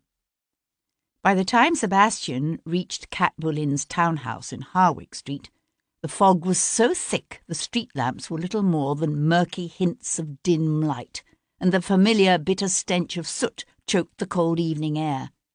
It would be a dark night, a good night for smugglers and housebreakers. And grave robbers. He pushed the thought from his mind. His assignation with Jumpin' Jack Cochrane and his crew wasn't until midnight. There was much to do before then. Sebastian lifted the collar of his coat against the damp and studied the house opposite. It was early enough that Kat hadn't left for the theatre yet. He could see her slim, elegant shape silhouetted against the drawing-room drapes, along with the shadow of what looked like a child. Puzzled, Sebastian crossed the street. "I'll announce myself," he told the thin, mousy-haired maid who answered his knock at the door. He was already taking the stairs to the first floor 2 at a time before the woman had recovered enough to say, "But, sir, you can't do that." He could hear Kat's husky voice even before he reached the drawing-room door. "There's a saying that a good foist must have the same talents as a good surgeon, an eagle's eye, a lady's hand, and a lion's heart. An eagle's eye to ascertain a purse's precise location, a lady's hand to slip lightly, nimbly into the man's clothes, and a lion's heart." She paused, and he could hear the smile in her voice. "To fear not the consequences." "Cool. How'd you do that?" said a voice Sebastian recognised as belonging to his young protégé, Tom. Sebastian could see them now, standing at the far end of the room with their backs to the door. Kat was wearing a black silk gown made high at the neck, with modest crepe sleeves that told him she must have only recently returned from Rachel Yorke's funeral. He couldn't even begin to guess at the reason for Tom's presence.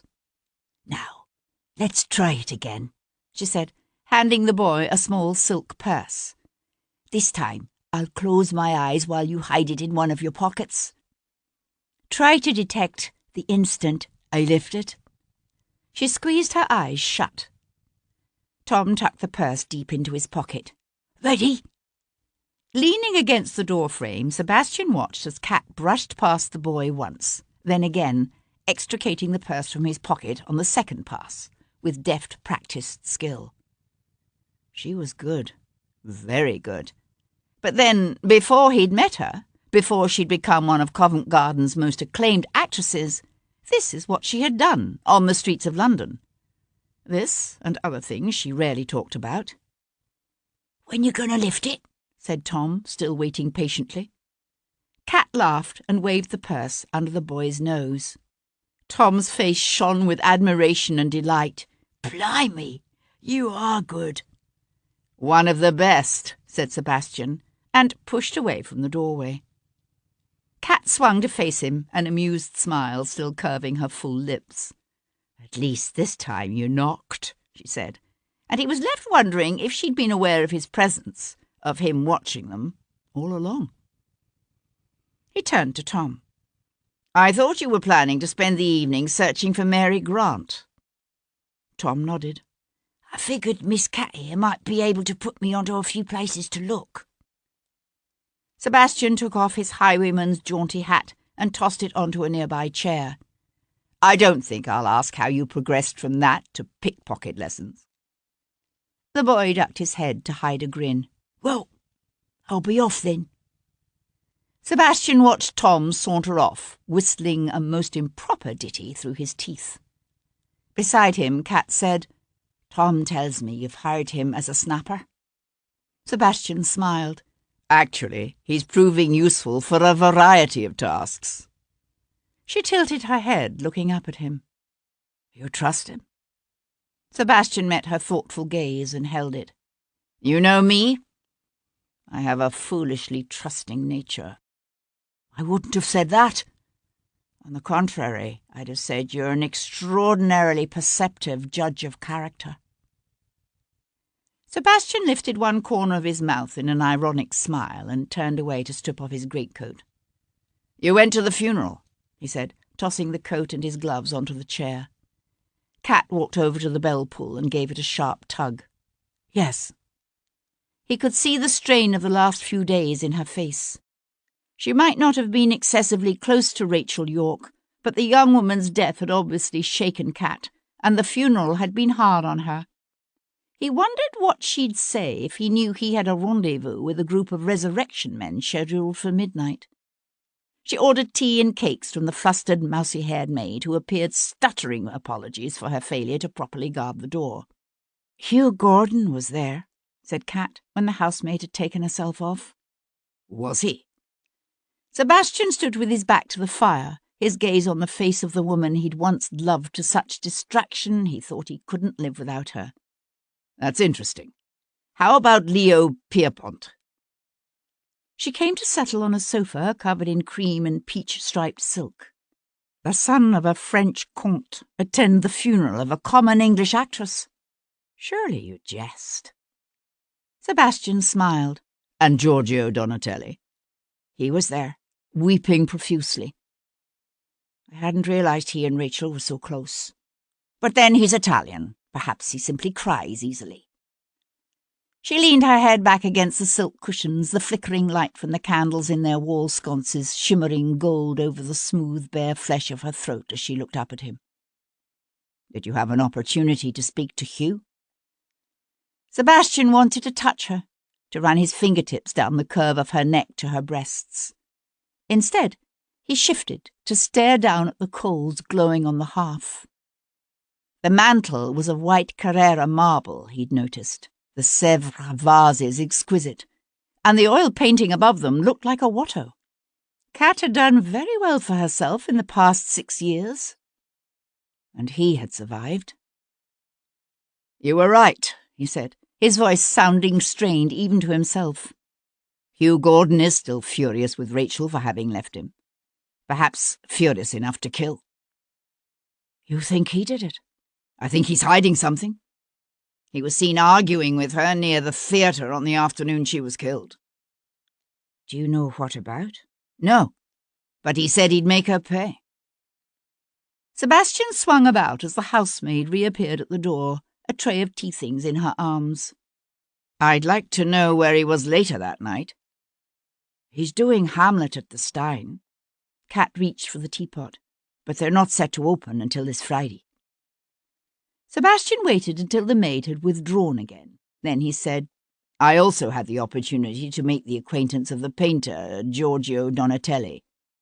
It seems Rachel was modelling for him. Kat glanced up from pouring the tea. Nothing ominous there, perhaps, unless she was sleeping with him too. He is a very beautiful man, and Rachel liked beautiful men. Sebastian reached to take the cup from her hand. He was very, very careful not to let his fingers brush hers.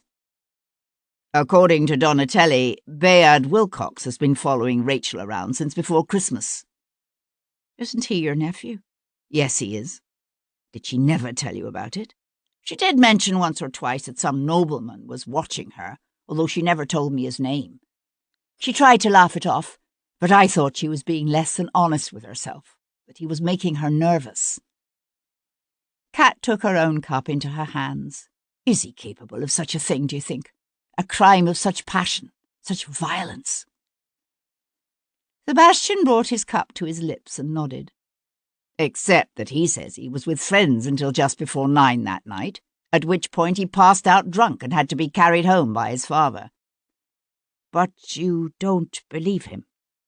She said it as a statement, not a question. I learned long ago not to trust anything Bayard tells me, but in this case it should be easy enough to find out if he's telling the truth or not. Kat sat back, her gaze on the cup she held idle in her lap. You do realize, of course, that it's possible Rachel didn't know her killer. It could be anyone at all. I don't think so. If she'd been found in the streets or even in her rooms, then I might believe that. But she went to that church on Tuesday specifically to meet someone. I know it wasn't me. So who was it? It couldn't have been some cousin named Sincere. Sebastian shook his head. No. They weren't a family that tended to breed the Sinceres. His father had several cousins he disliked intensely, but they all lived up north in Yorkshire or someplace. And it was not a common name. I keep coming back to that appointment book. Whoever removed those pages did it to prevent something from being known. And yet the book was left so that it could be found. Why? But The book was hidden. Yes. Except you knew where to look for it. It's conceivable others could have as well. Pierpont, for instance. He was paying the rent on her rooms. He might very well have a key. She sat silent for a moment, as if considering this. The woman upstairs described the man she saw the morning after Rachel's death as young. Pierpont must be almost 50. He could have sent someone. Kat thrust aside her teacup and stood up. You think Pierpont killed Rachel? Sebastian watched her walk over to straighten one of the drapes at the front window. It was a fussy thing to do, not at all like her. Why not? He was involved with her. For some men, that's all the reason they need, if the woman decides to try to walk away from them, or if she should suddenly become infatuated with a beautiful Italian painter. Kat turned to face him again. When I was at Rachel's lodging house, a Scotswoman who lives upstairs told me she thought Rachel was planning to leave London. You think it's true? I don't know. Rachel certainly never said anything about it. But this woman seems to have the impression Rachel was about to get her hands on a lot of money. Money? Sebastian set aside his empty cup. I wonder if she was blackmailing someone. Hardly had the words left his mouth when a thought occurred to him, a thought at once inevitable and so terrible as to take his breath. And he knew by the way Kat's eyes flared wide that the possibility had come to her at almost exactly the same time. "No," he said, before she could give voice to it. "But no," he said again, walking up to her. "You're wrong. I know my father. He might be able to kill, given the right provocation, but not like that. He could never kill like that." Her head fell back, her wide, beautiful eyes dark and troubled as she looked up into his face. It wasn't simply something Sebastian was saying. He truly believed Hendon could never have raped Rachel York on those altar steps, or left her dying in a sea of her own blood. And yet the name St. Cyr had been there in the dead woman's small red leather book. And the gentleman who'd been stalking her for so many months wasn't only Sebastian's nephew. Bayard Wilcox was also the Earl of Hendon's grandson.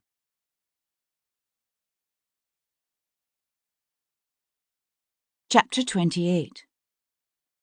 Sebastian met Jumping Jack Cochrane and his two-man crew in a dark byway just off Highfield Lane.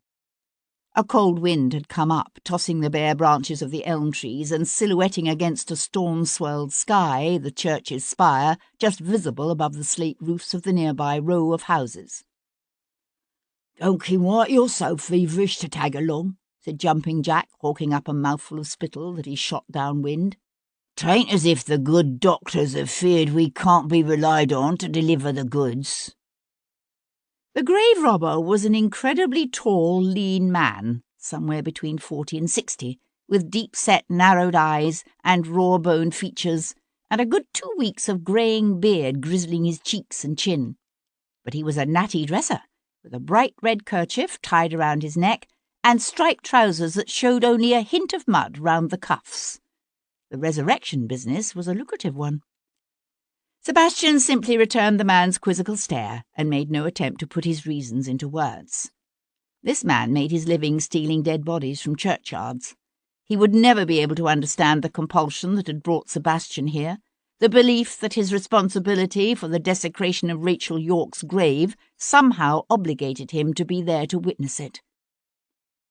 They left the resurrection men's cart and horse in the care of one of the lads and set off down a narrowed, darkened alley.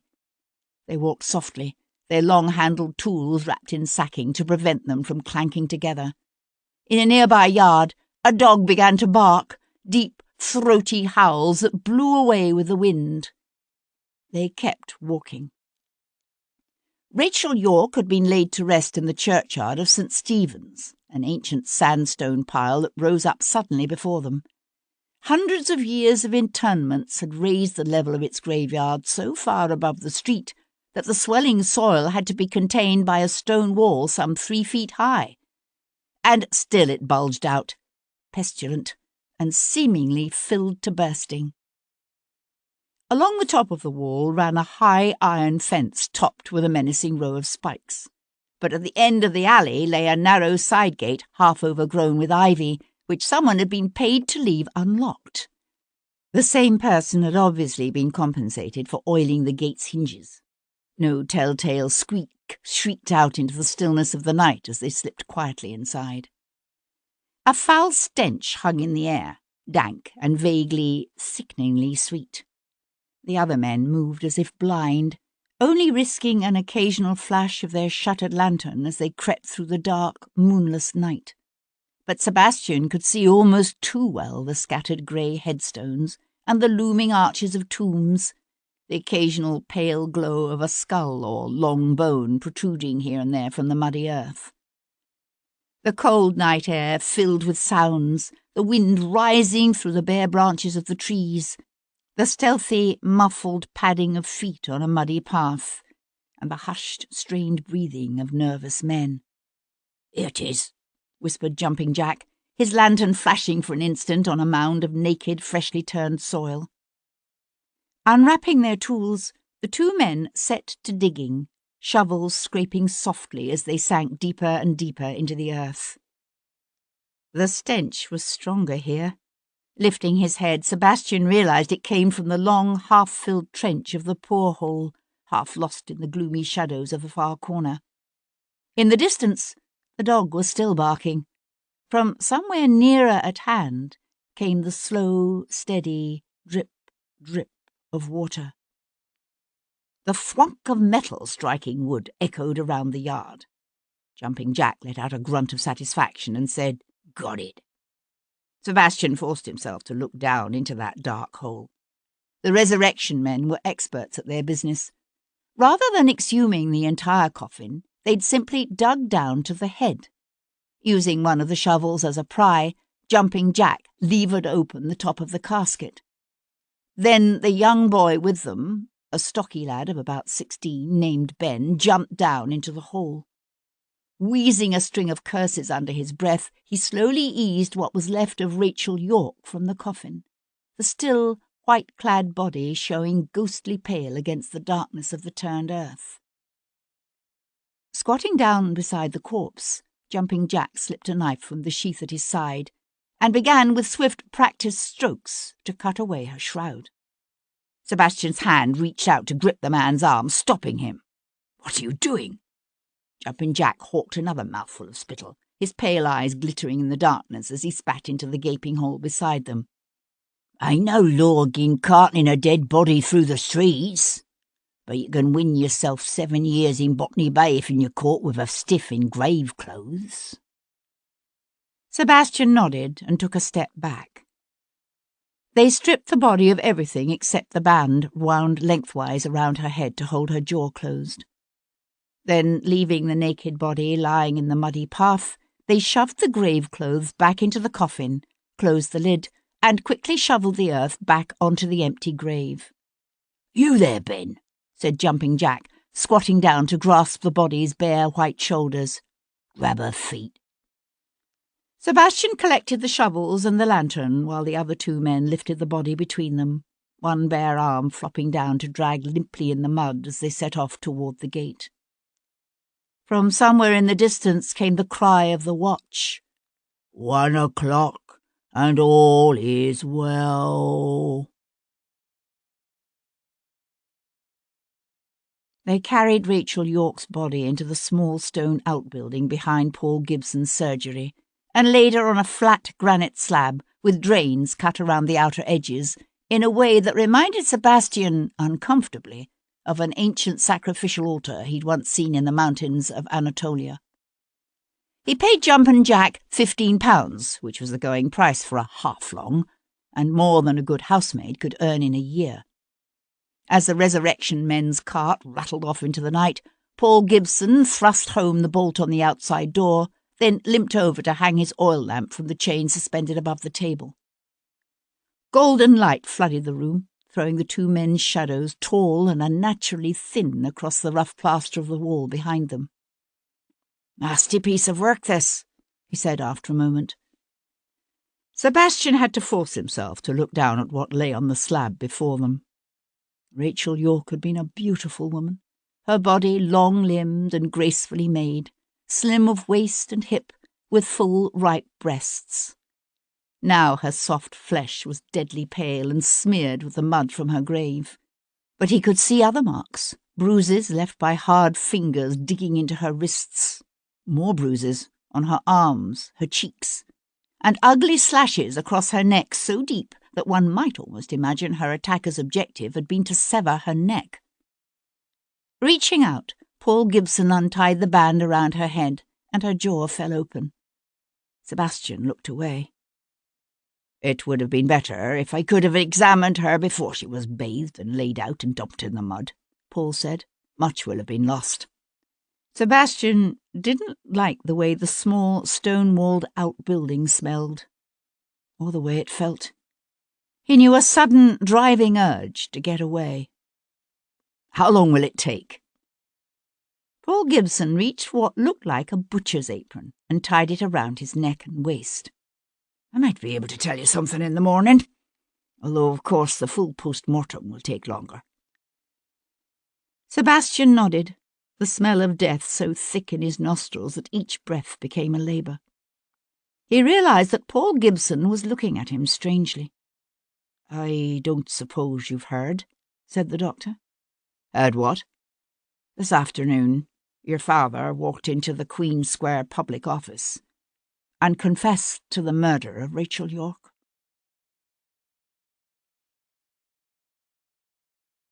Chapter 29.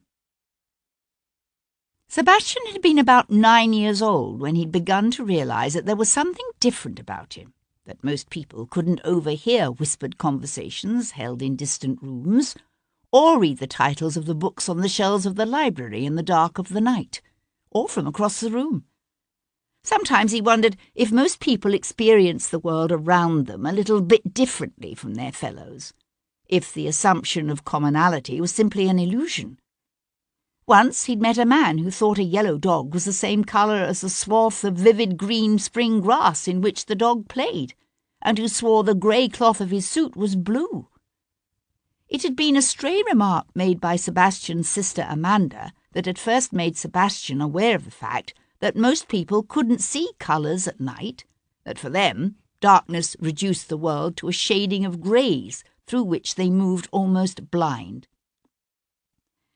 He'd found his ability to see in the dark particularly useful when he'd undertaken the special assignments for the army during the war. He found it useful now as he slipped over the garden wall of St. Cyr House on Grosvenor Square and crept toward the terrace. Alistair St. Cyr, the 5th Earl of Hendon, slept in a massive Tudor tester bed that had once belonged to the 1st Earl's great-grandfather. He came awake slowly, lips pursing in his sleep, eyelids fluttering open, closed. Open. He sat up with a rasping gasp, jaw slack, eyes flaring wide as he took in the clusters of candles burning on the bedside table and along the mantel. His gaze lifted to where Sebastian leaned against the bedpost with his arms folded across his chest, and he let out a sigh of relief. "Sebastian! Thank God! I've been hoping you'd come to me." Sebastian shoved away from the bedpost to stand with his arms at his side, anger thrumming through him. "What the bloody hell did you think you were about, walking into that public office and trying to convince people that you're the one who killed Rachel York?" The expression on Hendon's face was one Sebastian had never seen before, a strange mingling of grief and worry, and what looked very much like guilt. "Because I'm the one she went to meet that night." Tuesday, St. Matthew's, St. Cyr. "Oh, Jesus," whispered Sebastian, one hand coming up to shade his eyes. Hendon thrust aside the bedclothes and stood up, a powerful figure of dignity despite nightshirt and cap. "But I swear to you, she was already dead when I found her." Sebastian huffed a laugh, his hand falling back loosely to his side. "What do you think? That I'm going to believe you've taken to rape and murder in your old age?" Turning, he went to crouch before the fire and stir up the coals on the hearth. He felt the heat fan his cheeks, lick at the graveyard chill left deep within his being.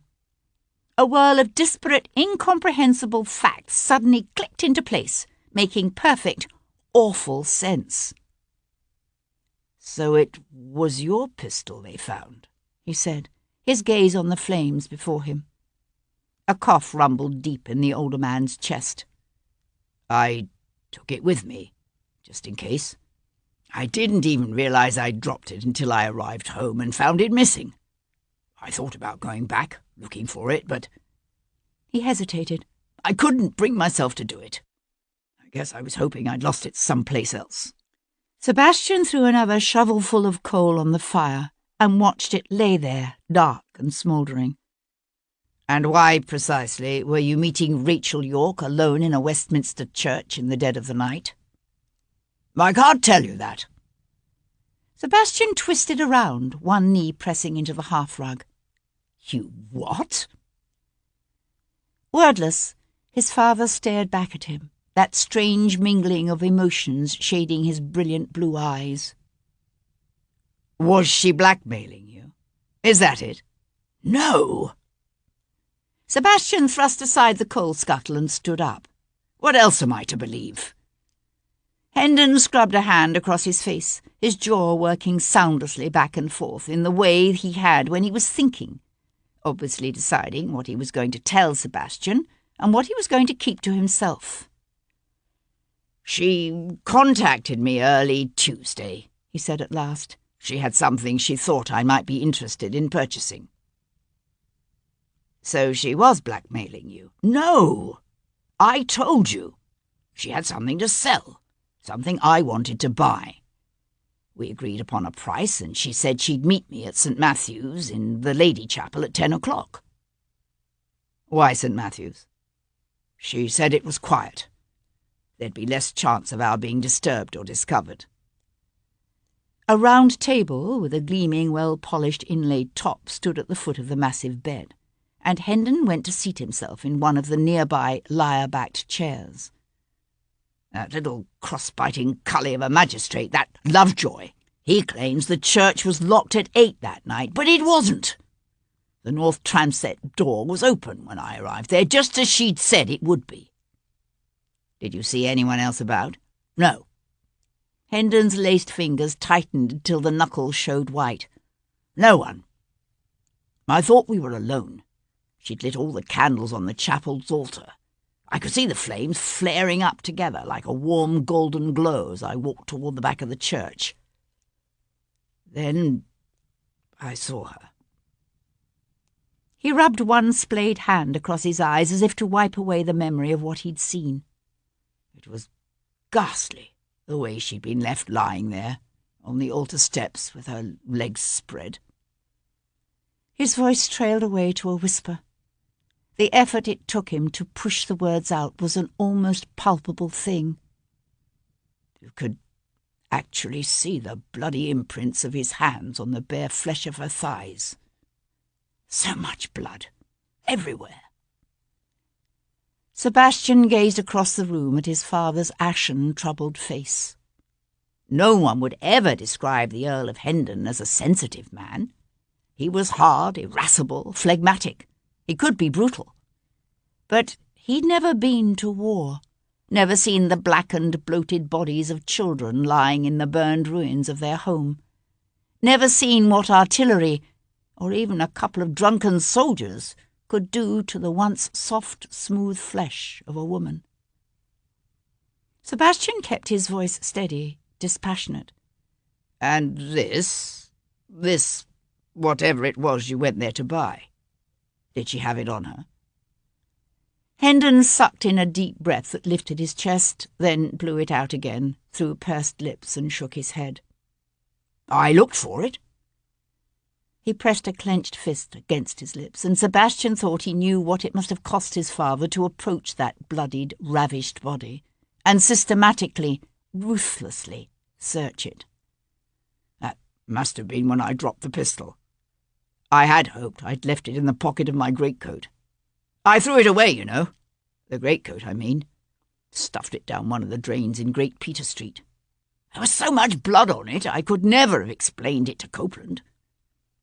I washed off my boots as best I could, but I still had to invent some faradiddle about stopping to help the victims of a carriage accident.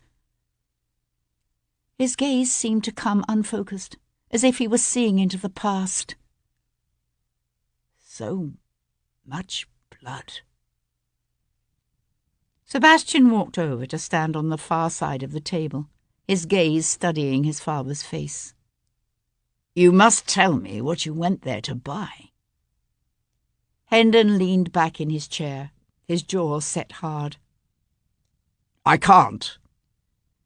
Sebastian slammed the open palm of one hand down on the table between them.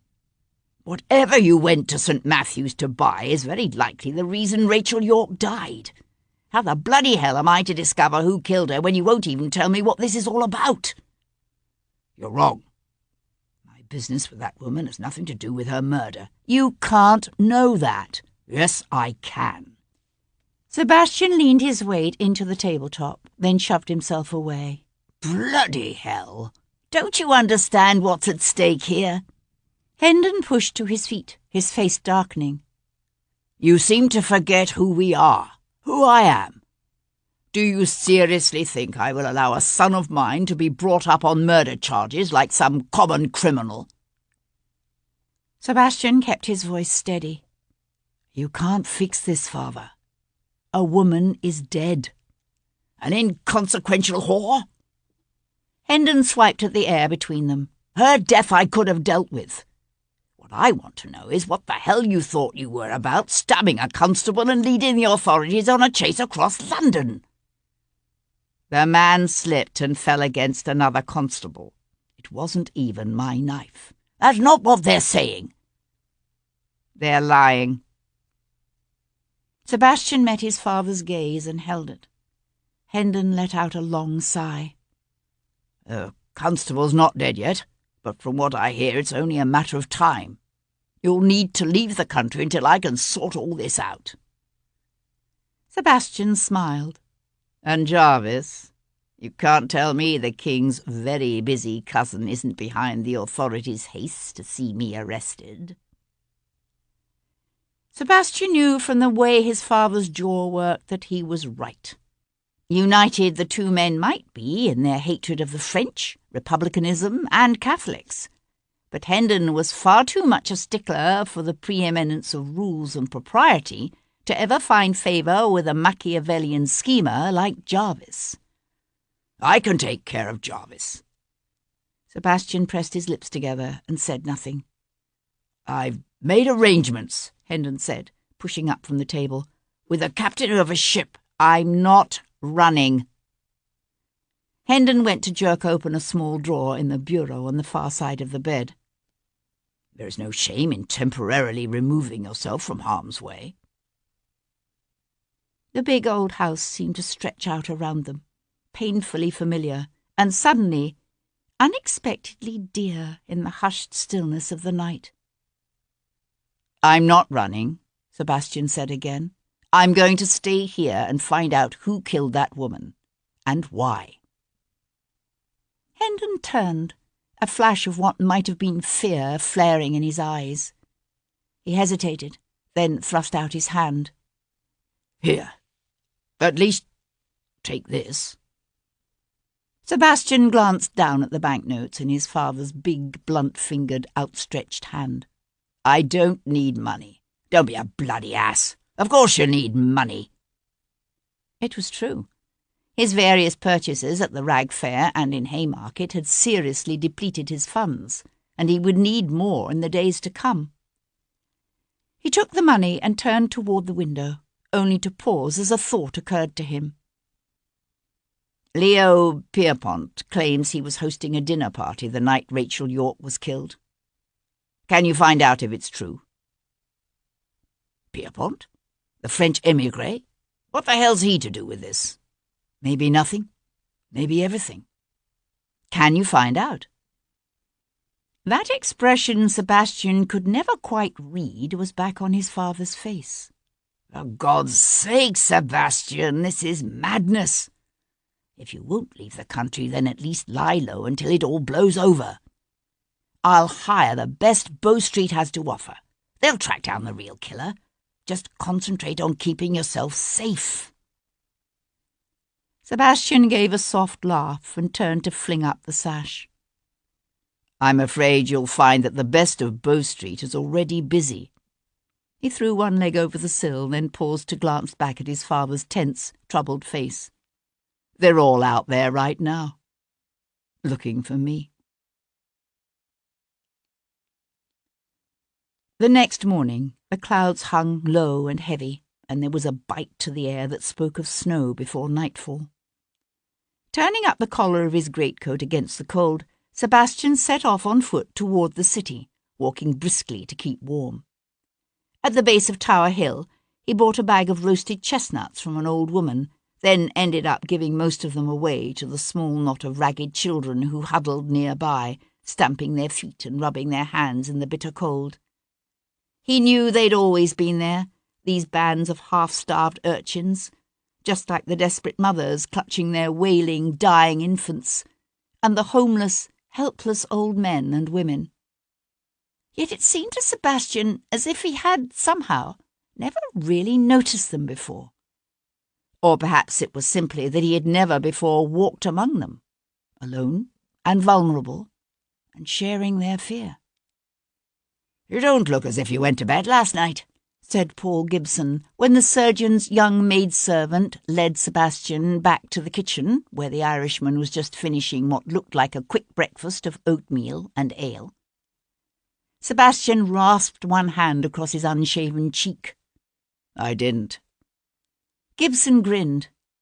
"Neither did I." He swung his wooden leg awkwardly over the bench and stood up. "Come see. I've a few things that might interest you." Following his friend along the weedy path, Sebastian took a last deep breath of cold air and ducked his head to enter the small stone outbuilding that served Gibson as a dissection room.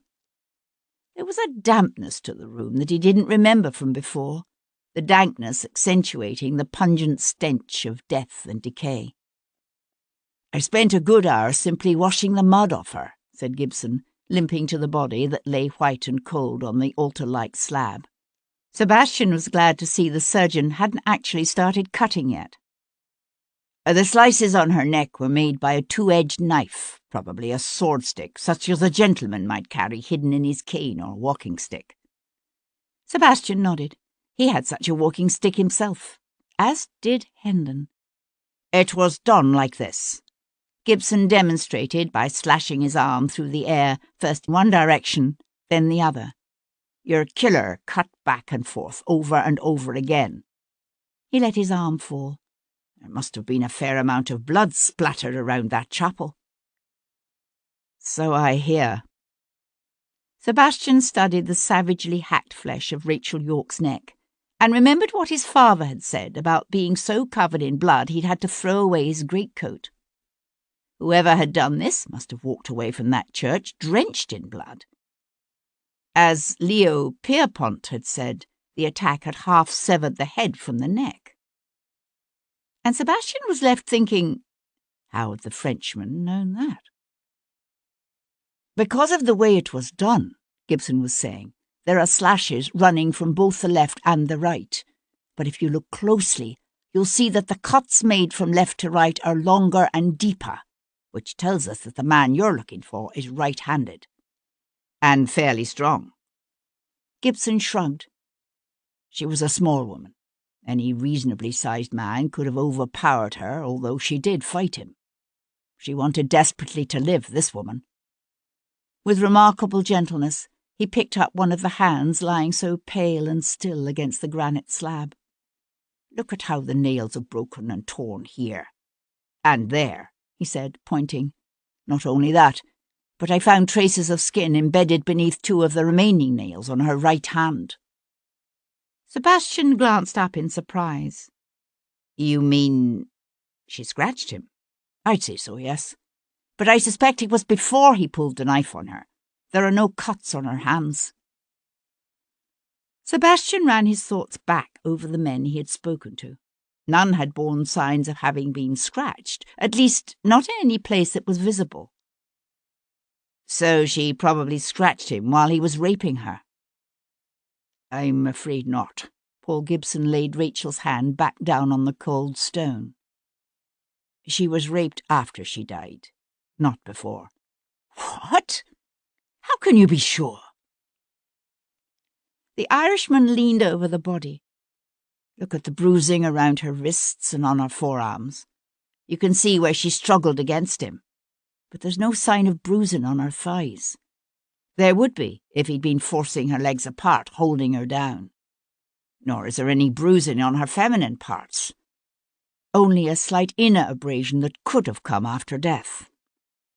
He swung away to pick up a shallow enamelled basin from the long, low table that stood beneath the small-paned front window. But this is the most telling piece of evidence, he said. And Sebastian found himself staring at a torn piece of satin, now so stained with blood it was impossible to guess at its original colour.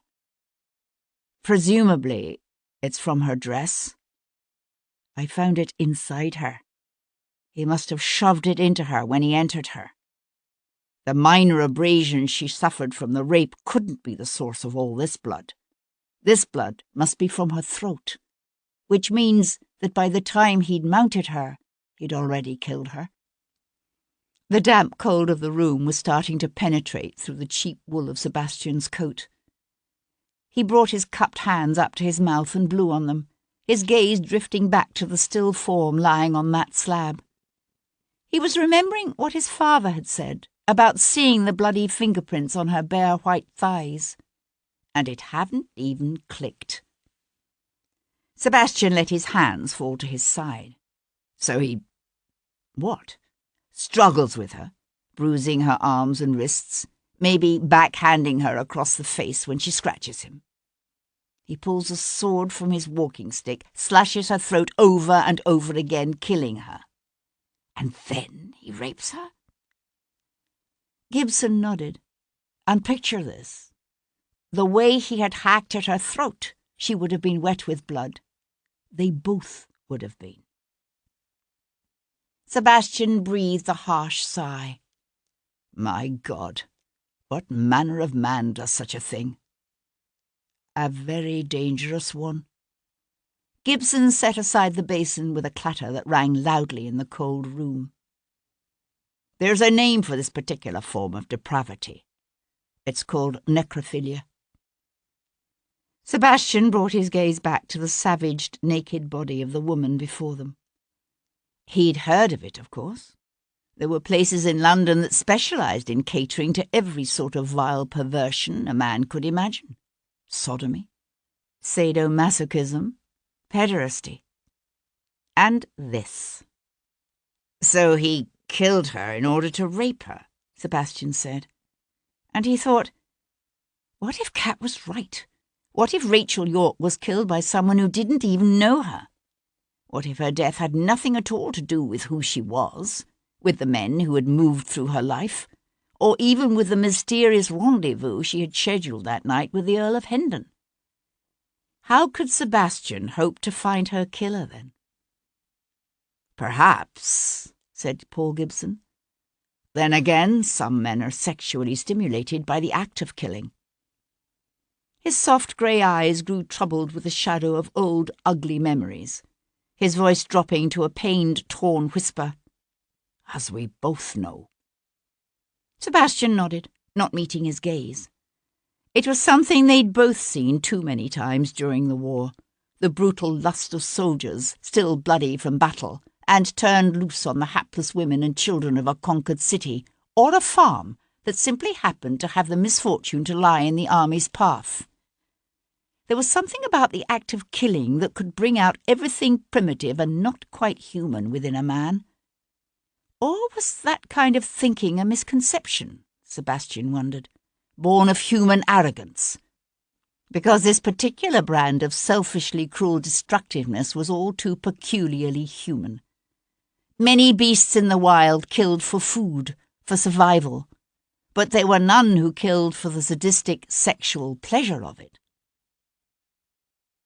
So he could have killed her for some other reason entirely, and found the whole experience so exciting that he felt compelled to ease his lust on her dead body.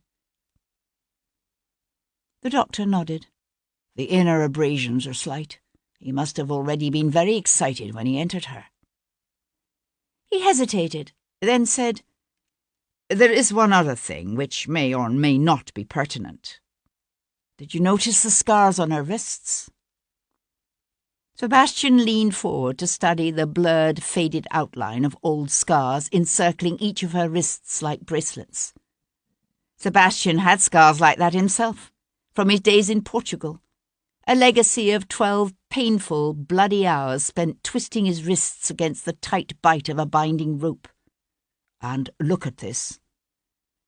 Reaching beneath one shoulder, Gibson rolled the body so that Sebastian could see the faint lines of white scars crisscrossing her slim, beautiful back. Someone took a whip to her. How long ago, would you say? I'm not sure. Gibson eased the body back down. At least several years ago, I'd say. He was moving around the room now, assembling instruments on a tray. I might have more to tell you in a day or two, when I've had a chance to do the actual autopsy. Sebastian nodded, his gaze caught by the still, beautiful features of the woman before him. Her skin had been pale, even in life. Now, in the cold morning light, she looked nearly blue, her full lips a surprisingly dark purple. I want to rebury her when you're finished, he said. Gibson came to stand beside him. He had stopped clattering his surgical tools. All right. Sebastian kept his gaze on all that was left of Rachel York. Less than a week ago she had been nothing to him, a name on a playbill, a pretty face only. Even after he'd been accused of her killing, his thoughts had all been for his own survival, his desire to find her killer driven by his own needs, not hers. But at some point in the last few days he realized that had changed. Rachel York had been less than 19 years old when she died, a young woman, alone and defenseless, battling to survive in a society that used and discarded its weak and unfortunate as if they were somehow less than human. And yet she had stubbornly refused to allow herself to become a victim. She had struggled against the odds, fought back, brave and determined, until some man had cornered her in the Lady Chapel of an ancient deserted church and done this to her. The world was full of ugliness. Sebastian knew that. Ugliness and ugly people. But you couldn't let them win, those men who took what they wanted with never a thought or care for the ones who suffered and died as a result. You could never stop fighting them. Never let them think that what they did was right or somehow justified. Never let them triumph unchallenged. You'll have justice, he whispered, although the woman before him was long past hearing, and he'd lost his belief in an all-knowing, benevolently attentive God long ago, on some battlefield in central Spain. Whoever did this to you won't get away with it. I swear it. He was suddenly aware of Paul Gibson standing beside him, a strange expression quirking up one corner of his lips. And here I thought you'd given up believing in either justice or righteous causes. I have, said Sebastian, turning toward the door. But his friend only smiled.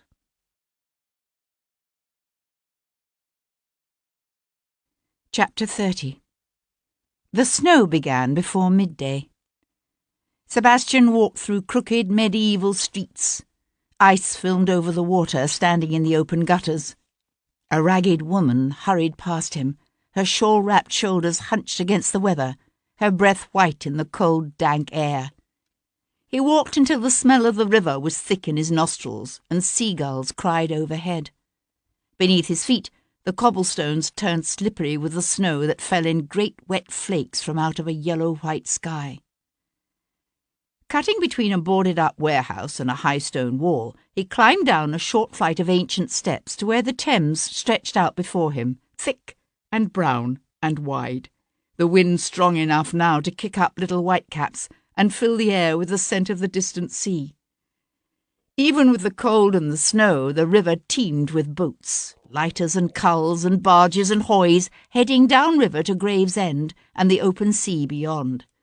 It was the lifeblood of the city, this river, and yet how often had he gone through the movements of his days within scant blocks of it, and remained essentially oblivious to its existence for weeks on end.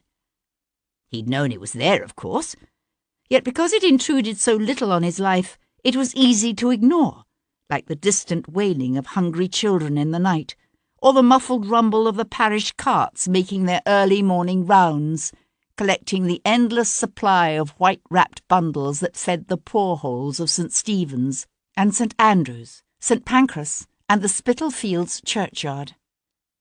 Easy to ignore, too, was the existence of those dark, unassuming houses in Field Lane and Covent Garden, where for a few coins a man could buy the right to unlock a room and do whatever he liked to the shivering, frightened child or sobbing woman he would find there.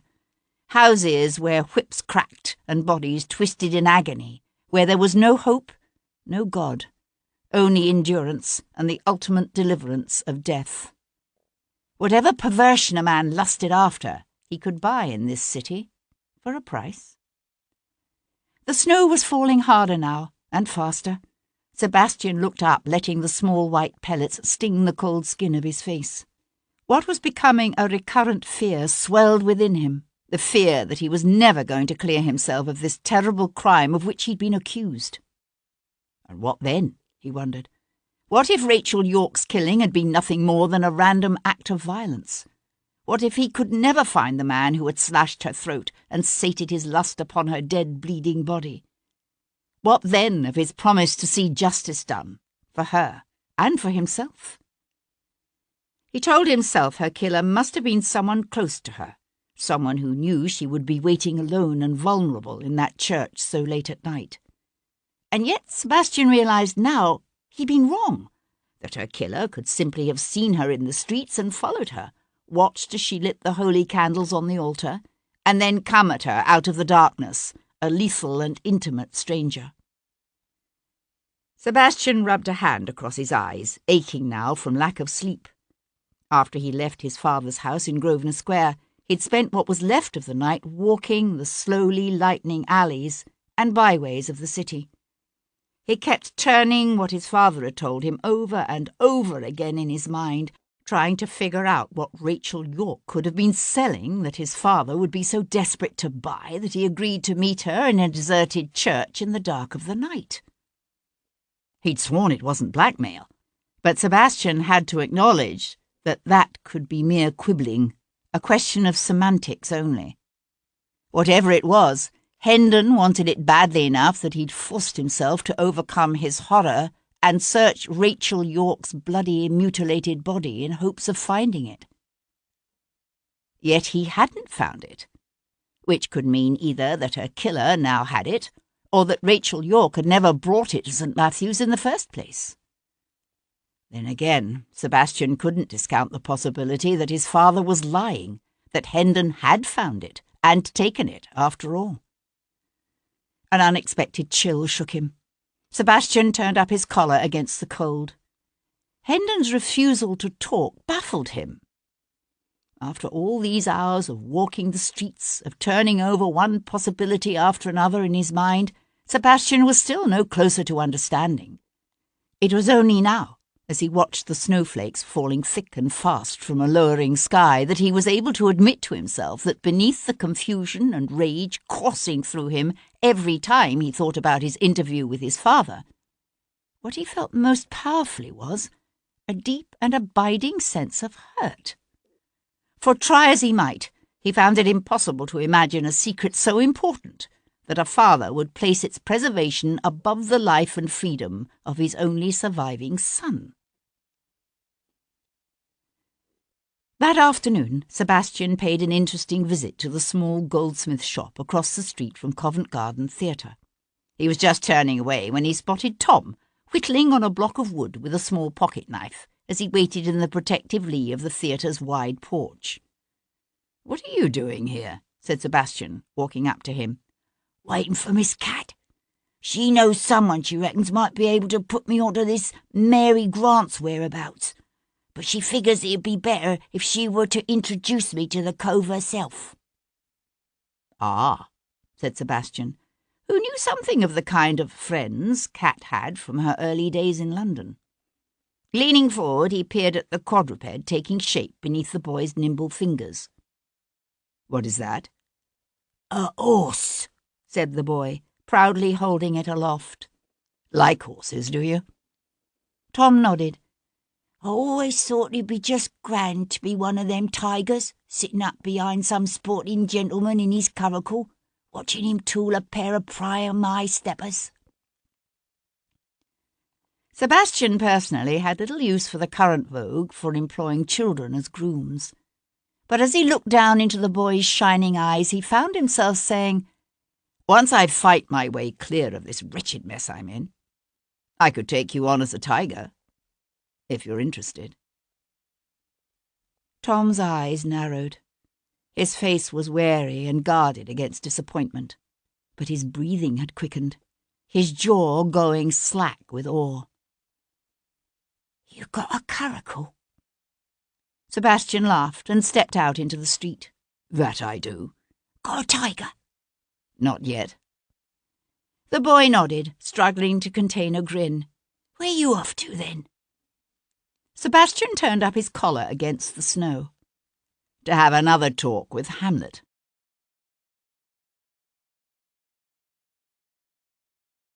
Chapter 31. Darkness came early that day, settling over the city with a heavy fall of snow. Across the street from the lodging-house where Hugh Gordon had rooms, Sebastian stomped his numb feet and watched the stocky grey-haired woman who came in daily to do for the actor close the street door behind her and set off toward the Strand, the snow blanketing her head and shoulders with white as she hurried through the gathering gloom. Sebastian waited while a coal cart trundled by, followed by a brewer's wagon. Then he crossed the street, with each step easing himself into the persona of Cousin Simon Taylor from Worcestershire.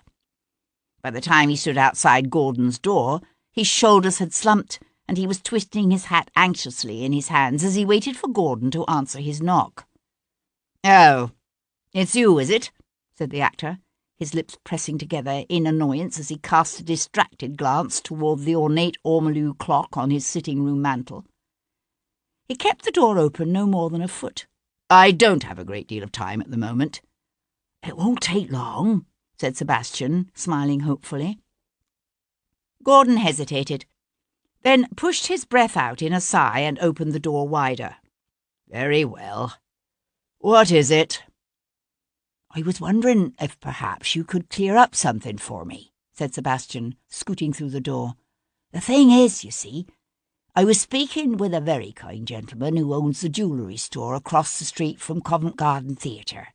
You know the place, don't you? The one with the new gas lights? Well, Mr. Toru was telling me, that's the proprietor's name, Mr. Jacob Toru. He was telling me how Rachel was in his shop on the very afternoon she died. But what I find confusing, you see, is that while you told me you hadn't seen Rachel for the better part of 6 months, Mr. Toru says you came in his shop that same afternoon and confronted Rachel." Sebastian fixed the actor with an anxious gaze. "Actually, accosted is the word he used." Hugh Gordon returned Sebastian's stare with a bland look. "Obviously, the man is mistaken." "Well, one might think so. Except he's a particular fan of yours, is Mr. Toru." Sebastian continued, smiling amicably as he seated himself, without invitation, on a high-backed settee covered in burgundy brocade. "He says he hasn't missed a one of your performances in the past 5 years. And I gather that Cousin Rachel was one of his best customers, if you know what I mean. So, of course, when he read the next day about what had happened to Rachel, he remembered the incident. Though I must assure you that he has no intention of telling the authorities about the arguments, or the way you seized Rachel's arm and threatened to kill her."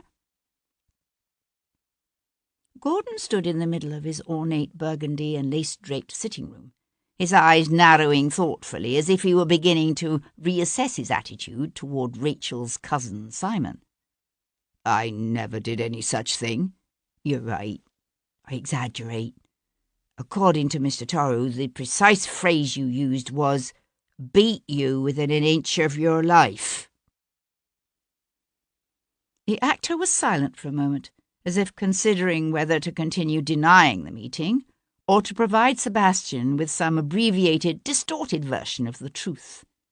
Abbreviated distortion 1. "Rachel owed me money," he said, swinging away to pour himself a brandy from an ornate tray of heavy gold-rimmed glasses that looked as if it might have been part of the stage props for a production of the Arabian Nights. "She has owed it to me ever since she first started at the theatre. She wasn't making much in those days, so I provided her with everything she needed in the way of dresses and such. She always knew it was no gift." "I'm sure you were more than generous with her," said Sebastian, his smile hard. Gordon's brows drew together in an exaggerated frown. Everything about the man was exaggerated, Sebastian decided, from the opulent plush, burgundy and gold trappings of his sitting room to his stentorian speech and theatrical gestures.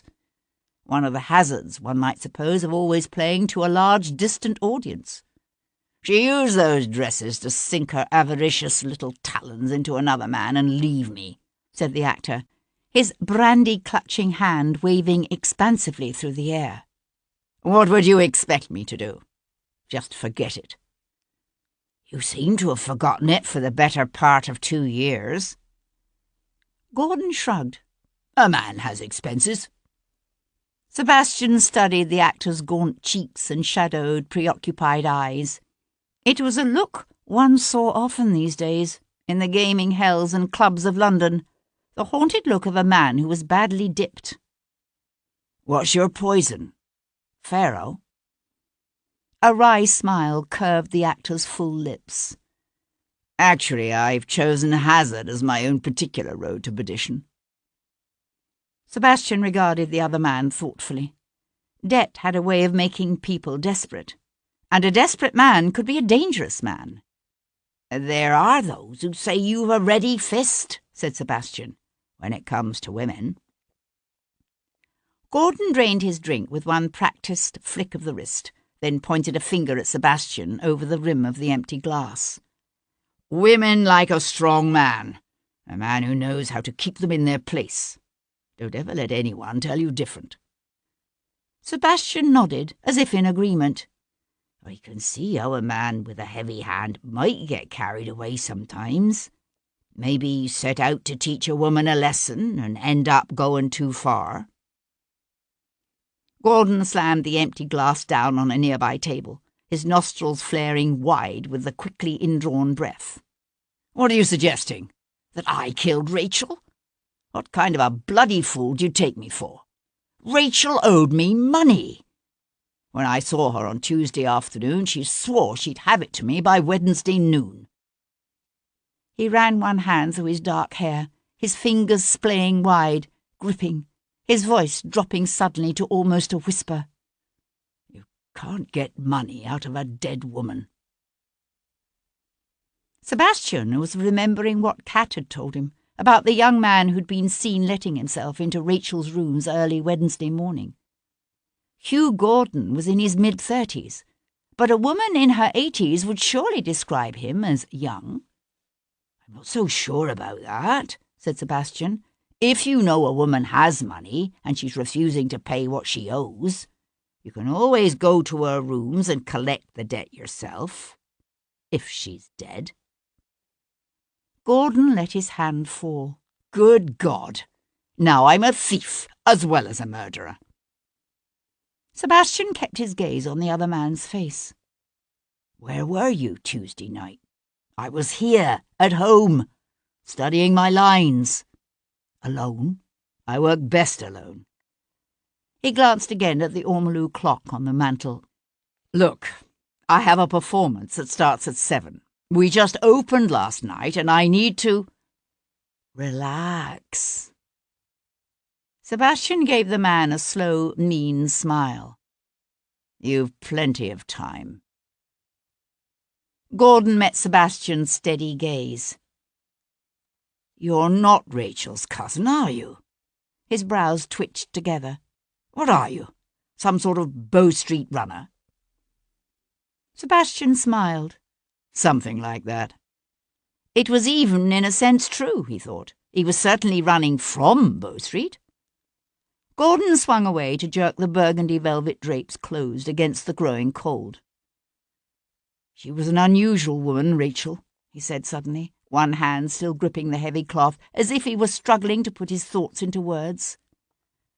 There wasn't much she was afraid of. She told me once that fear made a person vulnerable, and she refused to ever be vulnerable again. But I'd noticed lately that she was nervous, jumpy, as if she'd suddenly found herself over her head in something and wasn't quite certain how she was going to get out of it. Sebastian watched the other man turn away from the window. Something like, what? Actually, I'm beginning to wonder if Rachel wasn't passing information to the French. The French? It was the last thing Sebastian had expected. What makes you say that? Look at the men she chose.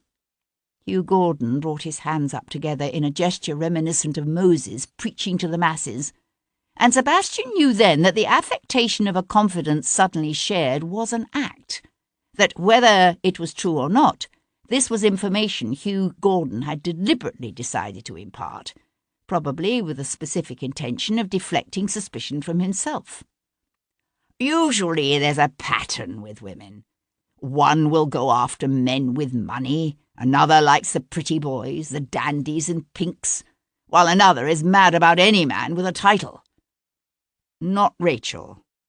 The men she selected tended to work in the Foreign Office, like Sir Albert, or they were close to the king, like Lord Grimes. Once she even had an admiral in tow. Admiral Worth. Sebastian had heard his name, along with that of Sir Albert and Lord Grimes, and others whispered in the streets. As he ran through the names, he realised it was true, that Rachel Yorke's noble lovers shared this one common trait. All were privy to information which could prove very useful if it were to fall into the wrong hands. You make no secret of having shared Rachel's Republican principles, said Sebastian. Have the French ever approached you? He expected angry denials and heated patriotic rhetoric. Instead, Gordon met Sebastian's questioning gaze and said simply, However much I might wish to see changes here, I'm still an Englishman. I would never betray my own country. But you think Rachel could? Gordon lifted one shoulder in a shrug. Rachel had a lot of anger in her, a lot of hate, both because of the things that had been done to her in her own life and because of what she saw happening to others around her. She spent one afternoon a week working as a volunteer at St. Jude's Foundling Home. Did you know that? She used to say that Napoleon might have betrayed the revolution, but what the French had was still better than what most people have here. Sebastian studied the other man's high-browed, aesthetic face. Hugh Gordon was an actor, a man who made a living out of making people believe a lie. Not for an instant would Sebastian ever trust him. But for all his posturing, his words had a ring of sincerity to them, and that terrible weight of plausibility that can come with an unlooked-for truth. Outside, the wind gusted up, driving a flurry of snow against the window pane with a violence that sounded unnaturally loud in the sudden silence. He realised Gordon was watching him with narrowed, assessing eyes. You don't believe me, do you? Yet you have by now surely verified that what I told you before was true, that Leo Pierpont was paying the rent on Rachel's rooms. What would you have me believe? That Leo Pierpont acts as Napoleon's agent? Nothing as simple as that. Leo Pierpont is what I think they call a spy master. Sebastian pushed to his feet. Leo Pierpont's family lost everything they owned fleeing the revolution 20 years ago. Gordon gave a tight little smile. Pierpont fled the revolution and the republic. But France is no longer a republic now, is it? The point was well made. The bloody, fervent days of the republic and the year, too, belonged to the past. Lately, more and more émigré families had been making their peace with France's new emperor, swearing allegiance to the new government of France and reclaiming old estates. Sebastian eyed the other man, assessing. It's an easy enough accusation to make. Where's your proof? Men as good as Pierpont don't leave proof. Indeed. Yet the last time I spoke to you, you would have me believe Leo Pierpont was Rachel's lover. Hugh Gordon's smile widened into something at once genuine and vaguely scornful. Actually, I believe I said the authorities would do well to look into Rachel's association with him. I don't recollect calling him her lover. That was your own assumption.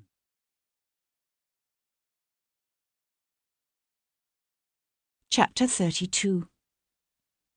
The Earl of Hendon's visit had done much to overcome Sir Henry Lovejoy's lingering doubts about the guilt of Viscount Devlin. But Lovejoy was a methodical man, and so, on Saturday afternoon, he decided to devote a few hours to setting to rest the question of Captain and Mrs. John Talbot. The captain, Lovejoy discovered, was a tall, handsome man in his early 30s, the youngest son of a small Devonshire landowner. With a commission in the Horse Guards, he'd had a promising future ahead of him until he'd made the mistake of running away with an heiress named Melanie Peregrine. His superiors hadn't looked kindly upon this romantic adventure. Captain Talbot's career had languished, while Melanie's father had been so infuriated by what he termed his daughter's perfidy that he cut her off without a penny and refused to allow her to cross his threshold again. It was snowing heavily by the time Lovejoy reached the Talbots' narrow brick townhouse off Upper Union Street in Chelsea. The house was small and undoubtedly hired, but the front door had been painted a cheery red, the knocker polished until it shone, and someone with an artistic eye had placed 2 potted rosemaries on either side of the entrance. Lovejoy noted these details and stowed them away for future analysis. They didn't sit well with the image of the weeping, battered wife Sir Christopher had painted for him. Nor did the calm, self-possessed young woman who introduced herself as Melanie Talbot. He was fortunate enough to find her at home and alone. Lovejoy apologized for the lateness of his call. Mrs. Talbot apologized for the dishevelment in which he found her. "I'm afraid I'm somewhat of a messy painter," she said, her smile sweet and almost impish as she rubbed her thumb against the splotch of paint that showed dark blue against a pale inner wrist. Lovejoy might have been misled into believing she'd been indulging a genteel feminine interest in watercolours, except that when he'd first arrived, he'd caught a glimpse of her up on a ladder painting the walls of her dining room. "I am grateful you've consented to see me on such short notice," said Lovejoy, taking the seat she indicated in the small, pleasant sitting room overlooking the snow-filled street. The furniture in the room was old-fashioned and battered, he noticed, but tasteful, with good clean lines, the kind of thing one might find tucked away in the attics of some ancient country estate, or for sale, cheap, in the markets of Hatfield Street. If Melanie Talbot's love match had proved to be an unhappy one, it certainly wasn't preventing her from working hard to make her home pleasant and comfortable, whatever her reduced financial circumstances. She sank into the chair opposite him, a lithe, unusually attractive young woman with very fair hair and large blue eyes set wide in a delicately moulded face. Exactly the kind of female to inspire any young buck, and more than a few old ones, with the desire to cast himself in the role of her knight in shining armour. She gave Lovejoy a broad, beautiful